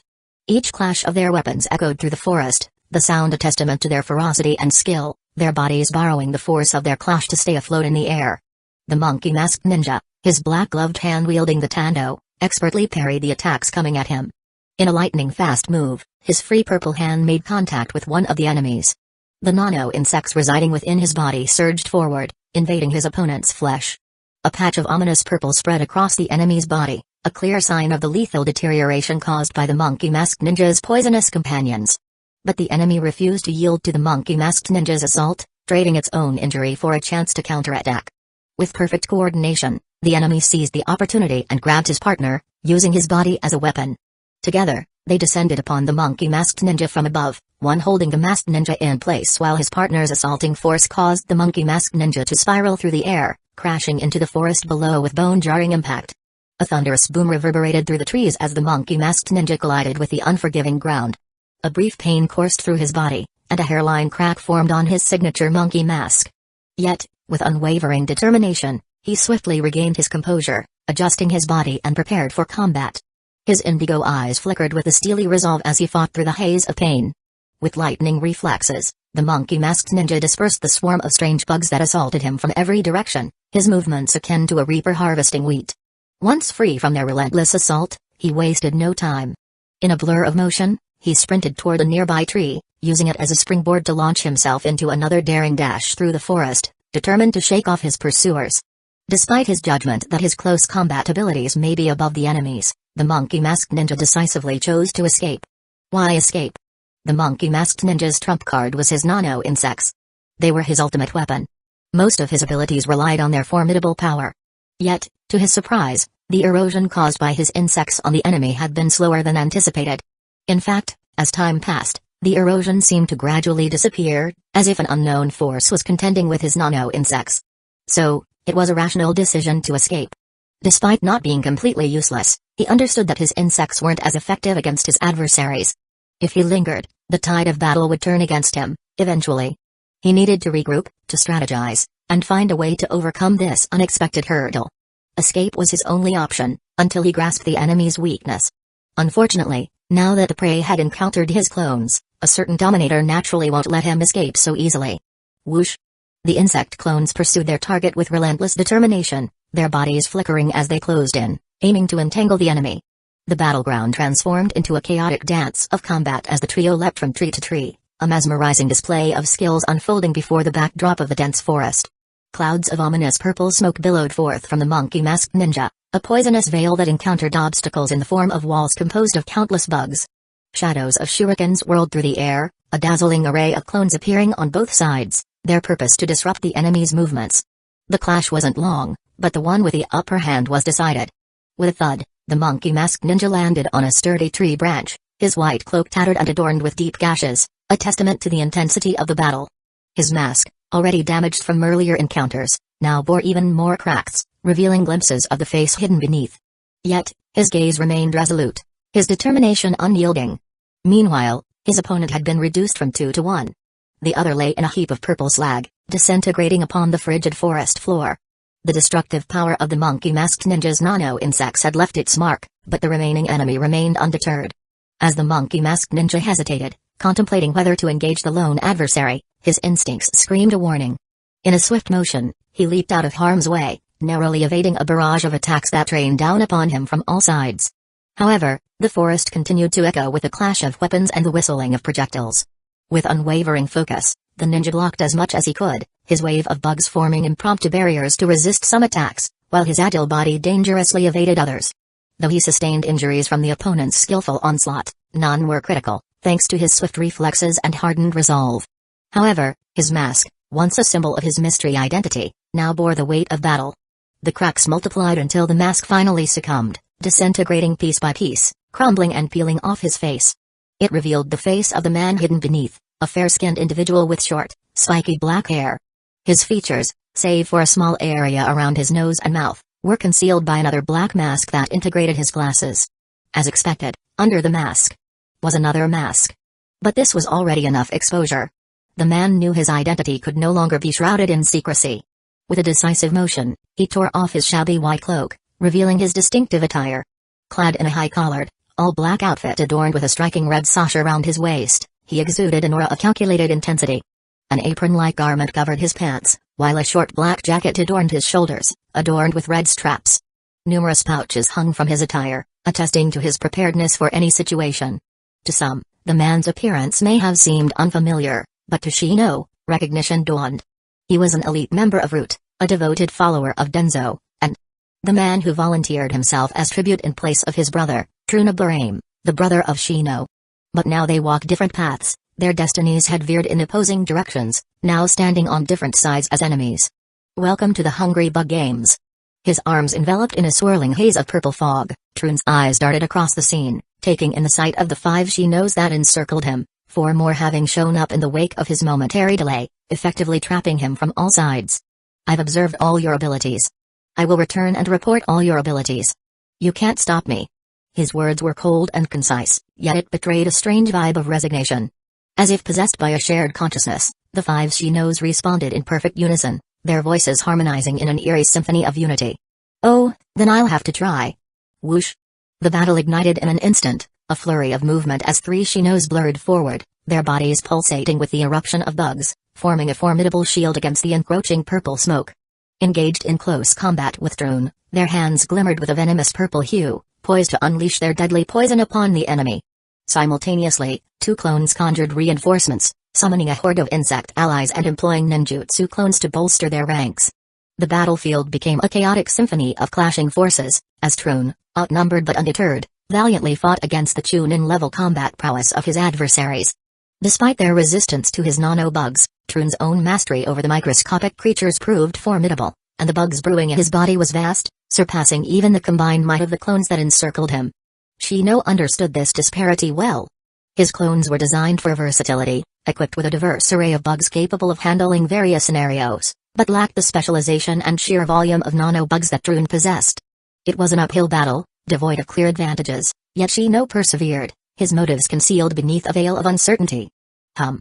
The forest echoed with the haunting melody of insect carcasses dissolving into purple slag, descending like a polluted rain. Trune seized a fleeting moment of respite as his malevolent nano-insects exploded forth, eradicating 2 Shino clones in a haze of destruction. However, escape remained elusive, for 2 Shinos still laid in wait, their ninjutsu primed and ready. Fire style, rage of sages, flame of phoenixes. They bellowed in unison. Volleys of blazing fireballs cascaded down upon Trune, forcing him into evasive maneuvers while simultaneously serving as a fiery trap, confining him within the area. Meanwhile, another giant insect emerged from the ground, a gargantuan drone with a gaping maw, releasing 2 fresh insect clones, poised to rejoin the relentless battle. For the first time, Shino unveiled the harrowing depths of his clone arsenal, a nightmarish display of their seemingly limitless numbers, the true horror of his clones, a downgraded application of the cosmic disaster known as players. Though his eyes remained concealed behind his mask and glasses, it was clear to Shino that Trune keenly sensed the gravity of the situation. The odds had shifted, the pressure mounting with the addition of the 2 new combatants, and the true extent of Shino's hidden forces lurking beneath the surface remained a sinister mystery. It was unknown if his stamina could withstand the unknown numbers. Trune's heart pounded with urgency, a stark realization settling upon him that he had to alter the tides of battle swiftly, or succumb to an inevitable fate. With unwavering determination, He swiftly retrieved a mysterious scroll from his arsenal, its significance hanging in the balance. Could this scroll hold the key to shifting the precarious situation in his favor, or would he ultimately be engulfed by the unrelenting onslaught of Shino's forces, forever consigned to doom? Find out next time on Shino Ball Z. If death is not like the cringe, always by this story's side. Chapter 99. Here it comes as Trun leapt backward, seeking a fleeting moment of respite. His resolve crystallized into a decisive move. With an air of mystique, he unfurled the ninja scroll clutched within his grasp, and in a puff of smoke, a chilling spectacle unfolded. A corpse, completely dyed in a malevolent shade of purple, materialized before him. To those without in-depth knowledge, it may have seemed like a mere rotting or stained cadaver, but those familiar with Trun's unique abilities recognize the true nature of this grotesque figure. It was an embodiment of the Rinkayaku infestation. With an explosive flourish, Trun hurled the infected corpse with the precision of a well-aimed bomb, hurtling it towards the two Shino clones who served as mages. The two mage Shino clones sought to swiftly evade the impending danger, but a surge of sinister purple fog erupted from the infected corpse, engulfing them in an instant. Their end did not need words to be described. Not only that, the malevolent range of the unleashed nano-insects expanded rapidly, clearing out a wave of the encircling zergs. Even the trees which the purple fog encroached upon had melted into slag, its wooden form collapsing and setting off a destructive symphony in the background of the battlefield. Simultaneously, Trun's unwavering focus shifted to the remaining Shino clones, his demeanor sharpening. Gripping his tanto with unwavering resolve, he exuded an aura of deterrence as his hand moved at a blistering pace, guiding the blade in a mesmerizing dance of precise slashes directed at the encroaching clones. In a dazzling exhibition of his masterful swordsmanship, Trun's tanto cleaved through the clones, regardless of the direction from which they assailed him. His strikes honed in on their abdomens, a testament to his keen perception of a peculiar insect presence concealed within their forms, distinct from the rest. Puff! With an ephemeral puff of smoke, the clones momentarily stalled before resuming their relentless onslaught. Superficially, little appeared to have changed, but their speed had undeniably declined, and Trun could discern the waning chakra within their ethereal bodies. The irregularities in their forms also did not escape his notice either, a mass of bugs intricately fashioned into replicas. Not mere shadow clones, but insect replicas? Capable of wielding ninjutsu?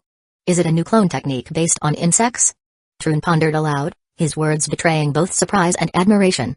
This amalgamation of clone ninjutsu and insects. It eludes even the depths of Root's database. Denzo-sama clearly underestimated you, but rest assured, that shall be rectified upon my return.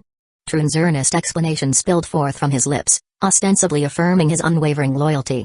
Yet, Shino, attuned to subtleties, detected an elusive undertone within the proclamation, a glimmer of intrigue buried within the words. Whether this undertone was intentional or not remained a mystery, one that can't be solved with mere moments of pondering. So, Shino's relentless assault showed no signs of abating, just as Trun's unyielding spirit refused to capitulate, clearly having no intention of surrendering. The clash of wills continued unabated, a tempest of determination and unwavering resolve. Amidst the tumultuous clash, Shino's thoughts were unsettled by the strange undertones laced within Trun's words, their implications lingering within his mind like a phantom echo. Yet, unbeknownst to Shino, Trun possessed a keen perception. He knew he had struck a nerve, exploiting a weakness that simmered within the depths of his opponent's psyche. Though it hadn't resolved the entanglement of clones that assailed him, Trun harbored an assurance he could dismantle them now with relative ease, thanks to their diminished capabilities. His gaze flickered with a newfound determination as he strategized his escape. The demise of the two clones poised to impede him with ninjutsu had been wrought in a violent explosion coming from the Rinkayaku within the thrown corpse. The destructive force reduced them to naught, even remnants weren't left behind. With his Rinkayaku still scattered in the air, Trun knew he now had a clear retreat route. Though more clones materialized, their emergence from the ground a testament to Shino's seemingly infinite reserves, Trun remained undeterred. He had discerned their vulnerabilities, recognizing the limits of their power. With knowledge of their weakness, he can easily deal with them as he escape. As he propelled himself forward, his focus honed on disabling the new batch of clones' chakra, confident that their attempts to obstruct his escape would prove futile in the face of his calculated maneuvering. If this was all Shino had, his escape was inevitable. From the vantage point of an ethereal holographic projection, the sprawling expanse of the battlefield unfurled beneath the hovering camera. The verdant forest, a tapestry of emerald hues, served as a backdrop to the miniature combatants locked in a ferocious struggle. Their nimble forms darted and weaved amidst the trees, their movements a symphony of fluidity and precision. Shino's hand brushed through the nearby locks of vibrant crimson, a momentary respite amidst the chaos that surrounded him. His gaze fixated upon the captivating events unfolding before him, his senses tingling with anticipation and adrenaline coursing through his veins.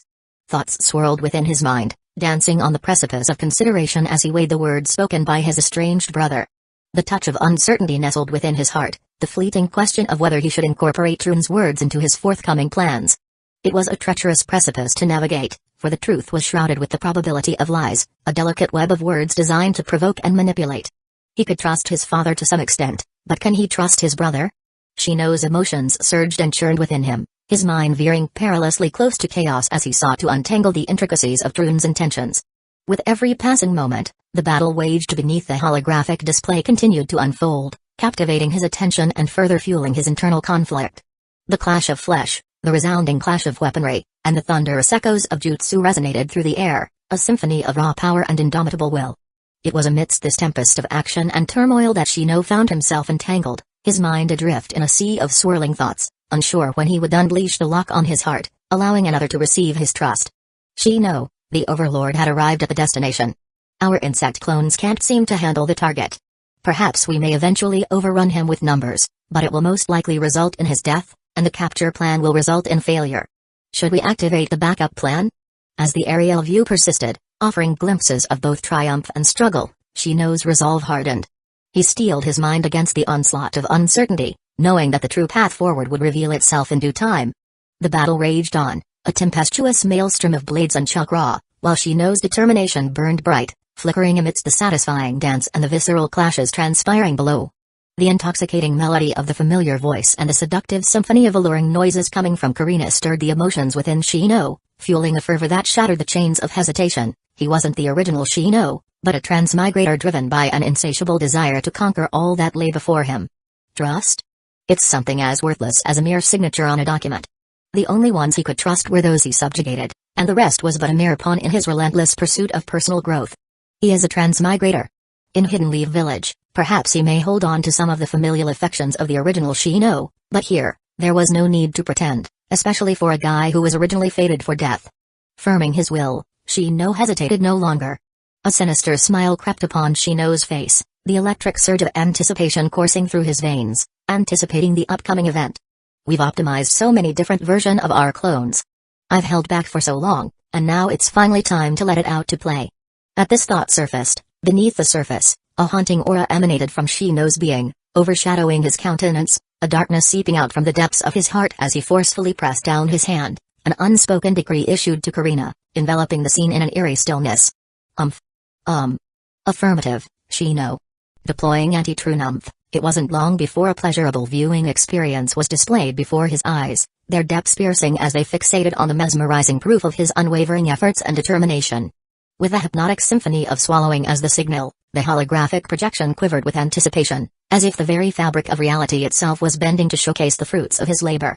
With a breathtaking plunge, the camera in the display hurtled towards the battlefield, evoking the sensation of a daring skydive into the heart of the swirling chaos below. On the treacherous battlefield, the tide of the clash shifted once again as Troon hurled another ominous purple corpse into the fray, his intentions veering towards a swift end to the farce.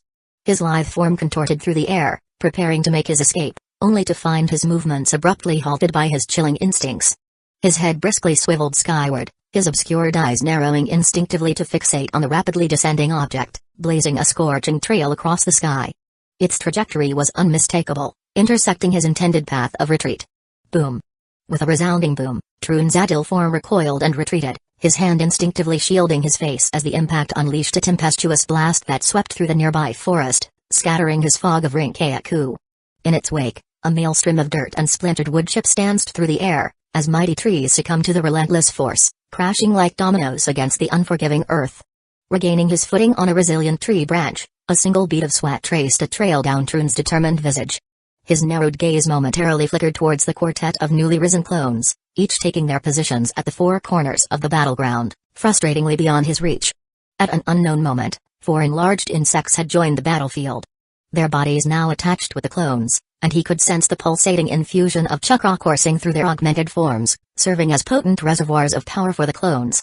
Even worse news was the ninjutsu the clones were collectively using, a fearsome barrier of purple flames that had encased him. Instantly recognizing its nature as the infamous 4 violet flames formation, a technique contributing to the downfall of the third Hokage, Troon's heart sunk as he found himself ensnared within its confines, trapped and forced into a menacing dance with the newly arrived adversary. Shifting his focus, Troon trained his senses on the billowing curtain of dust and smoke, obscuring the new enemy lurking within. Thump! Thump! Thump! The reverberating echoes of colossal footsteps reverberated through the forest, drawing closer within the shrouded haze. Glimpses of the behemoth's towering stature emerged intermittently, its size rivaling that of the mighty trees of the forest. Soon, the colossal silhouette emerged from the enshrouded veil, its purple hue pulsating with an otherworldly intensity. Troon's typically emotionless voice, now laced with a tinge of shock, betrayed his bewilderment as he uttered a single question, laden with horror: "What is that?" Chapter 100, Anti-Troon Naturally. It wasn't Susanoo. Whoever thought it was, please realize the fact that Shino doesn't have the Uchiha bloodline. Even if he does, he hasn't even cultivated a Sharingan, let alone a Susanoo. On the other hand, if one veered their thoughts towards the signature abilities of the Aburame clan, and allow their discerning thoughts to touch upon the bug that had a similar purple hue. Thump! Thump! Thump! In a harrowing moment, the colossal creature's heavy steps reverberated through the forest, its towering presence stepping out from the shroud of hazy smoke, revealing a heart-pounding marvel, a monstrous yet attractive visage, similar to a sci-fi mecha. Its exterior was adorned with a mesmerizing purple sheen, glinting as if it was formed from metal, but a closer observation unsettled the very core of Troon's being because he noticed the surface pulsating like a writhing mass of squirming life, a creepy revelation betraying the reality of the unknown biological compounds forming its body. As the creature's glowing golden eyes fixated on Troon, its massive hand effortlessly clearing the path by pushing aside trees, a bead of sweat rolled down Troon's face, his mind racing to find a strategy against this formidable opponent. Noticing its slow speed, Troon's thoughts churned. With his nimble agility, there is still a chance he could pose a threat to slower adversaries like giant frogs, snakes, or insects, but Troon sensed the sheer magnitude of nano-sized insects residing on this creature, and it sent shivers down Troon's spine. Previously, the Rinkayaku he controlled completely outclassed the clones of Shino. Now, Karma was on the enemy team, ready to bring down his nexus. His once superior numbers of Rinkayaku were now dwarfed by the enemy's horde, capable of decimating his forces with ease in a head-on confrontation. And that was only on the surface. His senses couldn't penetrate the creature's outer carapace, but Troon could vaguely sense a myriad of unfathomable horror hidden within. If faced with any other ninja, Troon would have effortlessly employed his deceitful methods, dominating them with his cunning or perhaps even engaging them in direct combat using his formidable physical abilities and lethal Rinkayaku. Alas, the adversary confronting him now defied all expectations, surpassing the boundaries of his imagination, as if purposefully crafted to counteract his very essence, his Rinkayaku. With no intelligence on the enemy and lacking the capabilities for a direct confrontation, it was difficult to come up with a strategy to deal with the enemy, unless he had enough time. Shrouded in ignorance about the enemy's abilities and bereft of the necessary strength to engage in a direct clash, devising a viable strategy to overcome this formidable foe seemed an insurmountable challenge, unless there was abundant time, granting him the precious opportunity to test the enemy. Despite Troon's desire for more time to strategize against this formidable adversary, fate offered him no reprieve. Like a shrewd tactician, his adversary possessed an uncanny grasp of the unyielding doctrine that forbade granting respite to his opponent, preventing its opponent from unraveling its own vulnerabilities and any chance of a counterattack. The familiar buzz of insects reverberated in Troon's ears, prompting his narrowed eyes to focus on the explosive purple mist billowing forth from the colossal enemy.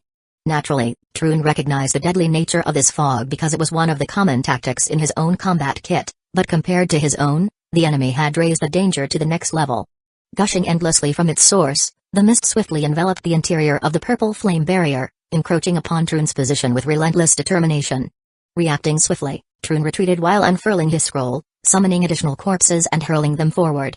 The released Rinkayaku joined forces to form a barrier, a desperate attempt to stall the enemy's advance. Simultaneously, another swarm of bugs charged at the purple flame barrier, sacrificing themselves to drain even the smallest traces of chakra from the protective shield.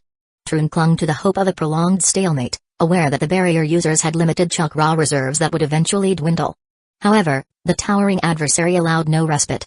Concealed within the suffocating purple fog, the giant's hand abruptly pierced through Troon's barrier, hurtling towards him with astounding speed. Dodging the assault posed no challenge for Troon, a seasoned Jonin. Yet, the true dilemma lay in the aftermath of the attack. Boom! A tempestuous gust erupted as the colossal fist crashed into the ground, creating a deep crater and causing the purple flame barrier to waver momentarily. However, the barrier, intricate and resilient, withstood the onslaught. Regrettably, Troon's Rinkayaku barrier and the bugs assailing the purple flame barrier fared far worse, easily dispersed and devoured by the insatiable enemy concealed within the purple mist. Troon's only recourse was to hastily construct a smaller barrier, employing the bugs within his own body to push back the encroaching fog, if only to buy himself a fleeting respite. Yet, the ceaseless emanation of purple mist from the giant's form foretold Troon's impending doom. While Troon possessed the antidote for his own Rinkaiku's poison, its efficacy against the enemy's poison remained uncertain. Moreover, even if the antidote proved effective, Troon questioned whether he could outlast his adversary. The relentless swarm of bugs alone had the potential to consume him entirely with their numbers alone. There wasn't even a need to poison him to death. As the giant's hand retreated, receding into the hazy depths of the purple mist and disappearing from view, the battlefield returned to an eerie stillness. However, the mounting pressure on Troon persisted, a continuous attrition of his bug population, a draining of his dwindling chakra reserves, and the realization that his temporary respite could not withstand the raw power arrayed against him. In fact, the Rinkeiku were truly difficult to deal with, almost overpowered even, enough to even allow Troon to hold off a large portion of the allied shinobi alone during the Fourth Ninja World War, including the original Shino and Naruto in his nine-tailed chakra mode. But when faced with its own kind in an unfair match where he is completely outclassed, and also mixed with Rinkeiku-resistant bugs, his Rinkeiku proved feeble and futile, essentially useless except to resist the erosion of the enemy's overwhelming amount of bugs.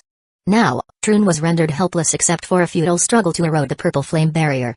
With his back facing the unforgiving wall, Troon's sweat-drenched face betrayed his unwavering determination, yet the oppressive silence hung heavy in the air, a foreboding sign of imminent peril. Amidst the stillness, a subtle shift disturbed the purple mist, causing Troon's senses to heighten with alarm. Suddenly, a tumultuous force surged from all directions, engulfing him in a suffocating onslaught. "Nani?" Troon's voice echoed in shocked disbelief as he looked forward, witnessing the towering walls of iridescent purple closing in on him, their relentless advance resembling the gaping maw of a predatory coffin, ready to devour its prey. In a fleeting moment, Troon recognized the source of the insurmountable walls, the colossal creature hovering just inches above the ground, its silent flight explaining the absence of sound during its approach. But that was not all. To his astonishment, it possessed a hollow interior, defying all expectations. After all, its heavy footsteps implied a different conclusion, but it seemed that sound was a hoax, and he had been misled. Though Troon's instincts screamed for action, time betrayed him. It was too late now, there was no room for evasion. With a resounding rumble, the encroaching jaws and enclosing walls afforded him no escape, snapping shut and ensnaring him within an inescapable physical barrier, plunging him into a realm of darkness and uncertainty. Within the suffocating darkness, enveloped by his loyal swarm of bugs, Troon's chakra abruptly stagnated, as if a seal had been maliciously affixed, drawing a deep frown upon his face, his helplessness laid bare. Despite his entrapment within the creature's clutches, the relentless onslaught of bugs against his faltering barrier showed no mercy. To compound his despair, strange appendages punctured his bug barrier sporadically, their sinister intent to breach his defenses and penetrate his vulnerable body. Evading a few with nimble precision, severing them with his tando and consuming others with his obedient insects, his desperate efforts proved in vain as he eventually succumbed to their onslaught, feeling an unknown concoction injecting into his veins. Undeterred, Troon fought back with every ounce of desperation, unleashing his ninjutsu in a valiant attempt to break free from his confining prison.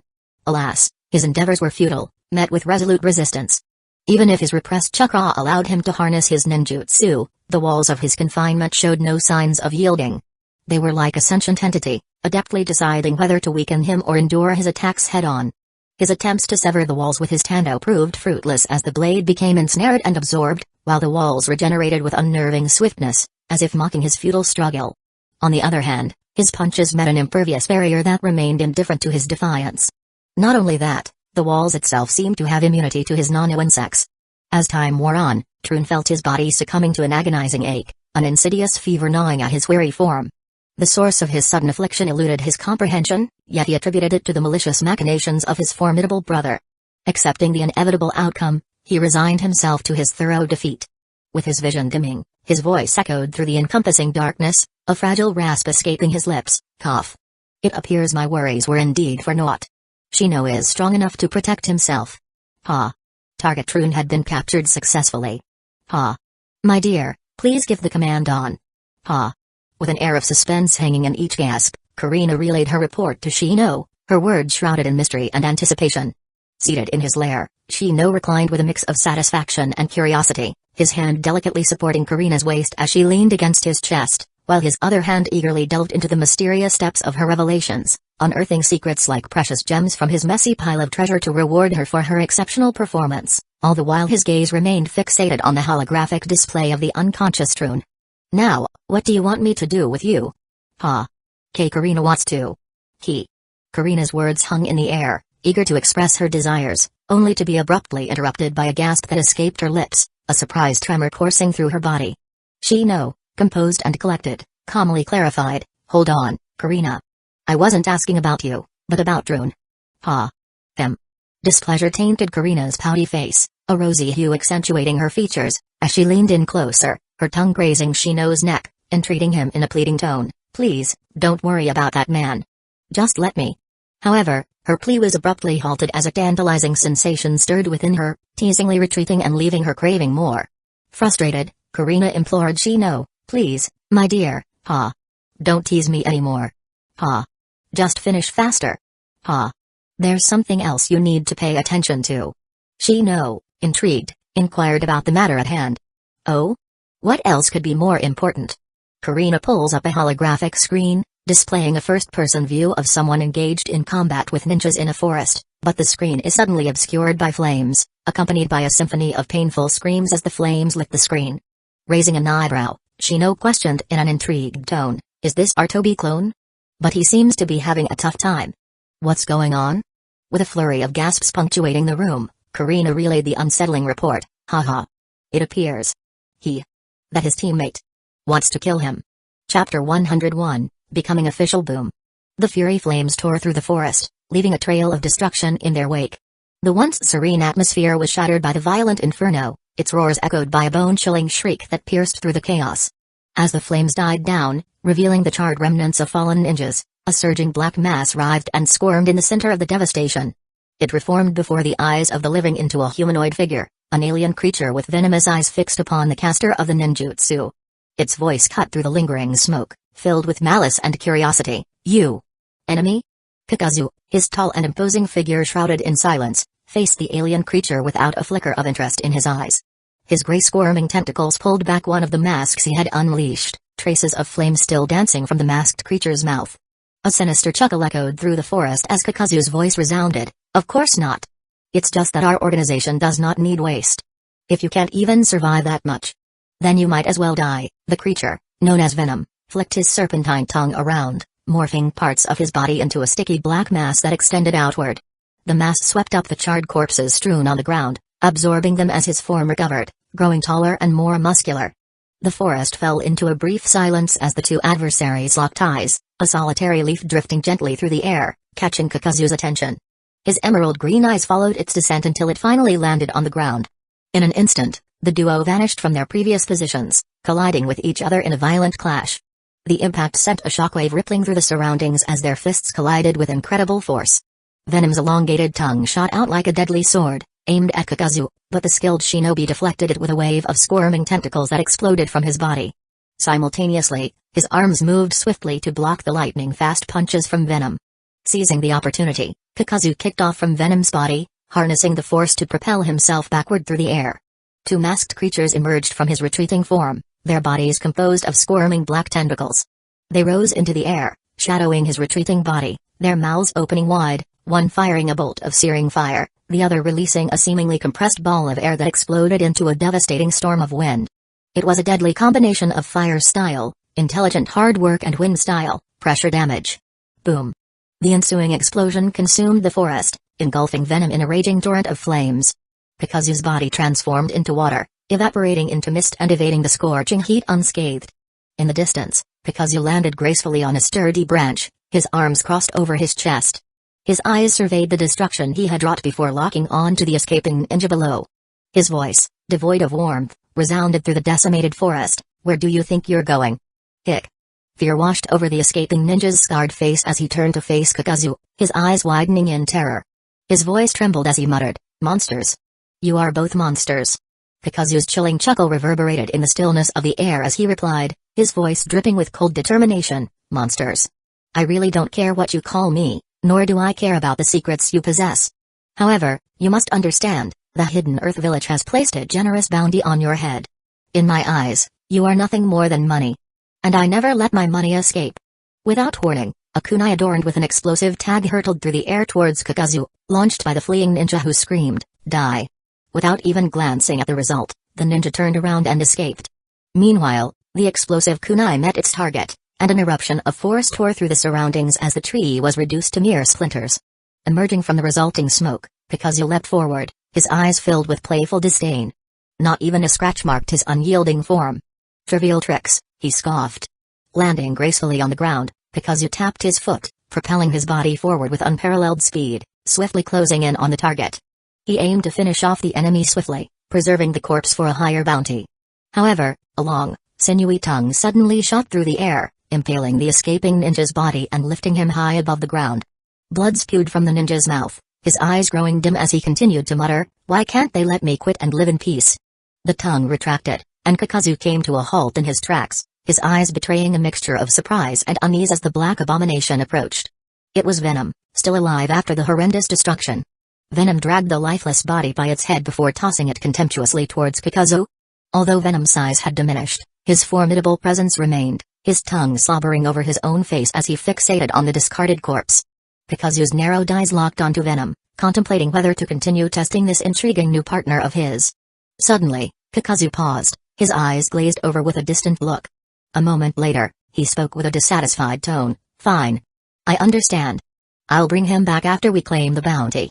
His gaze shifted towards Venom, a snarky undertone lacing his voice as he continued, "You're lucky this time. It seems the leader has decided to accept you officially into the organization." Venom tilted its head, the long tongue dangling as it inquired, "Food?" Kakazu's eyes twitched at the question before he replied, his words laced with irritation, "Yes, after we return." Upon receiving Kakazu's response, Venom emitted an evil cackle that echoed through the forest. Its black mass writhed and shrank, revealing the human form of Toby. The black suit he had worn was now replaced by the iconic Akatsuki robe. Toby arrogantly flicked his hair and remarked, "So, when do I get my salary, little goblin junior?" Kakazu's narrowed eyes met Toby's gaze, his eyebrow twitching in annoyance. "That depends on the leader and Angel-sama. And for the last time, my name is not Little Goblin Jr. "Ah, whatever you say. No need to be so fierce, Little Goblin Jr., Toby retorted casually. Kakazu's masked creature emerged from the depths of the forest, their mouths opening as fire and wind began to gather once again. "I wouldn't mind having Venom as my partner. Permanently," Kakazu stated in a cold voice. Toby turned around, rotating his hips nonchalantly. He mumbled, "Sheesh, it's just some dirt in your eye, but okay, I'll shut up as long as I get my salary." Kakazu's gaze remained fixed on Toby as the brewing ninjutsu was abruptly extinguished. His masked creatures lumbered over, merging seamlessly back into his own body. "Don't worry.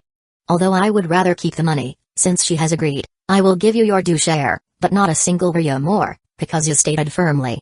After sealing the corpse in a scroll, Kakazu began to walk away, his voice resonating with cold authority. "Let's go, brat. The leader wants to see you. It's time for your official initiation into the organization." "Eh? Initiated? But I thought I was already a part of the organization," Toby exclaimed in shock, casually following in Kakazu's footsteps. "You were just a temporary worker," Kakazu revealed coldly, exposing the truth. "Damn capitalists. No wonder I didn't get any salary. You were just exploiting me the entire time." Toby pointed his finger gun at Kakazu, his eyes filled with glaring fury as he fired a couple of web shots. With effortless grace, Kakazu dodged the incoming web shots, not even bothering to look back. He continued to trudge forward with unwavering determination, his voice cold and unyielding. "I don't see the part where that is my problem." Inside the confines of the base, Shino's lips twitched involuntarily as he heard the line, his mind contemplating whether he inadvertently influenced Kakazu's personality. Damn, maybe Bully Maguire's personality was contagious, he mused silently.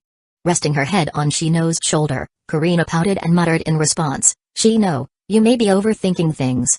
After all, it is just an AI-generated personality with little to no charm."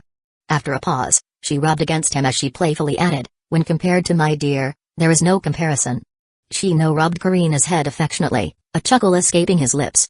"There's no need to flatter me," he replied. "I know my own personality."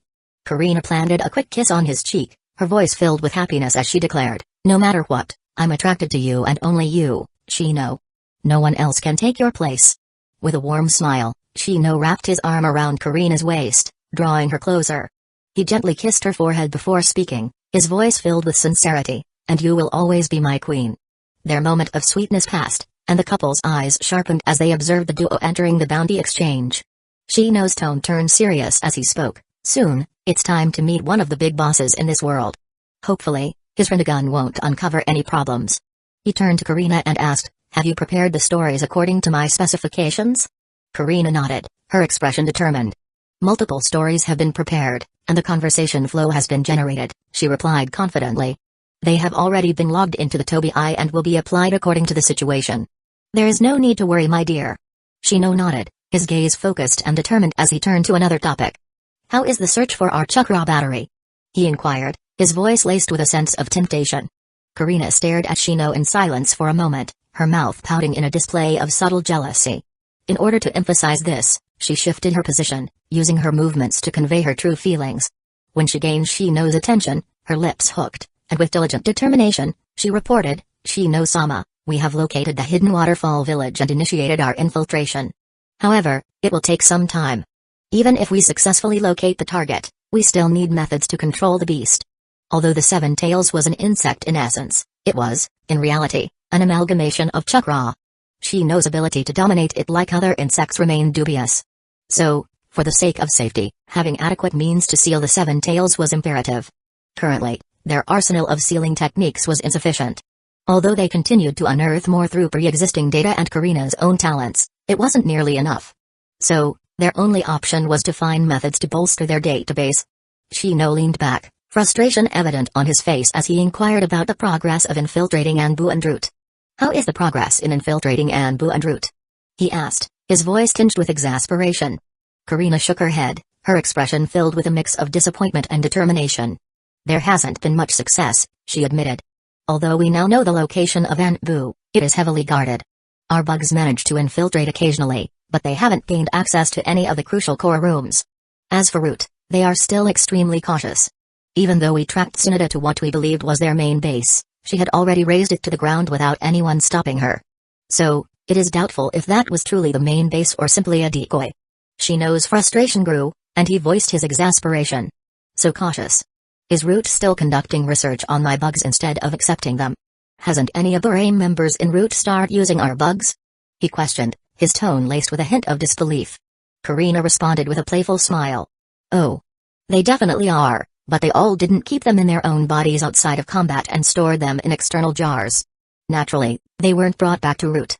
It seemed they won't consider it unless their research proves there is no problems, which should have been soon. As her hand rubbed against the culprit, clearly blaming Shino for his actions, Karina continued, but one of their main researchers has been captured by us, essentially severing our own chances of infiltrating them, unless they suddenly decide to throw caution to the wind. So self-inflicted?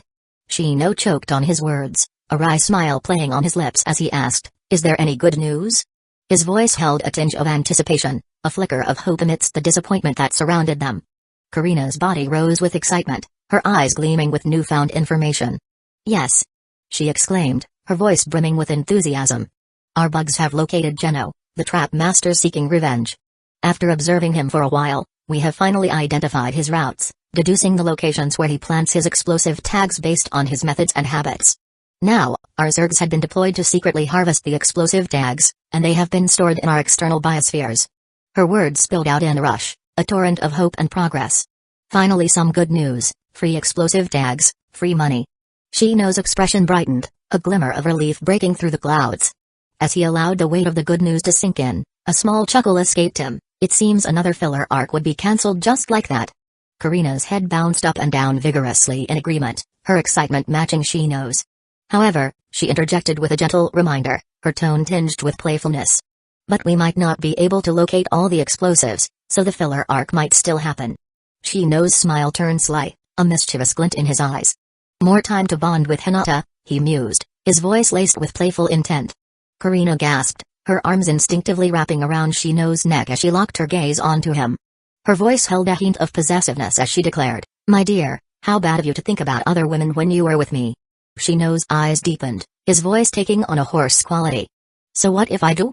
He challenged, a subtle invitation in his words. Leaning in closer, Karina answered with equal fervor, her speed picking up. Then I will make sure you only focus on me, she vowed, her determination palpable. Their lips met in a passionate exchange, their desires entwining in a dance of pleasure and longing. But amidst their intimate embrace, Karina suddenly broke the connection. A momentary pause filled the room as her resonating charming voice paused, drawing Shino's attention. Pointing to the video playing before them, Karina urged him. Shino, you should see this. Shino shifted his gaze to the screen, where the duo in the video walked past a bounty board. Confusion flickered in his eyes as he asked impatiently, clearly unhappy with Karina leaving him in suspense, "What's wrong?" Halting the video and freezing it into an image, Karina highlighted a post on the bounty board, and with her movements, the display zoomed in with precision. Within seconds, the enlarged bounty filled Shino's vision, and his heart skipped a beat. He finally saw the problem that had eluded him before, a revelation that sent tremors through his body. "My dear, it seems you now officially have a bounty." Chapter 102, Pain in the heart of a highly industrialized village. Rain cascaded down in relentless torrents, drenching the streets and turning them into rivers that flowed toward the expansive lake surrounding the village. The downpour seemed eternal, enveloping the village in a shroud of gray misery. But just as despair threatened to consume the inhabitants, a remarkable change took place. The rain ceased abruptly, as if an invisible hand had brushed away the clouds, allowing a ray of sunlight to pierce through the gloom and illuminate the tallest tower that overlooked the village. This tower, a colossal structure, stood tall and imposing, its four sides adorned with humanoid faces. Each face possessed its own distinct features, but one in particular captured the attention of anyone who gazed upon it. Positioned to overlook the village, it bore Rinnegan-like eye patterns, lending an air of otherworldly power to the statue. The face depicted a mischievous grin, with a pipe jutting out from its mouth and piercings adorning its features. Its tongue playfully stuck out, as if mocking the world below. Step. Step. Step. From the shadows of the tower within, a figure emerged, his footsteps echoing through the air. Cloaked in the signature black robe adorned with red clouds, he exuded an aura of danger, his affiliation clear to those recognizing his iconic outfit. His appearance, however, was unsettling. His pale complexion resembled that of a corpse, devoid of any expression or signs of life. The hidden Rain Ninja forehead guard concealed his forehead, partially veiling his medium-length spiky orange hair. But what truly captivated attention were his eyes, white with rings, a clear indication that he possessed the legendary Rinnegan, the most exalted eye amongst the three great dojutsu. Until the transition into Boruto Ahem, back to the point. He was Yahiko, once an unknown side character, now a puppet under the control of the hidden leader of the infamous Akatsuki, and was bestowed with a new name, Pain. Finding his way to the extended tongue of the Rinnegan statue, Pain settled down, gazing up at the sunlit sky. His face, devoid of emotion, remained calm and unyielding as the warmth of the sunlight enveloped him. The gentle wind brushed against him as time flowed in silence. But this tranquil moment was disturbed by a flurry of paper manifesting beside him, transforming into the ethereal form of Konan, seemingly defying gravity as she floated in the air. As her gaze fixed upon the visage of the man before her, her neutral face betrayed a flicker of long-lost emotions before she extinguished them, knowing all too well that the man before her was no longer the same. In her usual composed manner, Konan delivered her report. "The new member will arrive at the external base soon. Are you going now?" Pain remained silent, his gaze fixed on some unseen point in the distance. The silence stretched between them, heavy with unspoken words and shared history. After what felt like an eternity, Pain rose to his feet and murmured in his characteristically confident tone, "Another troublesome fella. I suppose there will be no problems. I will depart now." His Rinnegan locked onto the village, sweeping across its entirety without a trace of emotion before fixing his eyes on a nearby corner. With a chilling coldness, he declared, "Take care of the base and the bugs." And just like that, with a puff of smoke, he vanished into thin air, leaving behind an eerie stillness. As Pain disappeared, Conan's gaze shifted to the hidden corner of their lair. With a swift motion of her hands, a flurry of paper danced through the air, leaving behind trails that traced through the village like bridges. Each piece of paper had a destination, a target, and purpose. But one particular piece veered toward the corner, wrapping around a small bug that had been lurking unnoticed. The paper carried the unsuspecting insect back to Conan's hand, where she regarded it with detached indifference. Staring down at the captured translucent bug, Conan's face remained devoid of emotion as she muttered, "It seems our defense still needs to be upgraded." And in a single crushing motion, she obliterated the tiny creature, erasing any traces of its existence.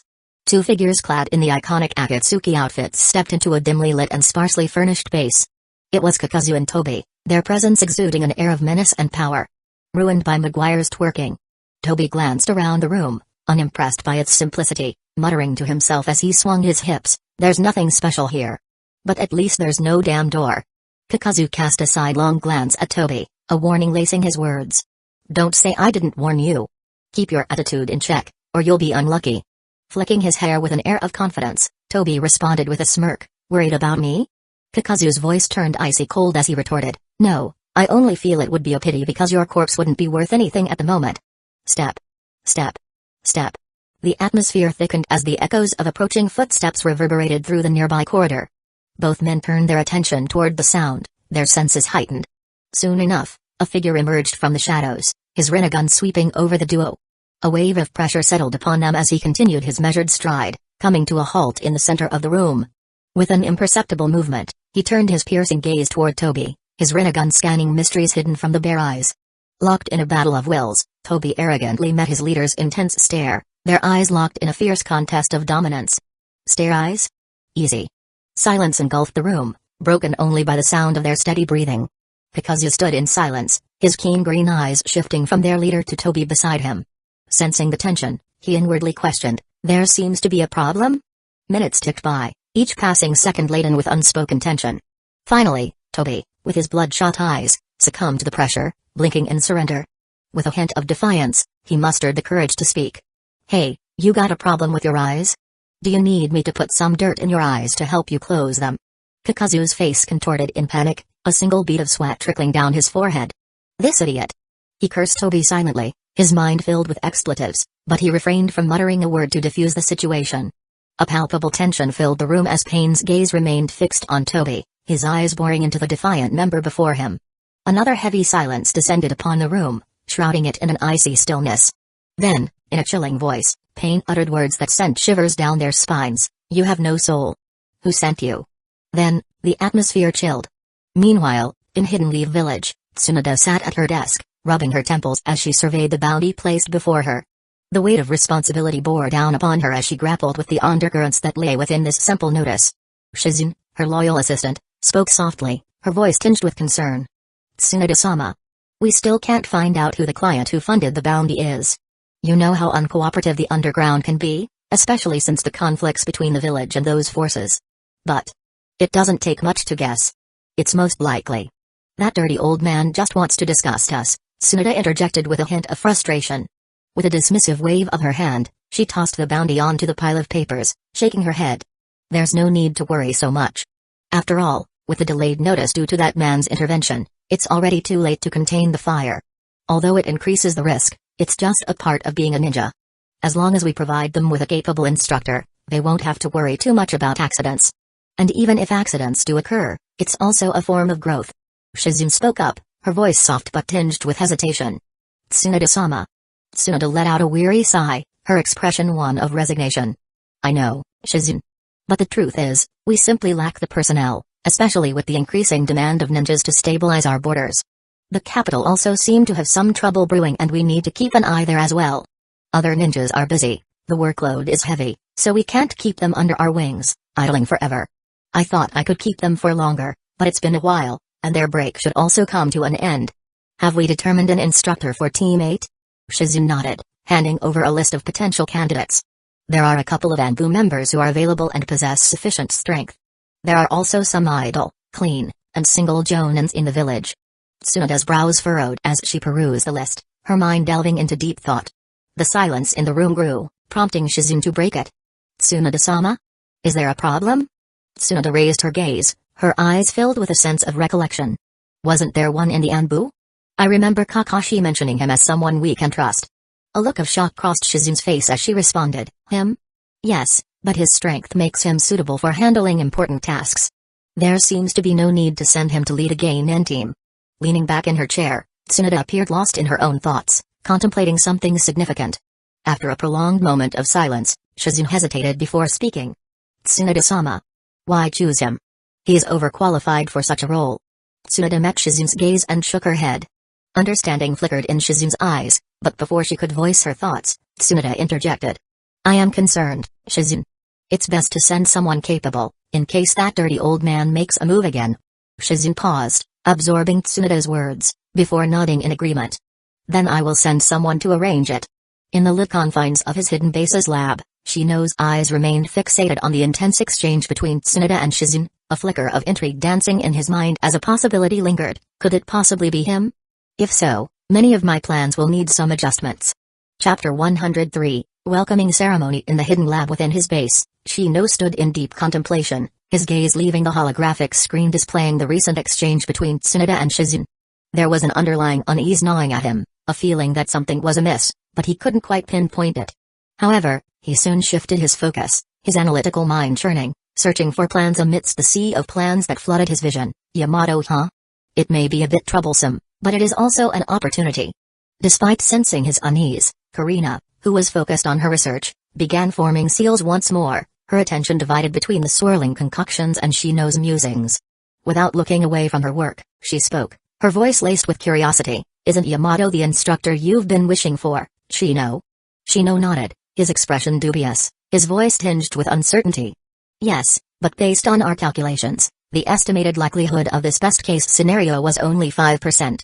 Yamato is undeniably overqualified, not to mention a protected resource due to his rare wood style. Naruto, being the protagonist, naturally acquired him, but only because there was a necessity to control the Nightdales. It's puzzling that we, with our ordinary team, would also be fortunate enough to have him. Karina paused for a moment, her eyes narrowing as if performing calculations within her mind. She swiftly accessed the vast database stored within the lab's system, searching for any anomalies or discrepancies. After a brief moment of silence, she replied, I couldn't find any problems in the records. Perhaps it was merely a stroke of luck, or maybe Yamato was available due to other circumstances. Shaking his head, Shino dismissed the notion of luck. I don't believe in luck, he asserted firmly. Karina's eyes sparkled mischievously as she reminded him, wasn't it luck that our Toby clone managed to pass Payne's review check? Shino paused, his expression softening with a hint of sarcasm. Do you truly believe that Payne bought the fabricated life story we created for Toby? An artificial life escaping from an experimental lab in the hidden village of Martel? Even with meticulous details and forged traces and clues, Payne couldn't have been so blind to the deception. Shaking his head in exasperation, Shino continued, alas, this method was one of the optimal choices after considering Payne's mentality. And, our calculations were correct. It is clear he had other considerations when accepting Toby. Naturally, there might have been an element of luck in his acceptance, but regardless of luck or not, we have to be cautious, especially considering Nagato's unpredictable nature. After all, despite not being the final one, he is still a big boss, and who knows if he would pit us after using us. Agreeing with a nod, Karina's exasperated expression melted into determination. I've logged your concerns in the system, Shino. Rest assured, if I detect anything amiss, I'll report it immediately. Satisfied with her response, Shino turned his attention to the mind map displayed on the holographic screen. As he marked the anticipated route of their new instructor, he couldn't help but issue a command to Karina. Generate plans to determine the feasibility of acquiring Yamato's sealing abilities and cells. Even if we can't unlock the secrets of wood style, I know he possesses other valuable techniques.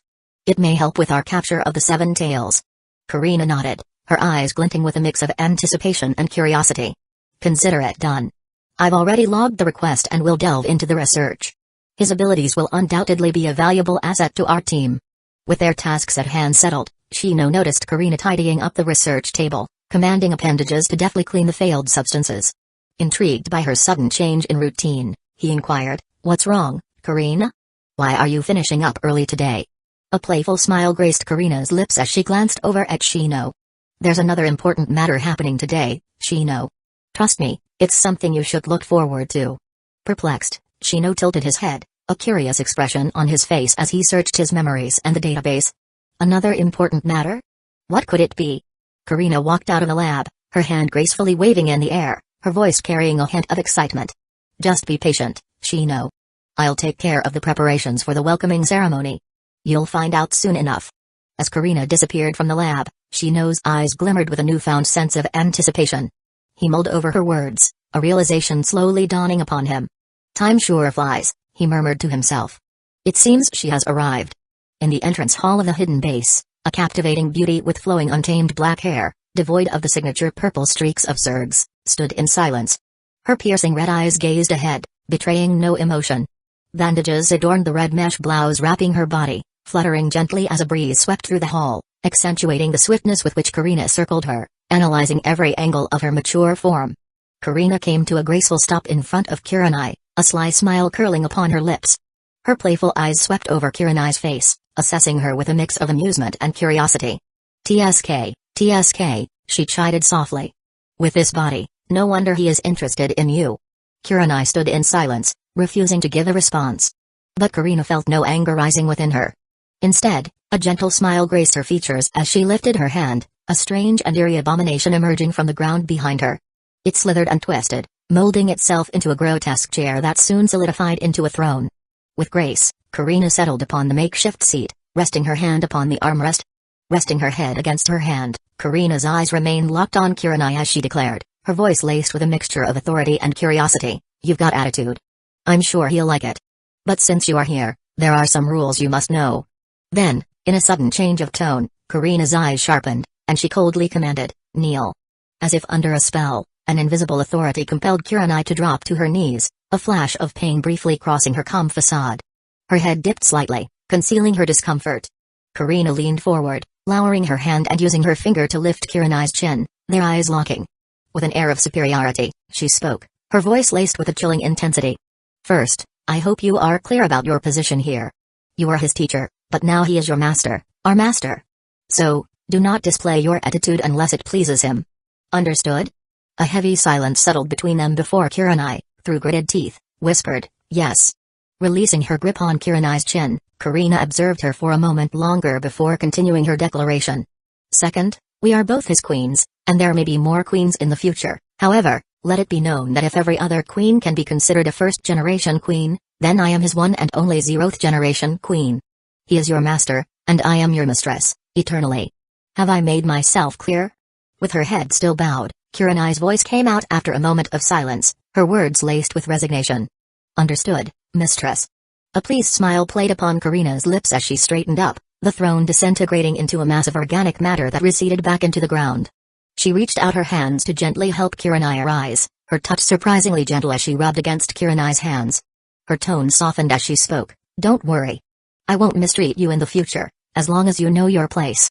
Though our ages may differ, we both serve him, and from now on, we shall be sisters, right, Sister Kurenai?"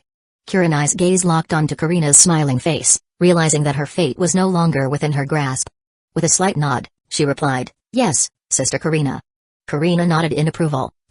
"I'll call you Kurenai because there is no need to be so strict with names and roles in the future, as long as he approved of it. After all, he may find it to be more exciting that way. As for our real identities, we just have to know in our hearts," she added cryptically. With a graceful turn, Karina took hold of Kurenai's hand, leading her forward into the depths of the hidden base. "Come," she beckoned softly. "Let me give you a quick tour of the base." Guiding Kurenai through the intricacies of their underground haven, Karina showcased the various areas that would soon become Kurenai's domain. They passed by Kurenai's future workspace, a laboratory brimming with bugs and plants. Karina explained that Kurenai would be in charge of their Ganjutsu research, from offensive to defensive techniques, as well as exploring the integration of Ganjutsu with their unique insects. Here, Kurenai could also explore her new Ganjutsu abilities. "As for more details, I've granted you authority to access the system database, a valuable resource that would aid you in your research endeavors.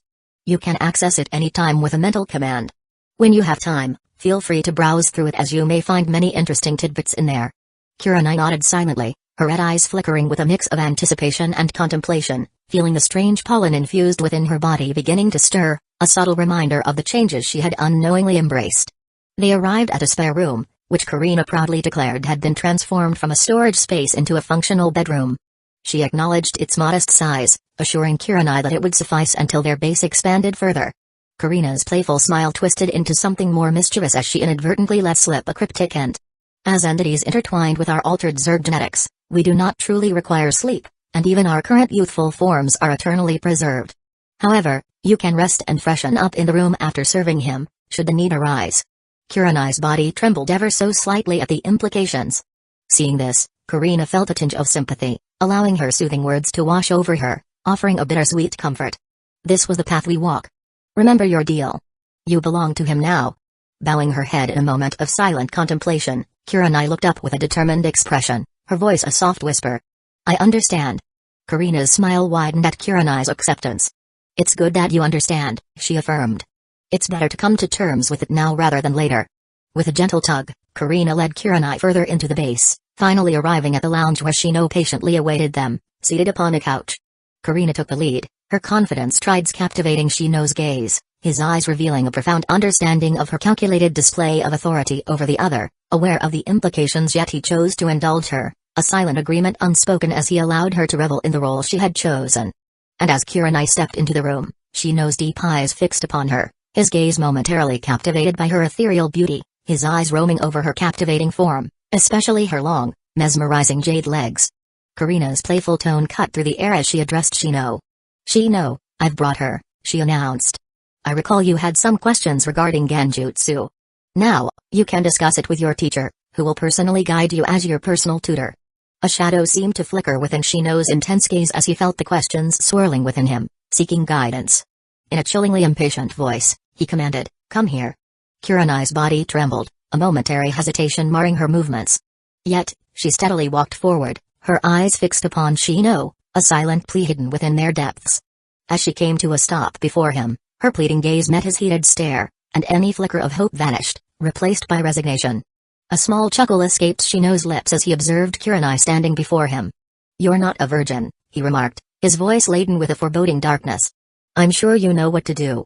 Chapter 104, Deeply Hidden Force. Seated in the lit lounge of his hidden base, Shino leaned back on the comfortable couch, his eyes closed as he sorted through his thoughts, digesting the wonderful benefits of the special tutoring service he is experiencing, a service that brought a new level of excitement and growth to his learning.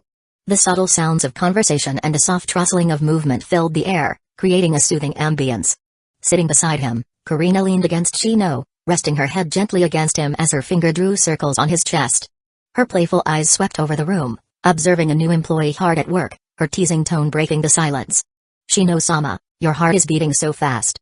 It seems you have forgotten about the old after getting the new," Karina teased, a mischievous smile playing on her lips. Hearing her words, Shino opened his eyes, a sly smile forming on his face.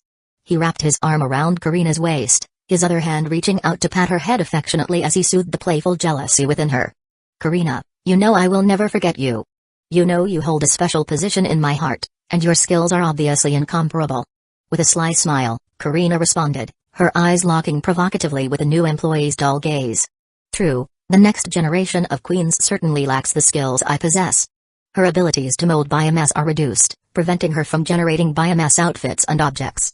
Not only that, her physical form can't be optimized to the ideal state, and is permanently bound to her current age. Needless to say, she also lacks many of the other special unique skills I have. Indeed, she pales in many aspects." As a playful curve hung on her lips, Karina's voice carried a charming allure as she continued, "But, my dear, it seems someone else isn't happy with your words and our evaluation." Hearing her undertone, Shino followed Karina's gaze and fixed his attention on Kurenai, her plump soft lips enticing him in a skillful display of her genjutsu, yet her red eyes stared at him with tears streaming down her face. The traces of her reluctance and sorrow were evident, stirring a deep fury within Shino's heart. Shino spoke with a hint of anger in his voice. "Oh? Am I truly that unbearable? Or are you still thinking of him even now? It seems I have been too lenient." Gently pushing Karina to the side, Shino rose from the couch, his hands firmly grasping his teaching materials. With determined movements, he delved into the unknown depths of his studies, his mind focused and his actions rough, digging for more knowledge. Karina leaned back on the couch, a smile of satisfaction on her face as she observed the scene unfold.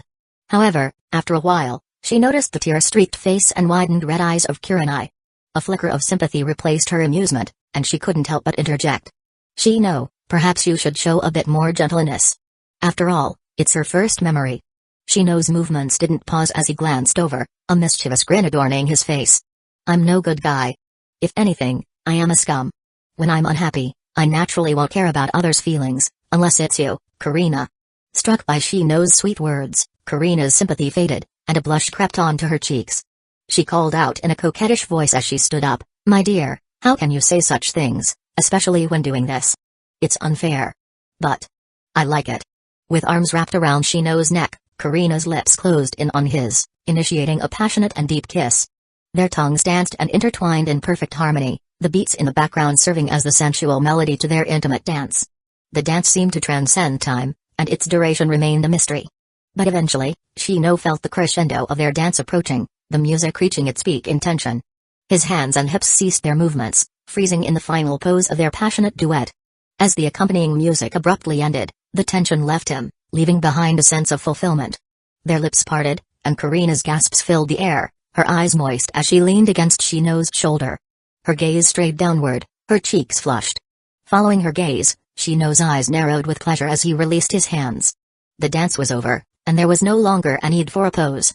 Soon, the sounds echoing in the room reminded him of the original character of Shino, the friendly yet unnoticeable character who had not been replaced by a scummy transmigrator. The original Shino was a gag character, and now his teacher had become one, too. Sitting back down on the couch, Shino leaned back, observing Karina's playful smile as she gracefully lowered her body. Her amorous eyes locked with his gaze, and her hands moved downwards gracefully to raise the imaginary dress, her head bowing to complete her curtsy, the perfect ending to their dance. Unsurprisingly, Karina's head stayed lowered, bobbing up and down as she continued her unique but rather lengthy curtsy. Shino couldn't help but curse under his breath, "Damn. You're insane, Karina. Not more insane than my dear." If there was an audience, they would probably curse my dear out, probably say something like they would drop the novel or something because there is not enough real action. But it doesn't matter, because Karina will be here regardless. After all, as long as it's for my dear, Karina is willing to be insane with you. Rolling his eyes, Shino glanced at Kurenai, whose face was still dazed, traces of tears mixed with sweat drenching her face. It was the aftermath from falling prey to the intricate counter-ganjutsu that Shino had employed, a certificate of Shino's exemplary learning progress. Shaking his head, Shino momentarily cleared his dark thoughts. He decided to let Kurenai rest for a while before continuing their lesson. With his hands spreading out to rest on the couch, Shino Ibrahim's glasses glinted in the dimly lit room as he pulled up his mind map and a couple of surveillance videos. His eyes swept over the screens, silently adding more prompts to his intricate mental web. At the same time, he found solace in the fact that Karina, his lovely companion, seemed to be an extension of himself. She effortlessly took the prompts he had entered and began developing a detailed plan, her mind seamlessly merging with his. Time passed, their workflow impeccable as they worked in perfect synchrony. Meanwhile, a beauty, using her scattered bandages, silently cleaned herself nearby before gradually rising from the ground. She clasped her red mesh blouse against her chest, ready to leave. However, just as she turned around, Shino's cold voice echoed in the room, freezing her in place. "Where are you going?" Shino's tone held an edge of curiosity and authority, demanding an explanation. Kurenai, who had been preparing to depart, stood frozen, her face paling slightly. Karina, raising her head with a playful smile, declared confidently, "Shino, it's ready." Shino's eyes held a deep intensity as he gently rubbed Karina's head, offering his praise. She returned his gesture with a smile and rose to sit by his side on the couch. Her gaze then fixed on Kurenai. "It's time for the flowering part of the Ganjutsu lesson." Kurenai's body trembled, her fist clenched in a struggle visible to all. After a long silence, eventually, she succumbed to the inevitability of the situation and turned around, her captivating red eyes fixated on the ground. "Kurenai-sensei, please show me the long-awaited Ganjutsu pose you used to attract Azuma Jonin. I need more data to optimize our plan to save him later." Shino's voice was steady, his request filled with determination. Biting her lip, Kurenai's body trembled slightly as she released her grasp on the clothes in her hand. They fell to the ground, forgotten. Slowly, she lowered herself to the ground, assuming the position that would unleash her special Ganjutsu, a technique known to be particularly effective against men. In a mix of embarrassment and determination, she turned her head to the side, her fingers forming the intricate bird seal. Observing the scene, Shino's grin widened as he stood up, striding confidently towards Kurenai. "I don't recall the bird seal being used in Ganjutsu. It seems I still have much to learn, Kurenai-sensei." With a reckless abandon, Shino joined his teacher in learning about her treacherous realm of Ganjutsu, his careless entry causing a groan, a mixture of pain and pleasure escaping his lips as he succumbed to the alluring danger of the forbidden illusion. The trap of a mature master in illusions is really different. As Shino immersed himself in the depths of Ganjutsu alongside Kurenai, a question lingered in his mind, prompting him to turn to Karina for an update on their arrangements in the capital. "Karina, how are our arrangements in the capital progressing?" Shino's voice held a sense of urgency, his mind focused on the grand scheme they had set in motion. Karina's response came swiftly, her tone assured. "Everything is going according to plan. Our research has yielded initial success, and a secret group has already taken root. Some influential nobles have joined us, enticed by the promise of newfound power and immortality." Nodding in satisfaction, Shino's excitement grew as he discovered an intriguing Ganjutsu spot that elicited a suppressed response, his pace quickening. His voice carried an undertone of fascination as he continued, "It's fascinating to think that despite the formidable researchers in this ninja world, such as Tobirama and Orochimaru, none have ventured down this path to change the circumstances. It becomes clear that ninjas truly disregard the plight of ordinary people. Many of these people possess the drive, effort, and potential, but lack the opportunities. And now, we are simply providing them with one. However, Karina's hesitant tone hinted at her concerns. But Shino, is it truly wise to bestow such power upon nobles and ordinary civilians? There is no precedent for this in the ninja world. It may lead to unforeseen problems and disrupt the delicate balance of society. Shino chuckled, his confidence unwavering. So what if it does? Who cares if they employ their newfound power for personal gain or to challenge the established order of the ninja world? So what if there is chaos? Only when there is chaos would it be conducive to our growth. Besides, no matter how dear the situation becomes, the final control remains firmly in our hands. Karina's fingers danced over her personal database, meticulously recording the intricate details of the Ganjutsu lesson imparted by Kiranai. She shared Shino's perspective, her reply laced with agreement. Indeed, we have installed safeguards. The implanted Zerg can be deactivated at any moment, and the dormant implantation within their minds can obliterate their sanity in an instant should they betray us. Shino's grin widened, a touch of mischief in his eyes. Yes, and unless they willingly relinquish their newfound power, they will forever be under our control. With a mirthful smile, Shino's gaze locked onto the captivating beauty before him, sensing her inability to suppress the urge to unleash her newly acquired singing Ganjutsu. Am I right? After all, once one has tasted power, who would willingly return to a life of mediocrity? Shino, a ninja with newfound abilities, would never willingly relinquish his power. The same applied to his fellow ninjas, and certainly to the powerless denizens of this ruthless ninja world. Chapter 105, Cult. The evening sun sank below the horizon, casting long shadows across the sprawling mansion of a nobleman in the Ujasama city. The nobleman, a corpulent figure with rosy cheeks and a double chin, sat in his lavish study, contemplating the events that had transpired during the month. The allure of the forbidden had gnawed at his mind, whispering tantalizing secrets into his ear. And tonight, he resolved to finally answer its call. Silently, the nobleman rose from his chair, his ample body shifting with the effort. He glanced around the opulent room, its walls adorned with portraits of his ancestors, each bearing an aristocratic air. As his beady eyes landed on the ornate golden clock hanging above the mantelpiece, he realized the hour had grown late. His heart raced with a mix of anticipation and trepidation. Clad in a finely tailored feudal suit that strained against his girth, the nobleman made his way down the dimly lit corridors of his mansion. The flickering candlelight cast eerie shadows that danced upon the elegant wallpaper, adding an air of mystique to his secret venture. Each footstep reverberated in the silence, echoing through the vast halls. The nobleman's destination lay beyond the confines of his opulent residence, a secret hideout in the heart of the capital city. The members of the newly rising group of power-hungry nobles were rumored to meet there, seeking immortality and dominion over lesser souls. Ever since he heard the rumors, the nobleman had long yearned to join their ranks, to bask in the unfathomable power they claimed to possess. And after joining, he discovered everything was true. Here, he could gain the untold power he desired. So, he gave his all to seize this elusive, ephemeral chance that beckoned once in a lifetime. After using his connections, relinquishing some interests, and making substantial contributions, he had finally acquired this once-in-a-lifetime opportunity. With measured steps, he emerged onto the moonlit streets, his figure an incongruous sight amidst the sparse servants. A palanquin awaited him, its dark mahogany exterior gleaming in the moon's ethereal glow. As the nobleman settled into the plush seats, the driver, a stoic figure with weathered features, wordlessly flicked his sleeves, and the palanquin bearers set off. As the nobleman leaned back in his seat, his thoughts was consumed by what awaited him. The city unfurled before the nobleman's gaze, a labyrinth of narrow alleys and towering buildings, prosperous and glorious, but he knew they still lived in the shadows of those menacing existences. And the nobleman wasn't satisfied. Before, nothing could be done, but now. Soon, the scent of damp cobblestones mingled with the aroma of night vendors selling their wares. Finally, the palanquin pulled up before an unremarkable building nestled within the heart of a less traveled part of the city. Its stone facade was marked only by a small, nondescript symbol, an intricate design resembling an otherworldly constellation. A shiver ran down the nobleman's spine as he stepped out of the palanquin and approached the door.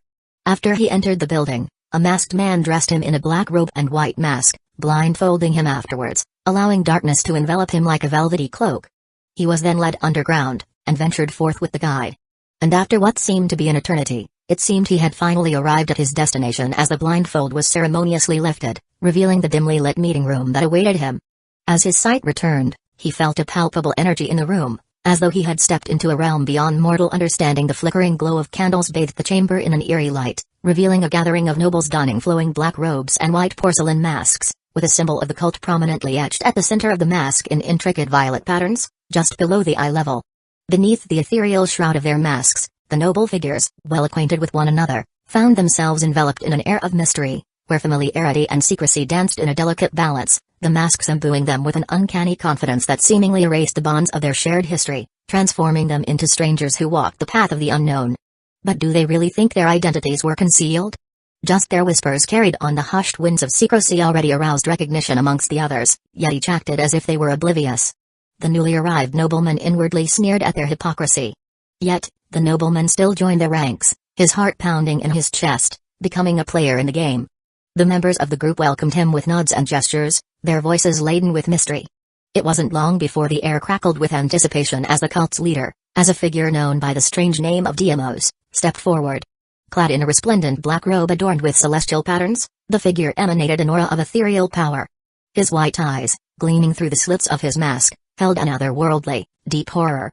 "Welcome, brethren of the cosmos," Deimos intoned, his voice commanding attention. "Tonight, we shall delve into the secrets of immortality and the boundless power he bestows upon us. But first, let us go through the rites to thank His Majesty, the Lord of the Hives, to honor the gift he has graced us with." The nobleman's eyes widened in awe and anticipation as the rituals commenced. The chamber reverberated with incantations and glowing sealing symbols drawn on the walls. The nobleman found himself swept up in the fervor, his doubts cast aside in the face of the fascinating power that surrounded him. Minutes passed, the ritualistic fervor culminating in a crescendo of energy. The nobleman felt his very essence vibrate, as though he had tapped into a wellspring of unlimited potential. His heart swelled with a newfound sense of purpose and ambition. As the prayer drew to a close, Deimos lifted his hands, the gesture signaling the end of the gathering. Tonight, a new member will take the stage. This member had willingly devoted his blood and sweat to our great cause, and the Lord had seen his efforts. Now, our Lord will bestow his grace on this new member. The time has come. The nobleman found himself standing amidst his fellow cultists who stared at him with fervor, a sense of awe mingling with an insatiable hunger for more. The promises of immortality and power hung heavy in the air. "Come, Mr. D." With a stiff gesture, Deimos summoned the nobleman to approach, while a creaking door automatically swung open, unveiling a foreboding corridor that plunged into the abyssal depths, where shadows whispered ancient secrets and the unknown beckoned with a magnetic allure. "Enter the holy altar, and when you return, you shall be reborn." The nobleman found himself standing at the precipice of the dark corridor, its depths shrouded in an impenetrable blackness that seemed to swallow all light. With a deep breath, he stepped forward, his bulk form pressing against the confines of the narrow passage. As he ventured further, uncertainty gnawed at his senses. Time became a nebulous concept, for in the void of the corridor, minutes seemingly merged with hours, and hours melded into an eternity.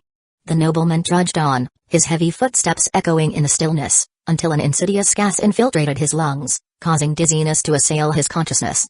Fading into darkness, the nobleman succumbed to oblivion, unaware of the extraordinary events unfolding around him. It was in this vulnerable state that a colossal insect-like creature emerged, its mandibles clicking with an otherworldly rhythm. With surprising tenderness, the creature scooped the nobleman into its insectoid jaws and burrowed into the ground, carrying him through the true hidden passage. Soon, the nobleman was slapped on top of a cold, metallic table within a hidden chamber. Fleshy appendages slithered across his body, probing and piercing his flesh, injecting an unknown concoction deep into his veins.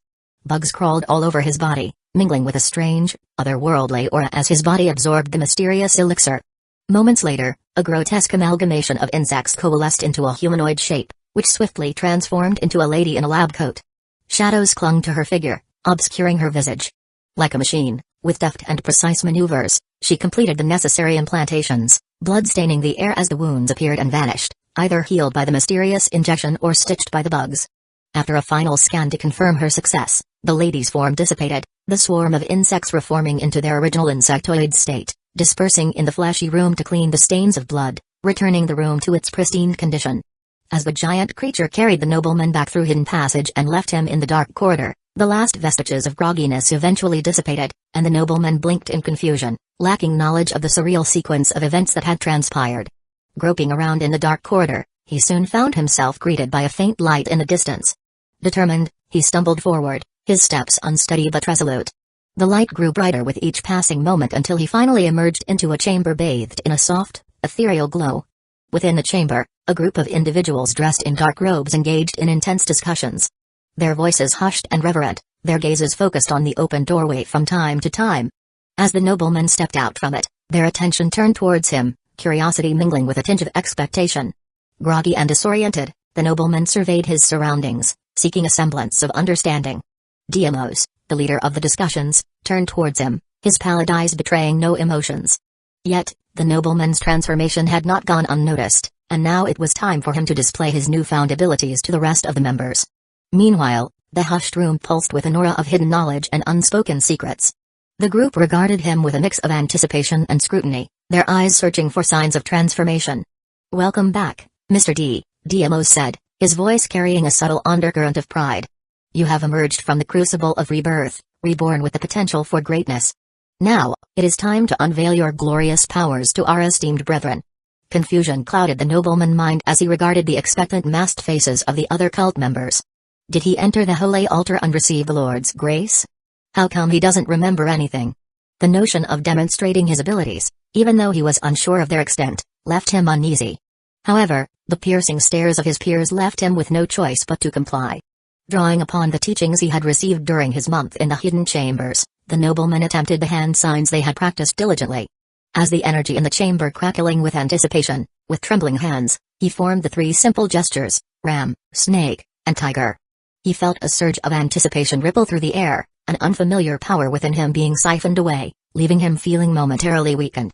In an instant, a puff of smoke engulfed the nobleman, and to his astonishment, a deformed and wobbly clone appeared beside him. Its face was twisted and unrecognizable, shocking the nobleman to the point of stumbling backward, landing unceremoniously on his ample buttocks. The other members erupted in a chorus of gasps and exclamations, their excitement palpable. The nobleman, amidst his shock, finally realized that this distorted being was his very own clone, a manifestation of his newfound ninja powers. The revelation settled within his mind, igniting a spark of exhilaration and possibility. Deimos approached the bewildered nobleman, extending a hand to help him rise. "Congratulations, Mr. D," he said, a note of approval lacing his words. "Your rebirth has yielded remarkable results. Truly, your faith is undeniable as you have been blessed by our Lord with this unique ability."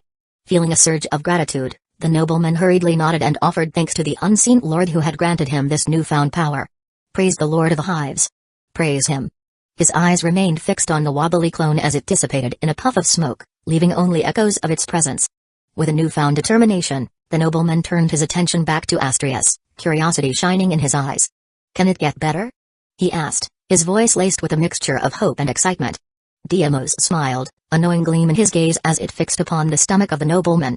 "Naturally," he replied, his voice brimming with assurance. "With practice, dedication, and the grace bestowed upon us by our Lord, your powers will continue to grow. You have taken your first steps towards immortality, Mr. D, and the path ahead is filled with limitless possibilities. However, remember the necessary precautions and to feed the Lord's grace." The gathering eventually came to an end. Silently, the members of Cosmos retreated from the chamber one by one, and soon it was the nobleman's turn, his steps faltering with the weight of newfound knowledge. After undressing from the cult outfit, he returned to his palanquin, his mind ablaze with thoughts of the cosmos, his destiny intertwined with their esoteric pursuits.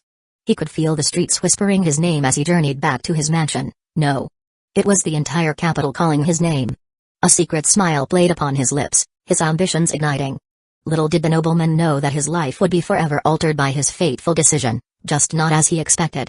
But his ambitions clouded his mind, ignoring the fact that he wasn't the first, and he won't be the last. He also ignored the danger of the ninjas of this world.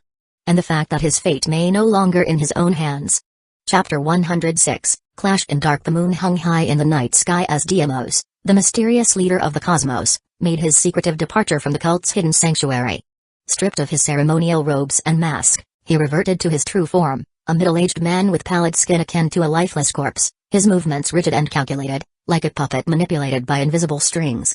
However, don't underestimate him because of his visage, for he was one of the most powerful nobles in the Land of Fire. His hidden business was something even the daimyo was jealous of. Alas, he was now Puppet Noble 1. Sitting on his palanquin, the Puppet Noble, accompanied by his guard of eerily puppet-like ninja warriors, embarked on a journey back to his opulent mansion. The quiet streets provided an illusion of serenity, but the shadows whispered secrets of impending danger.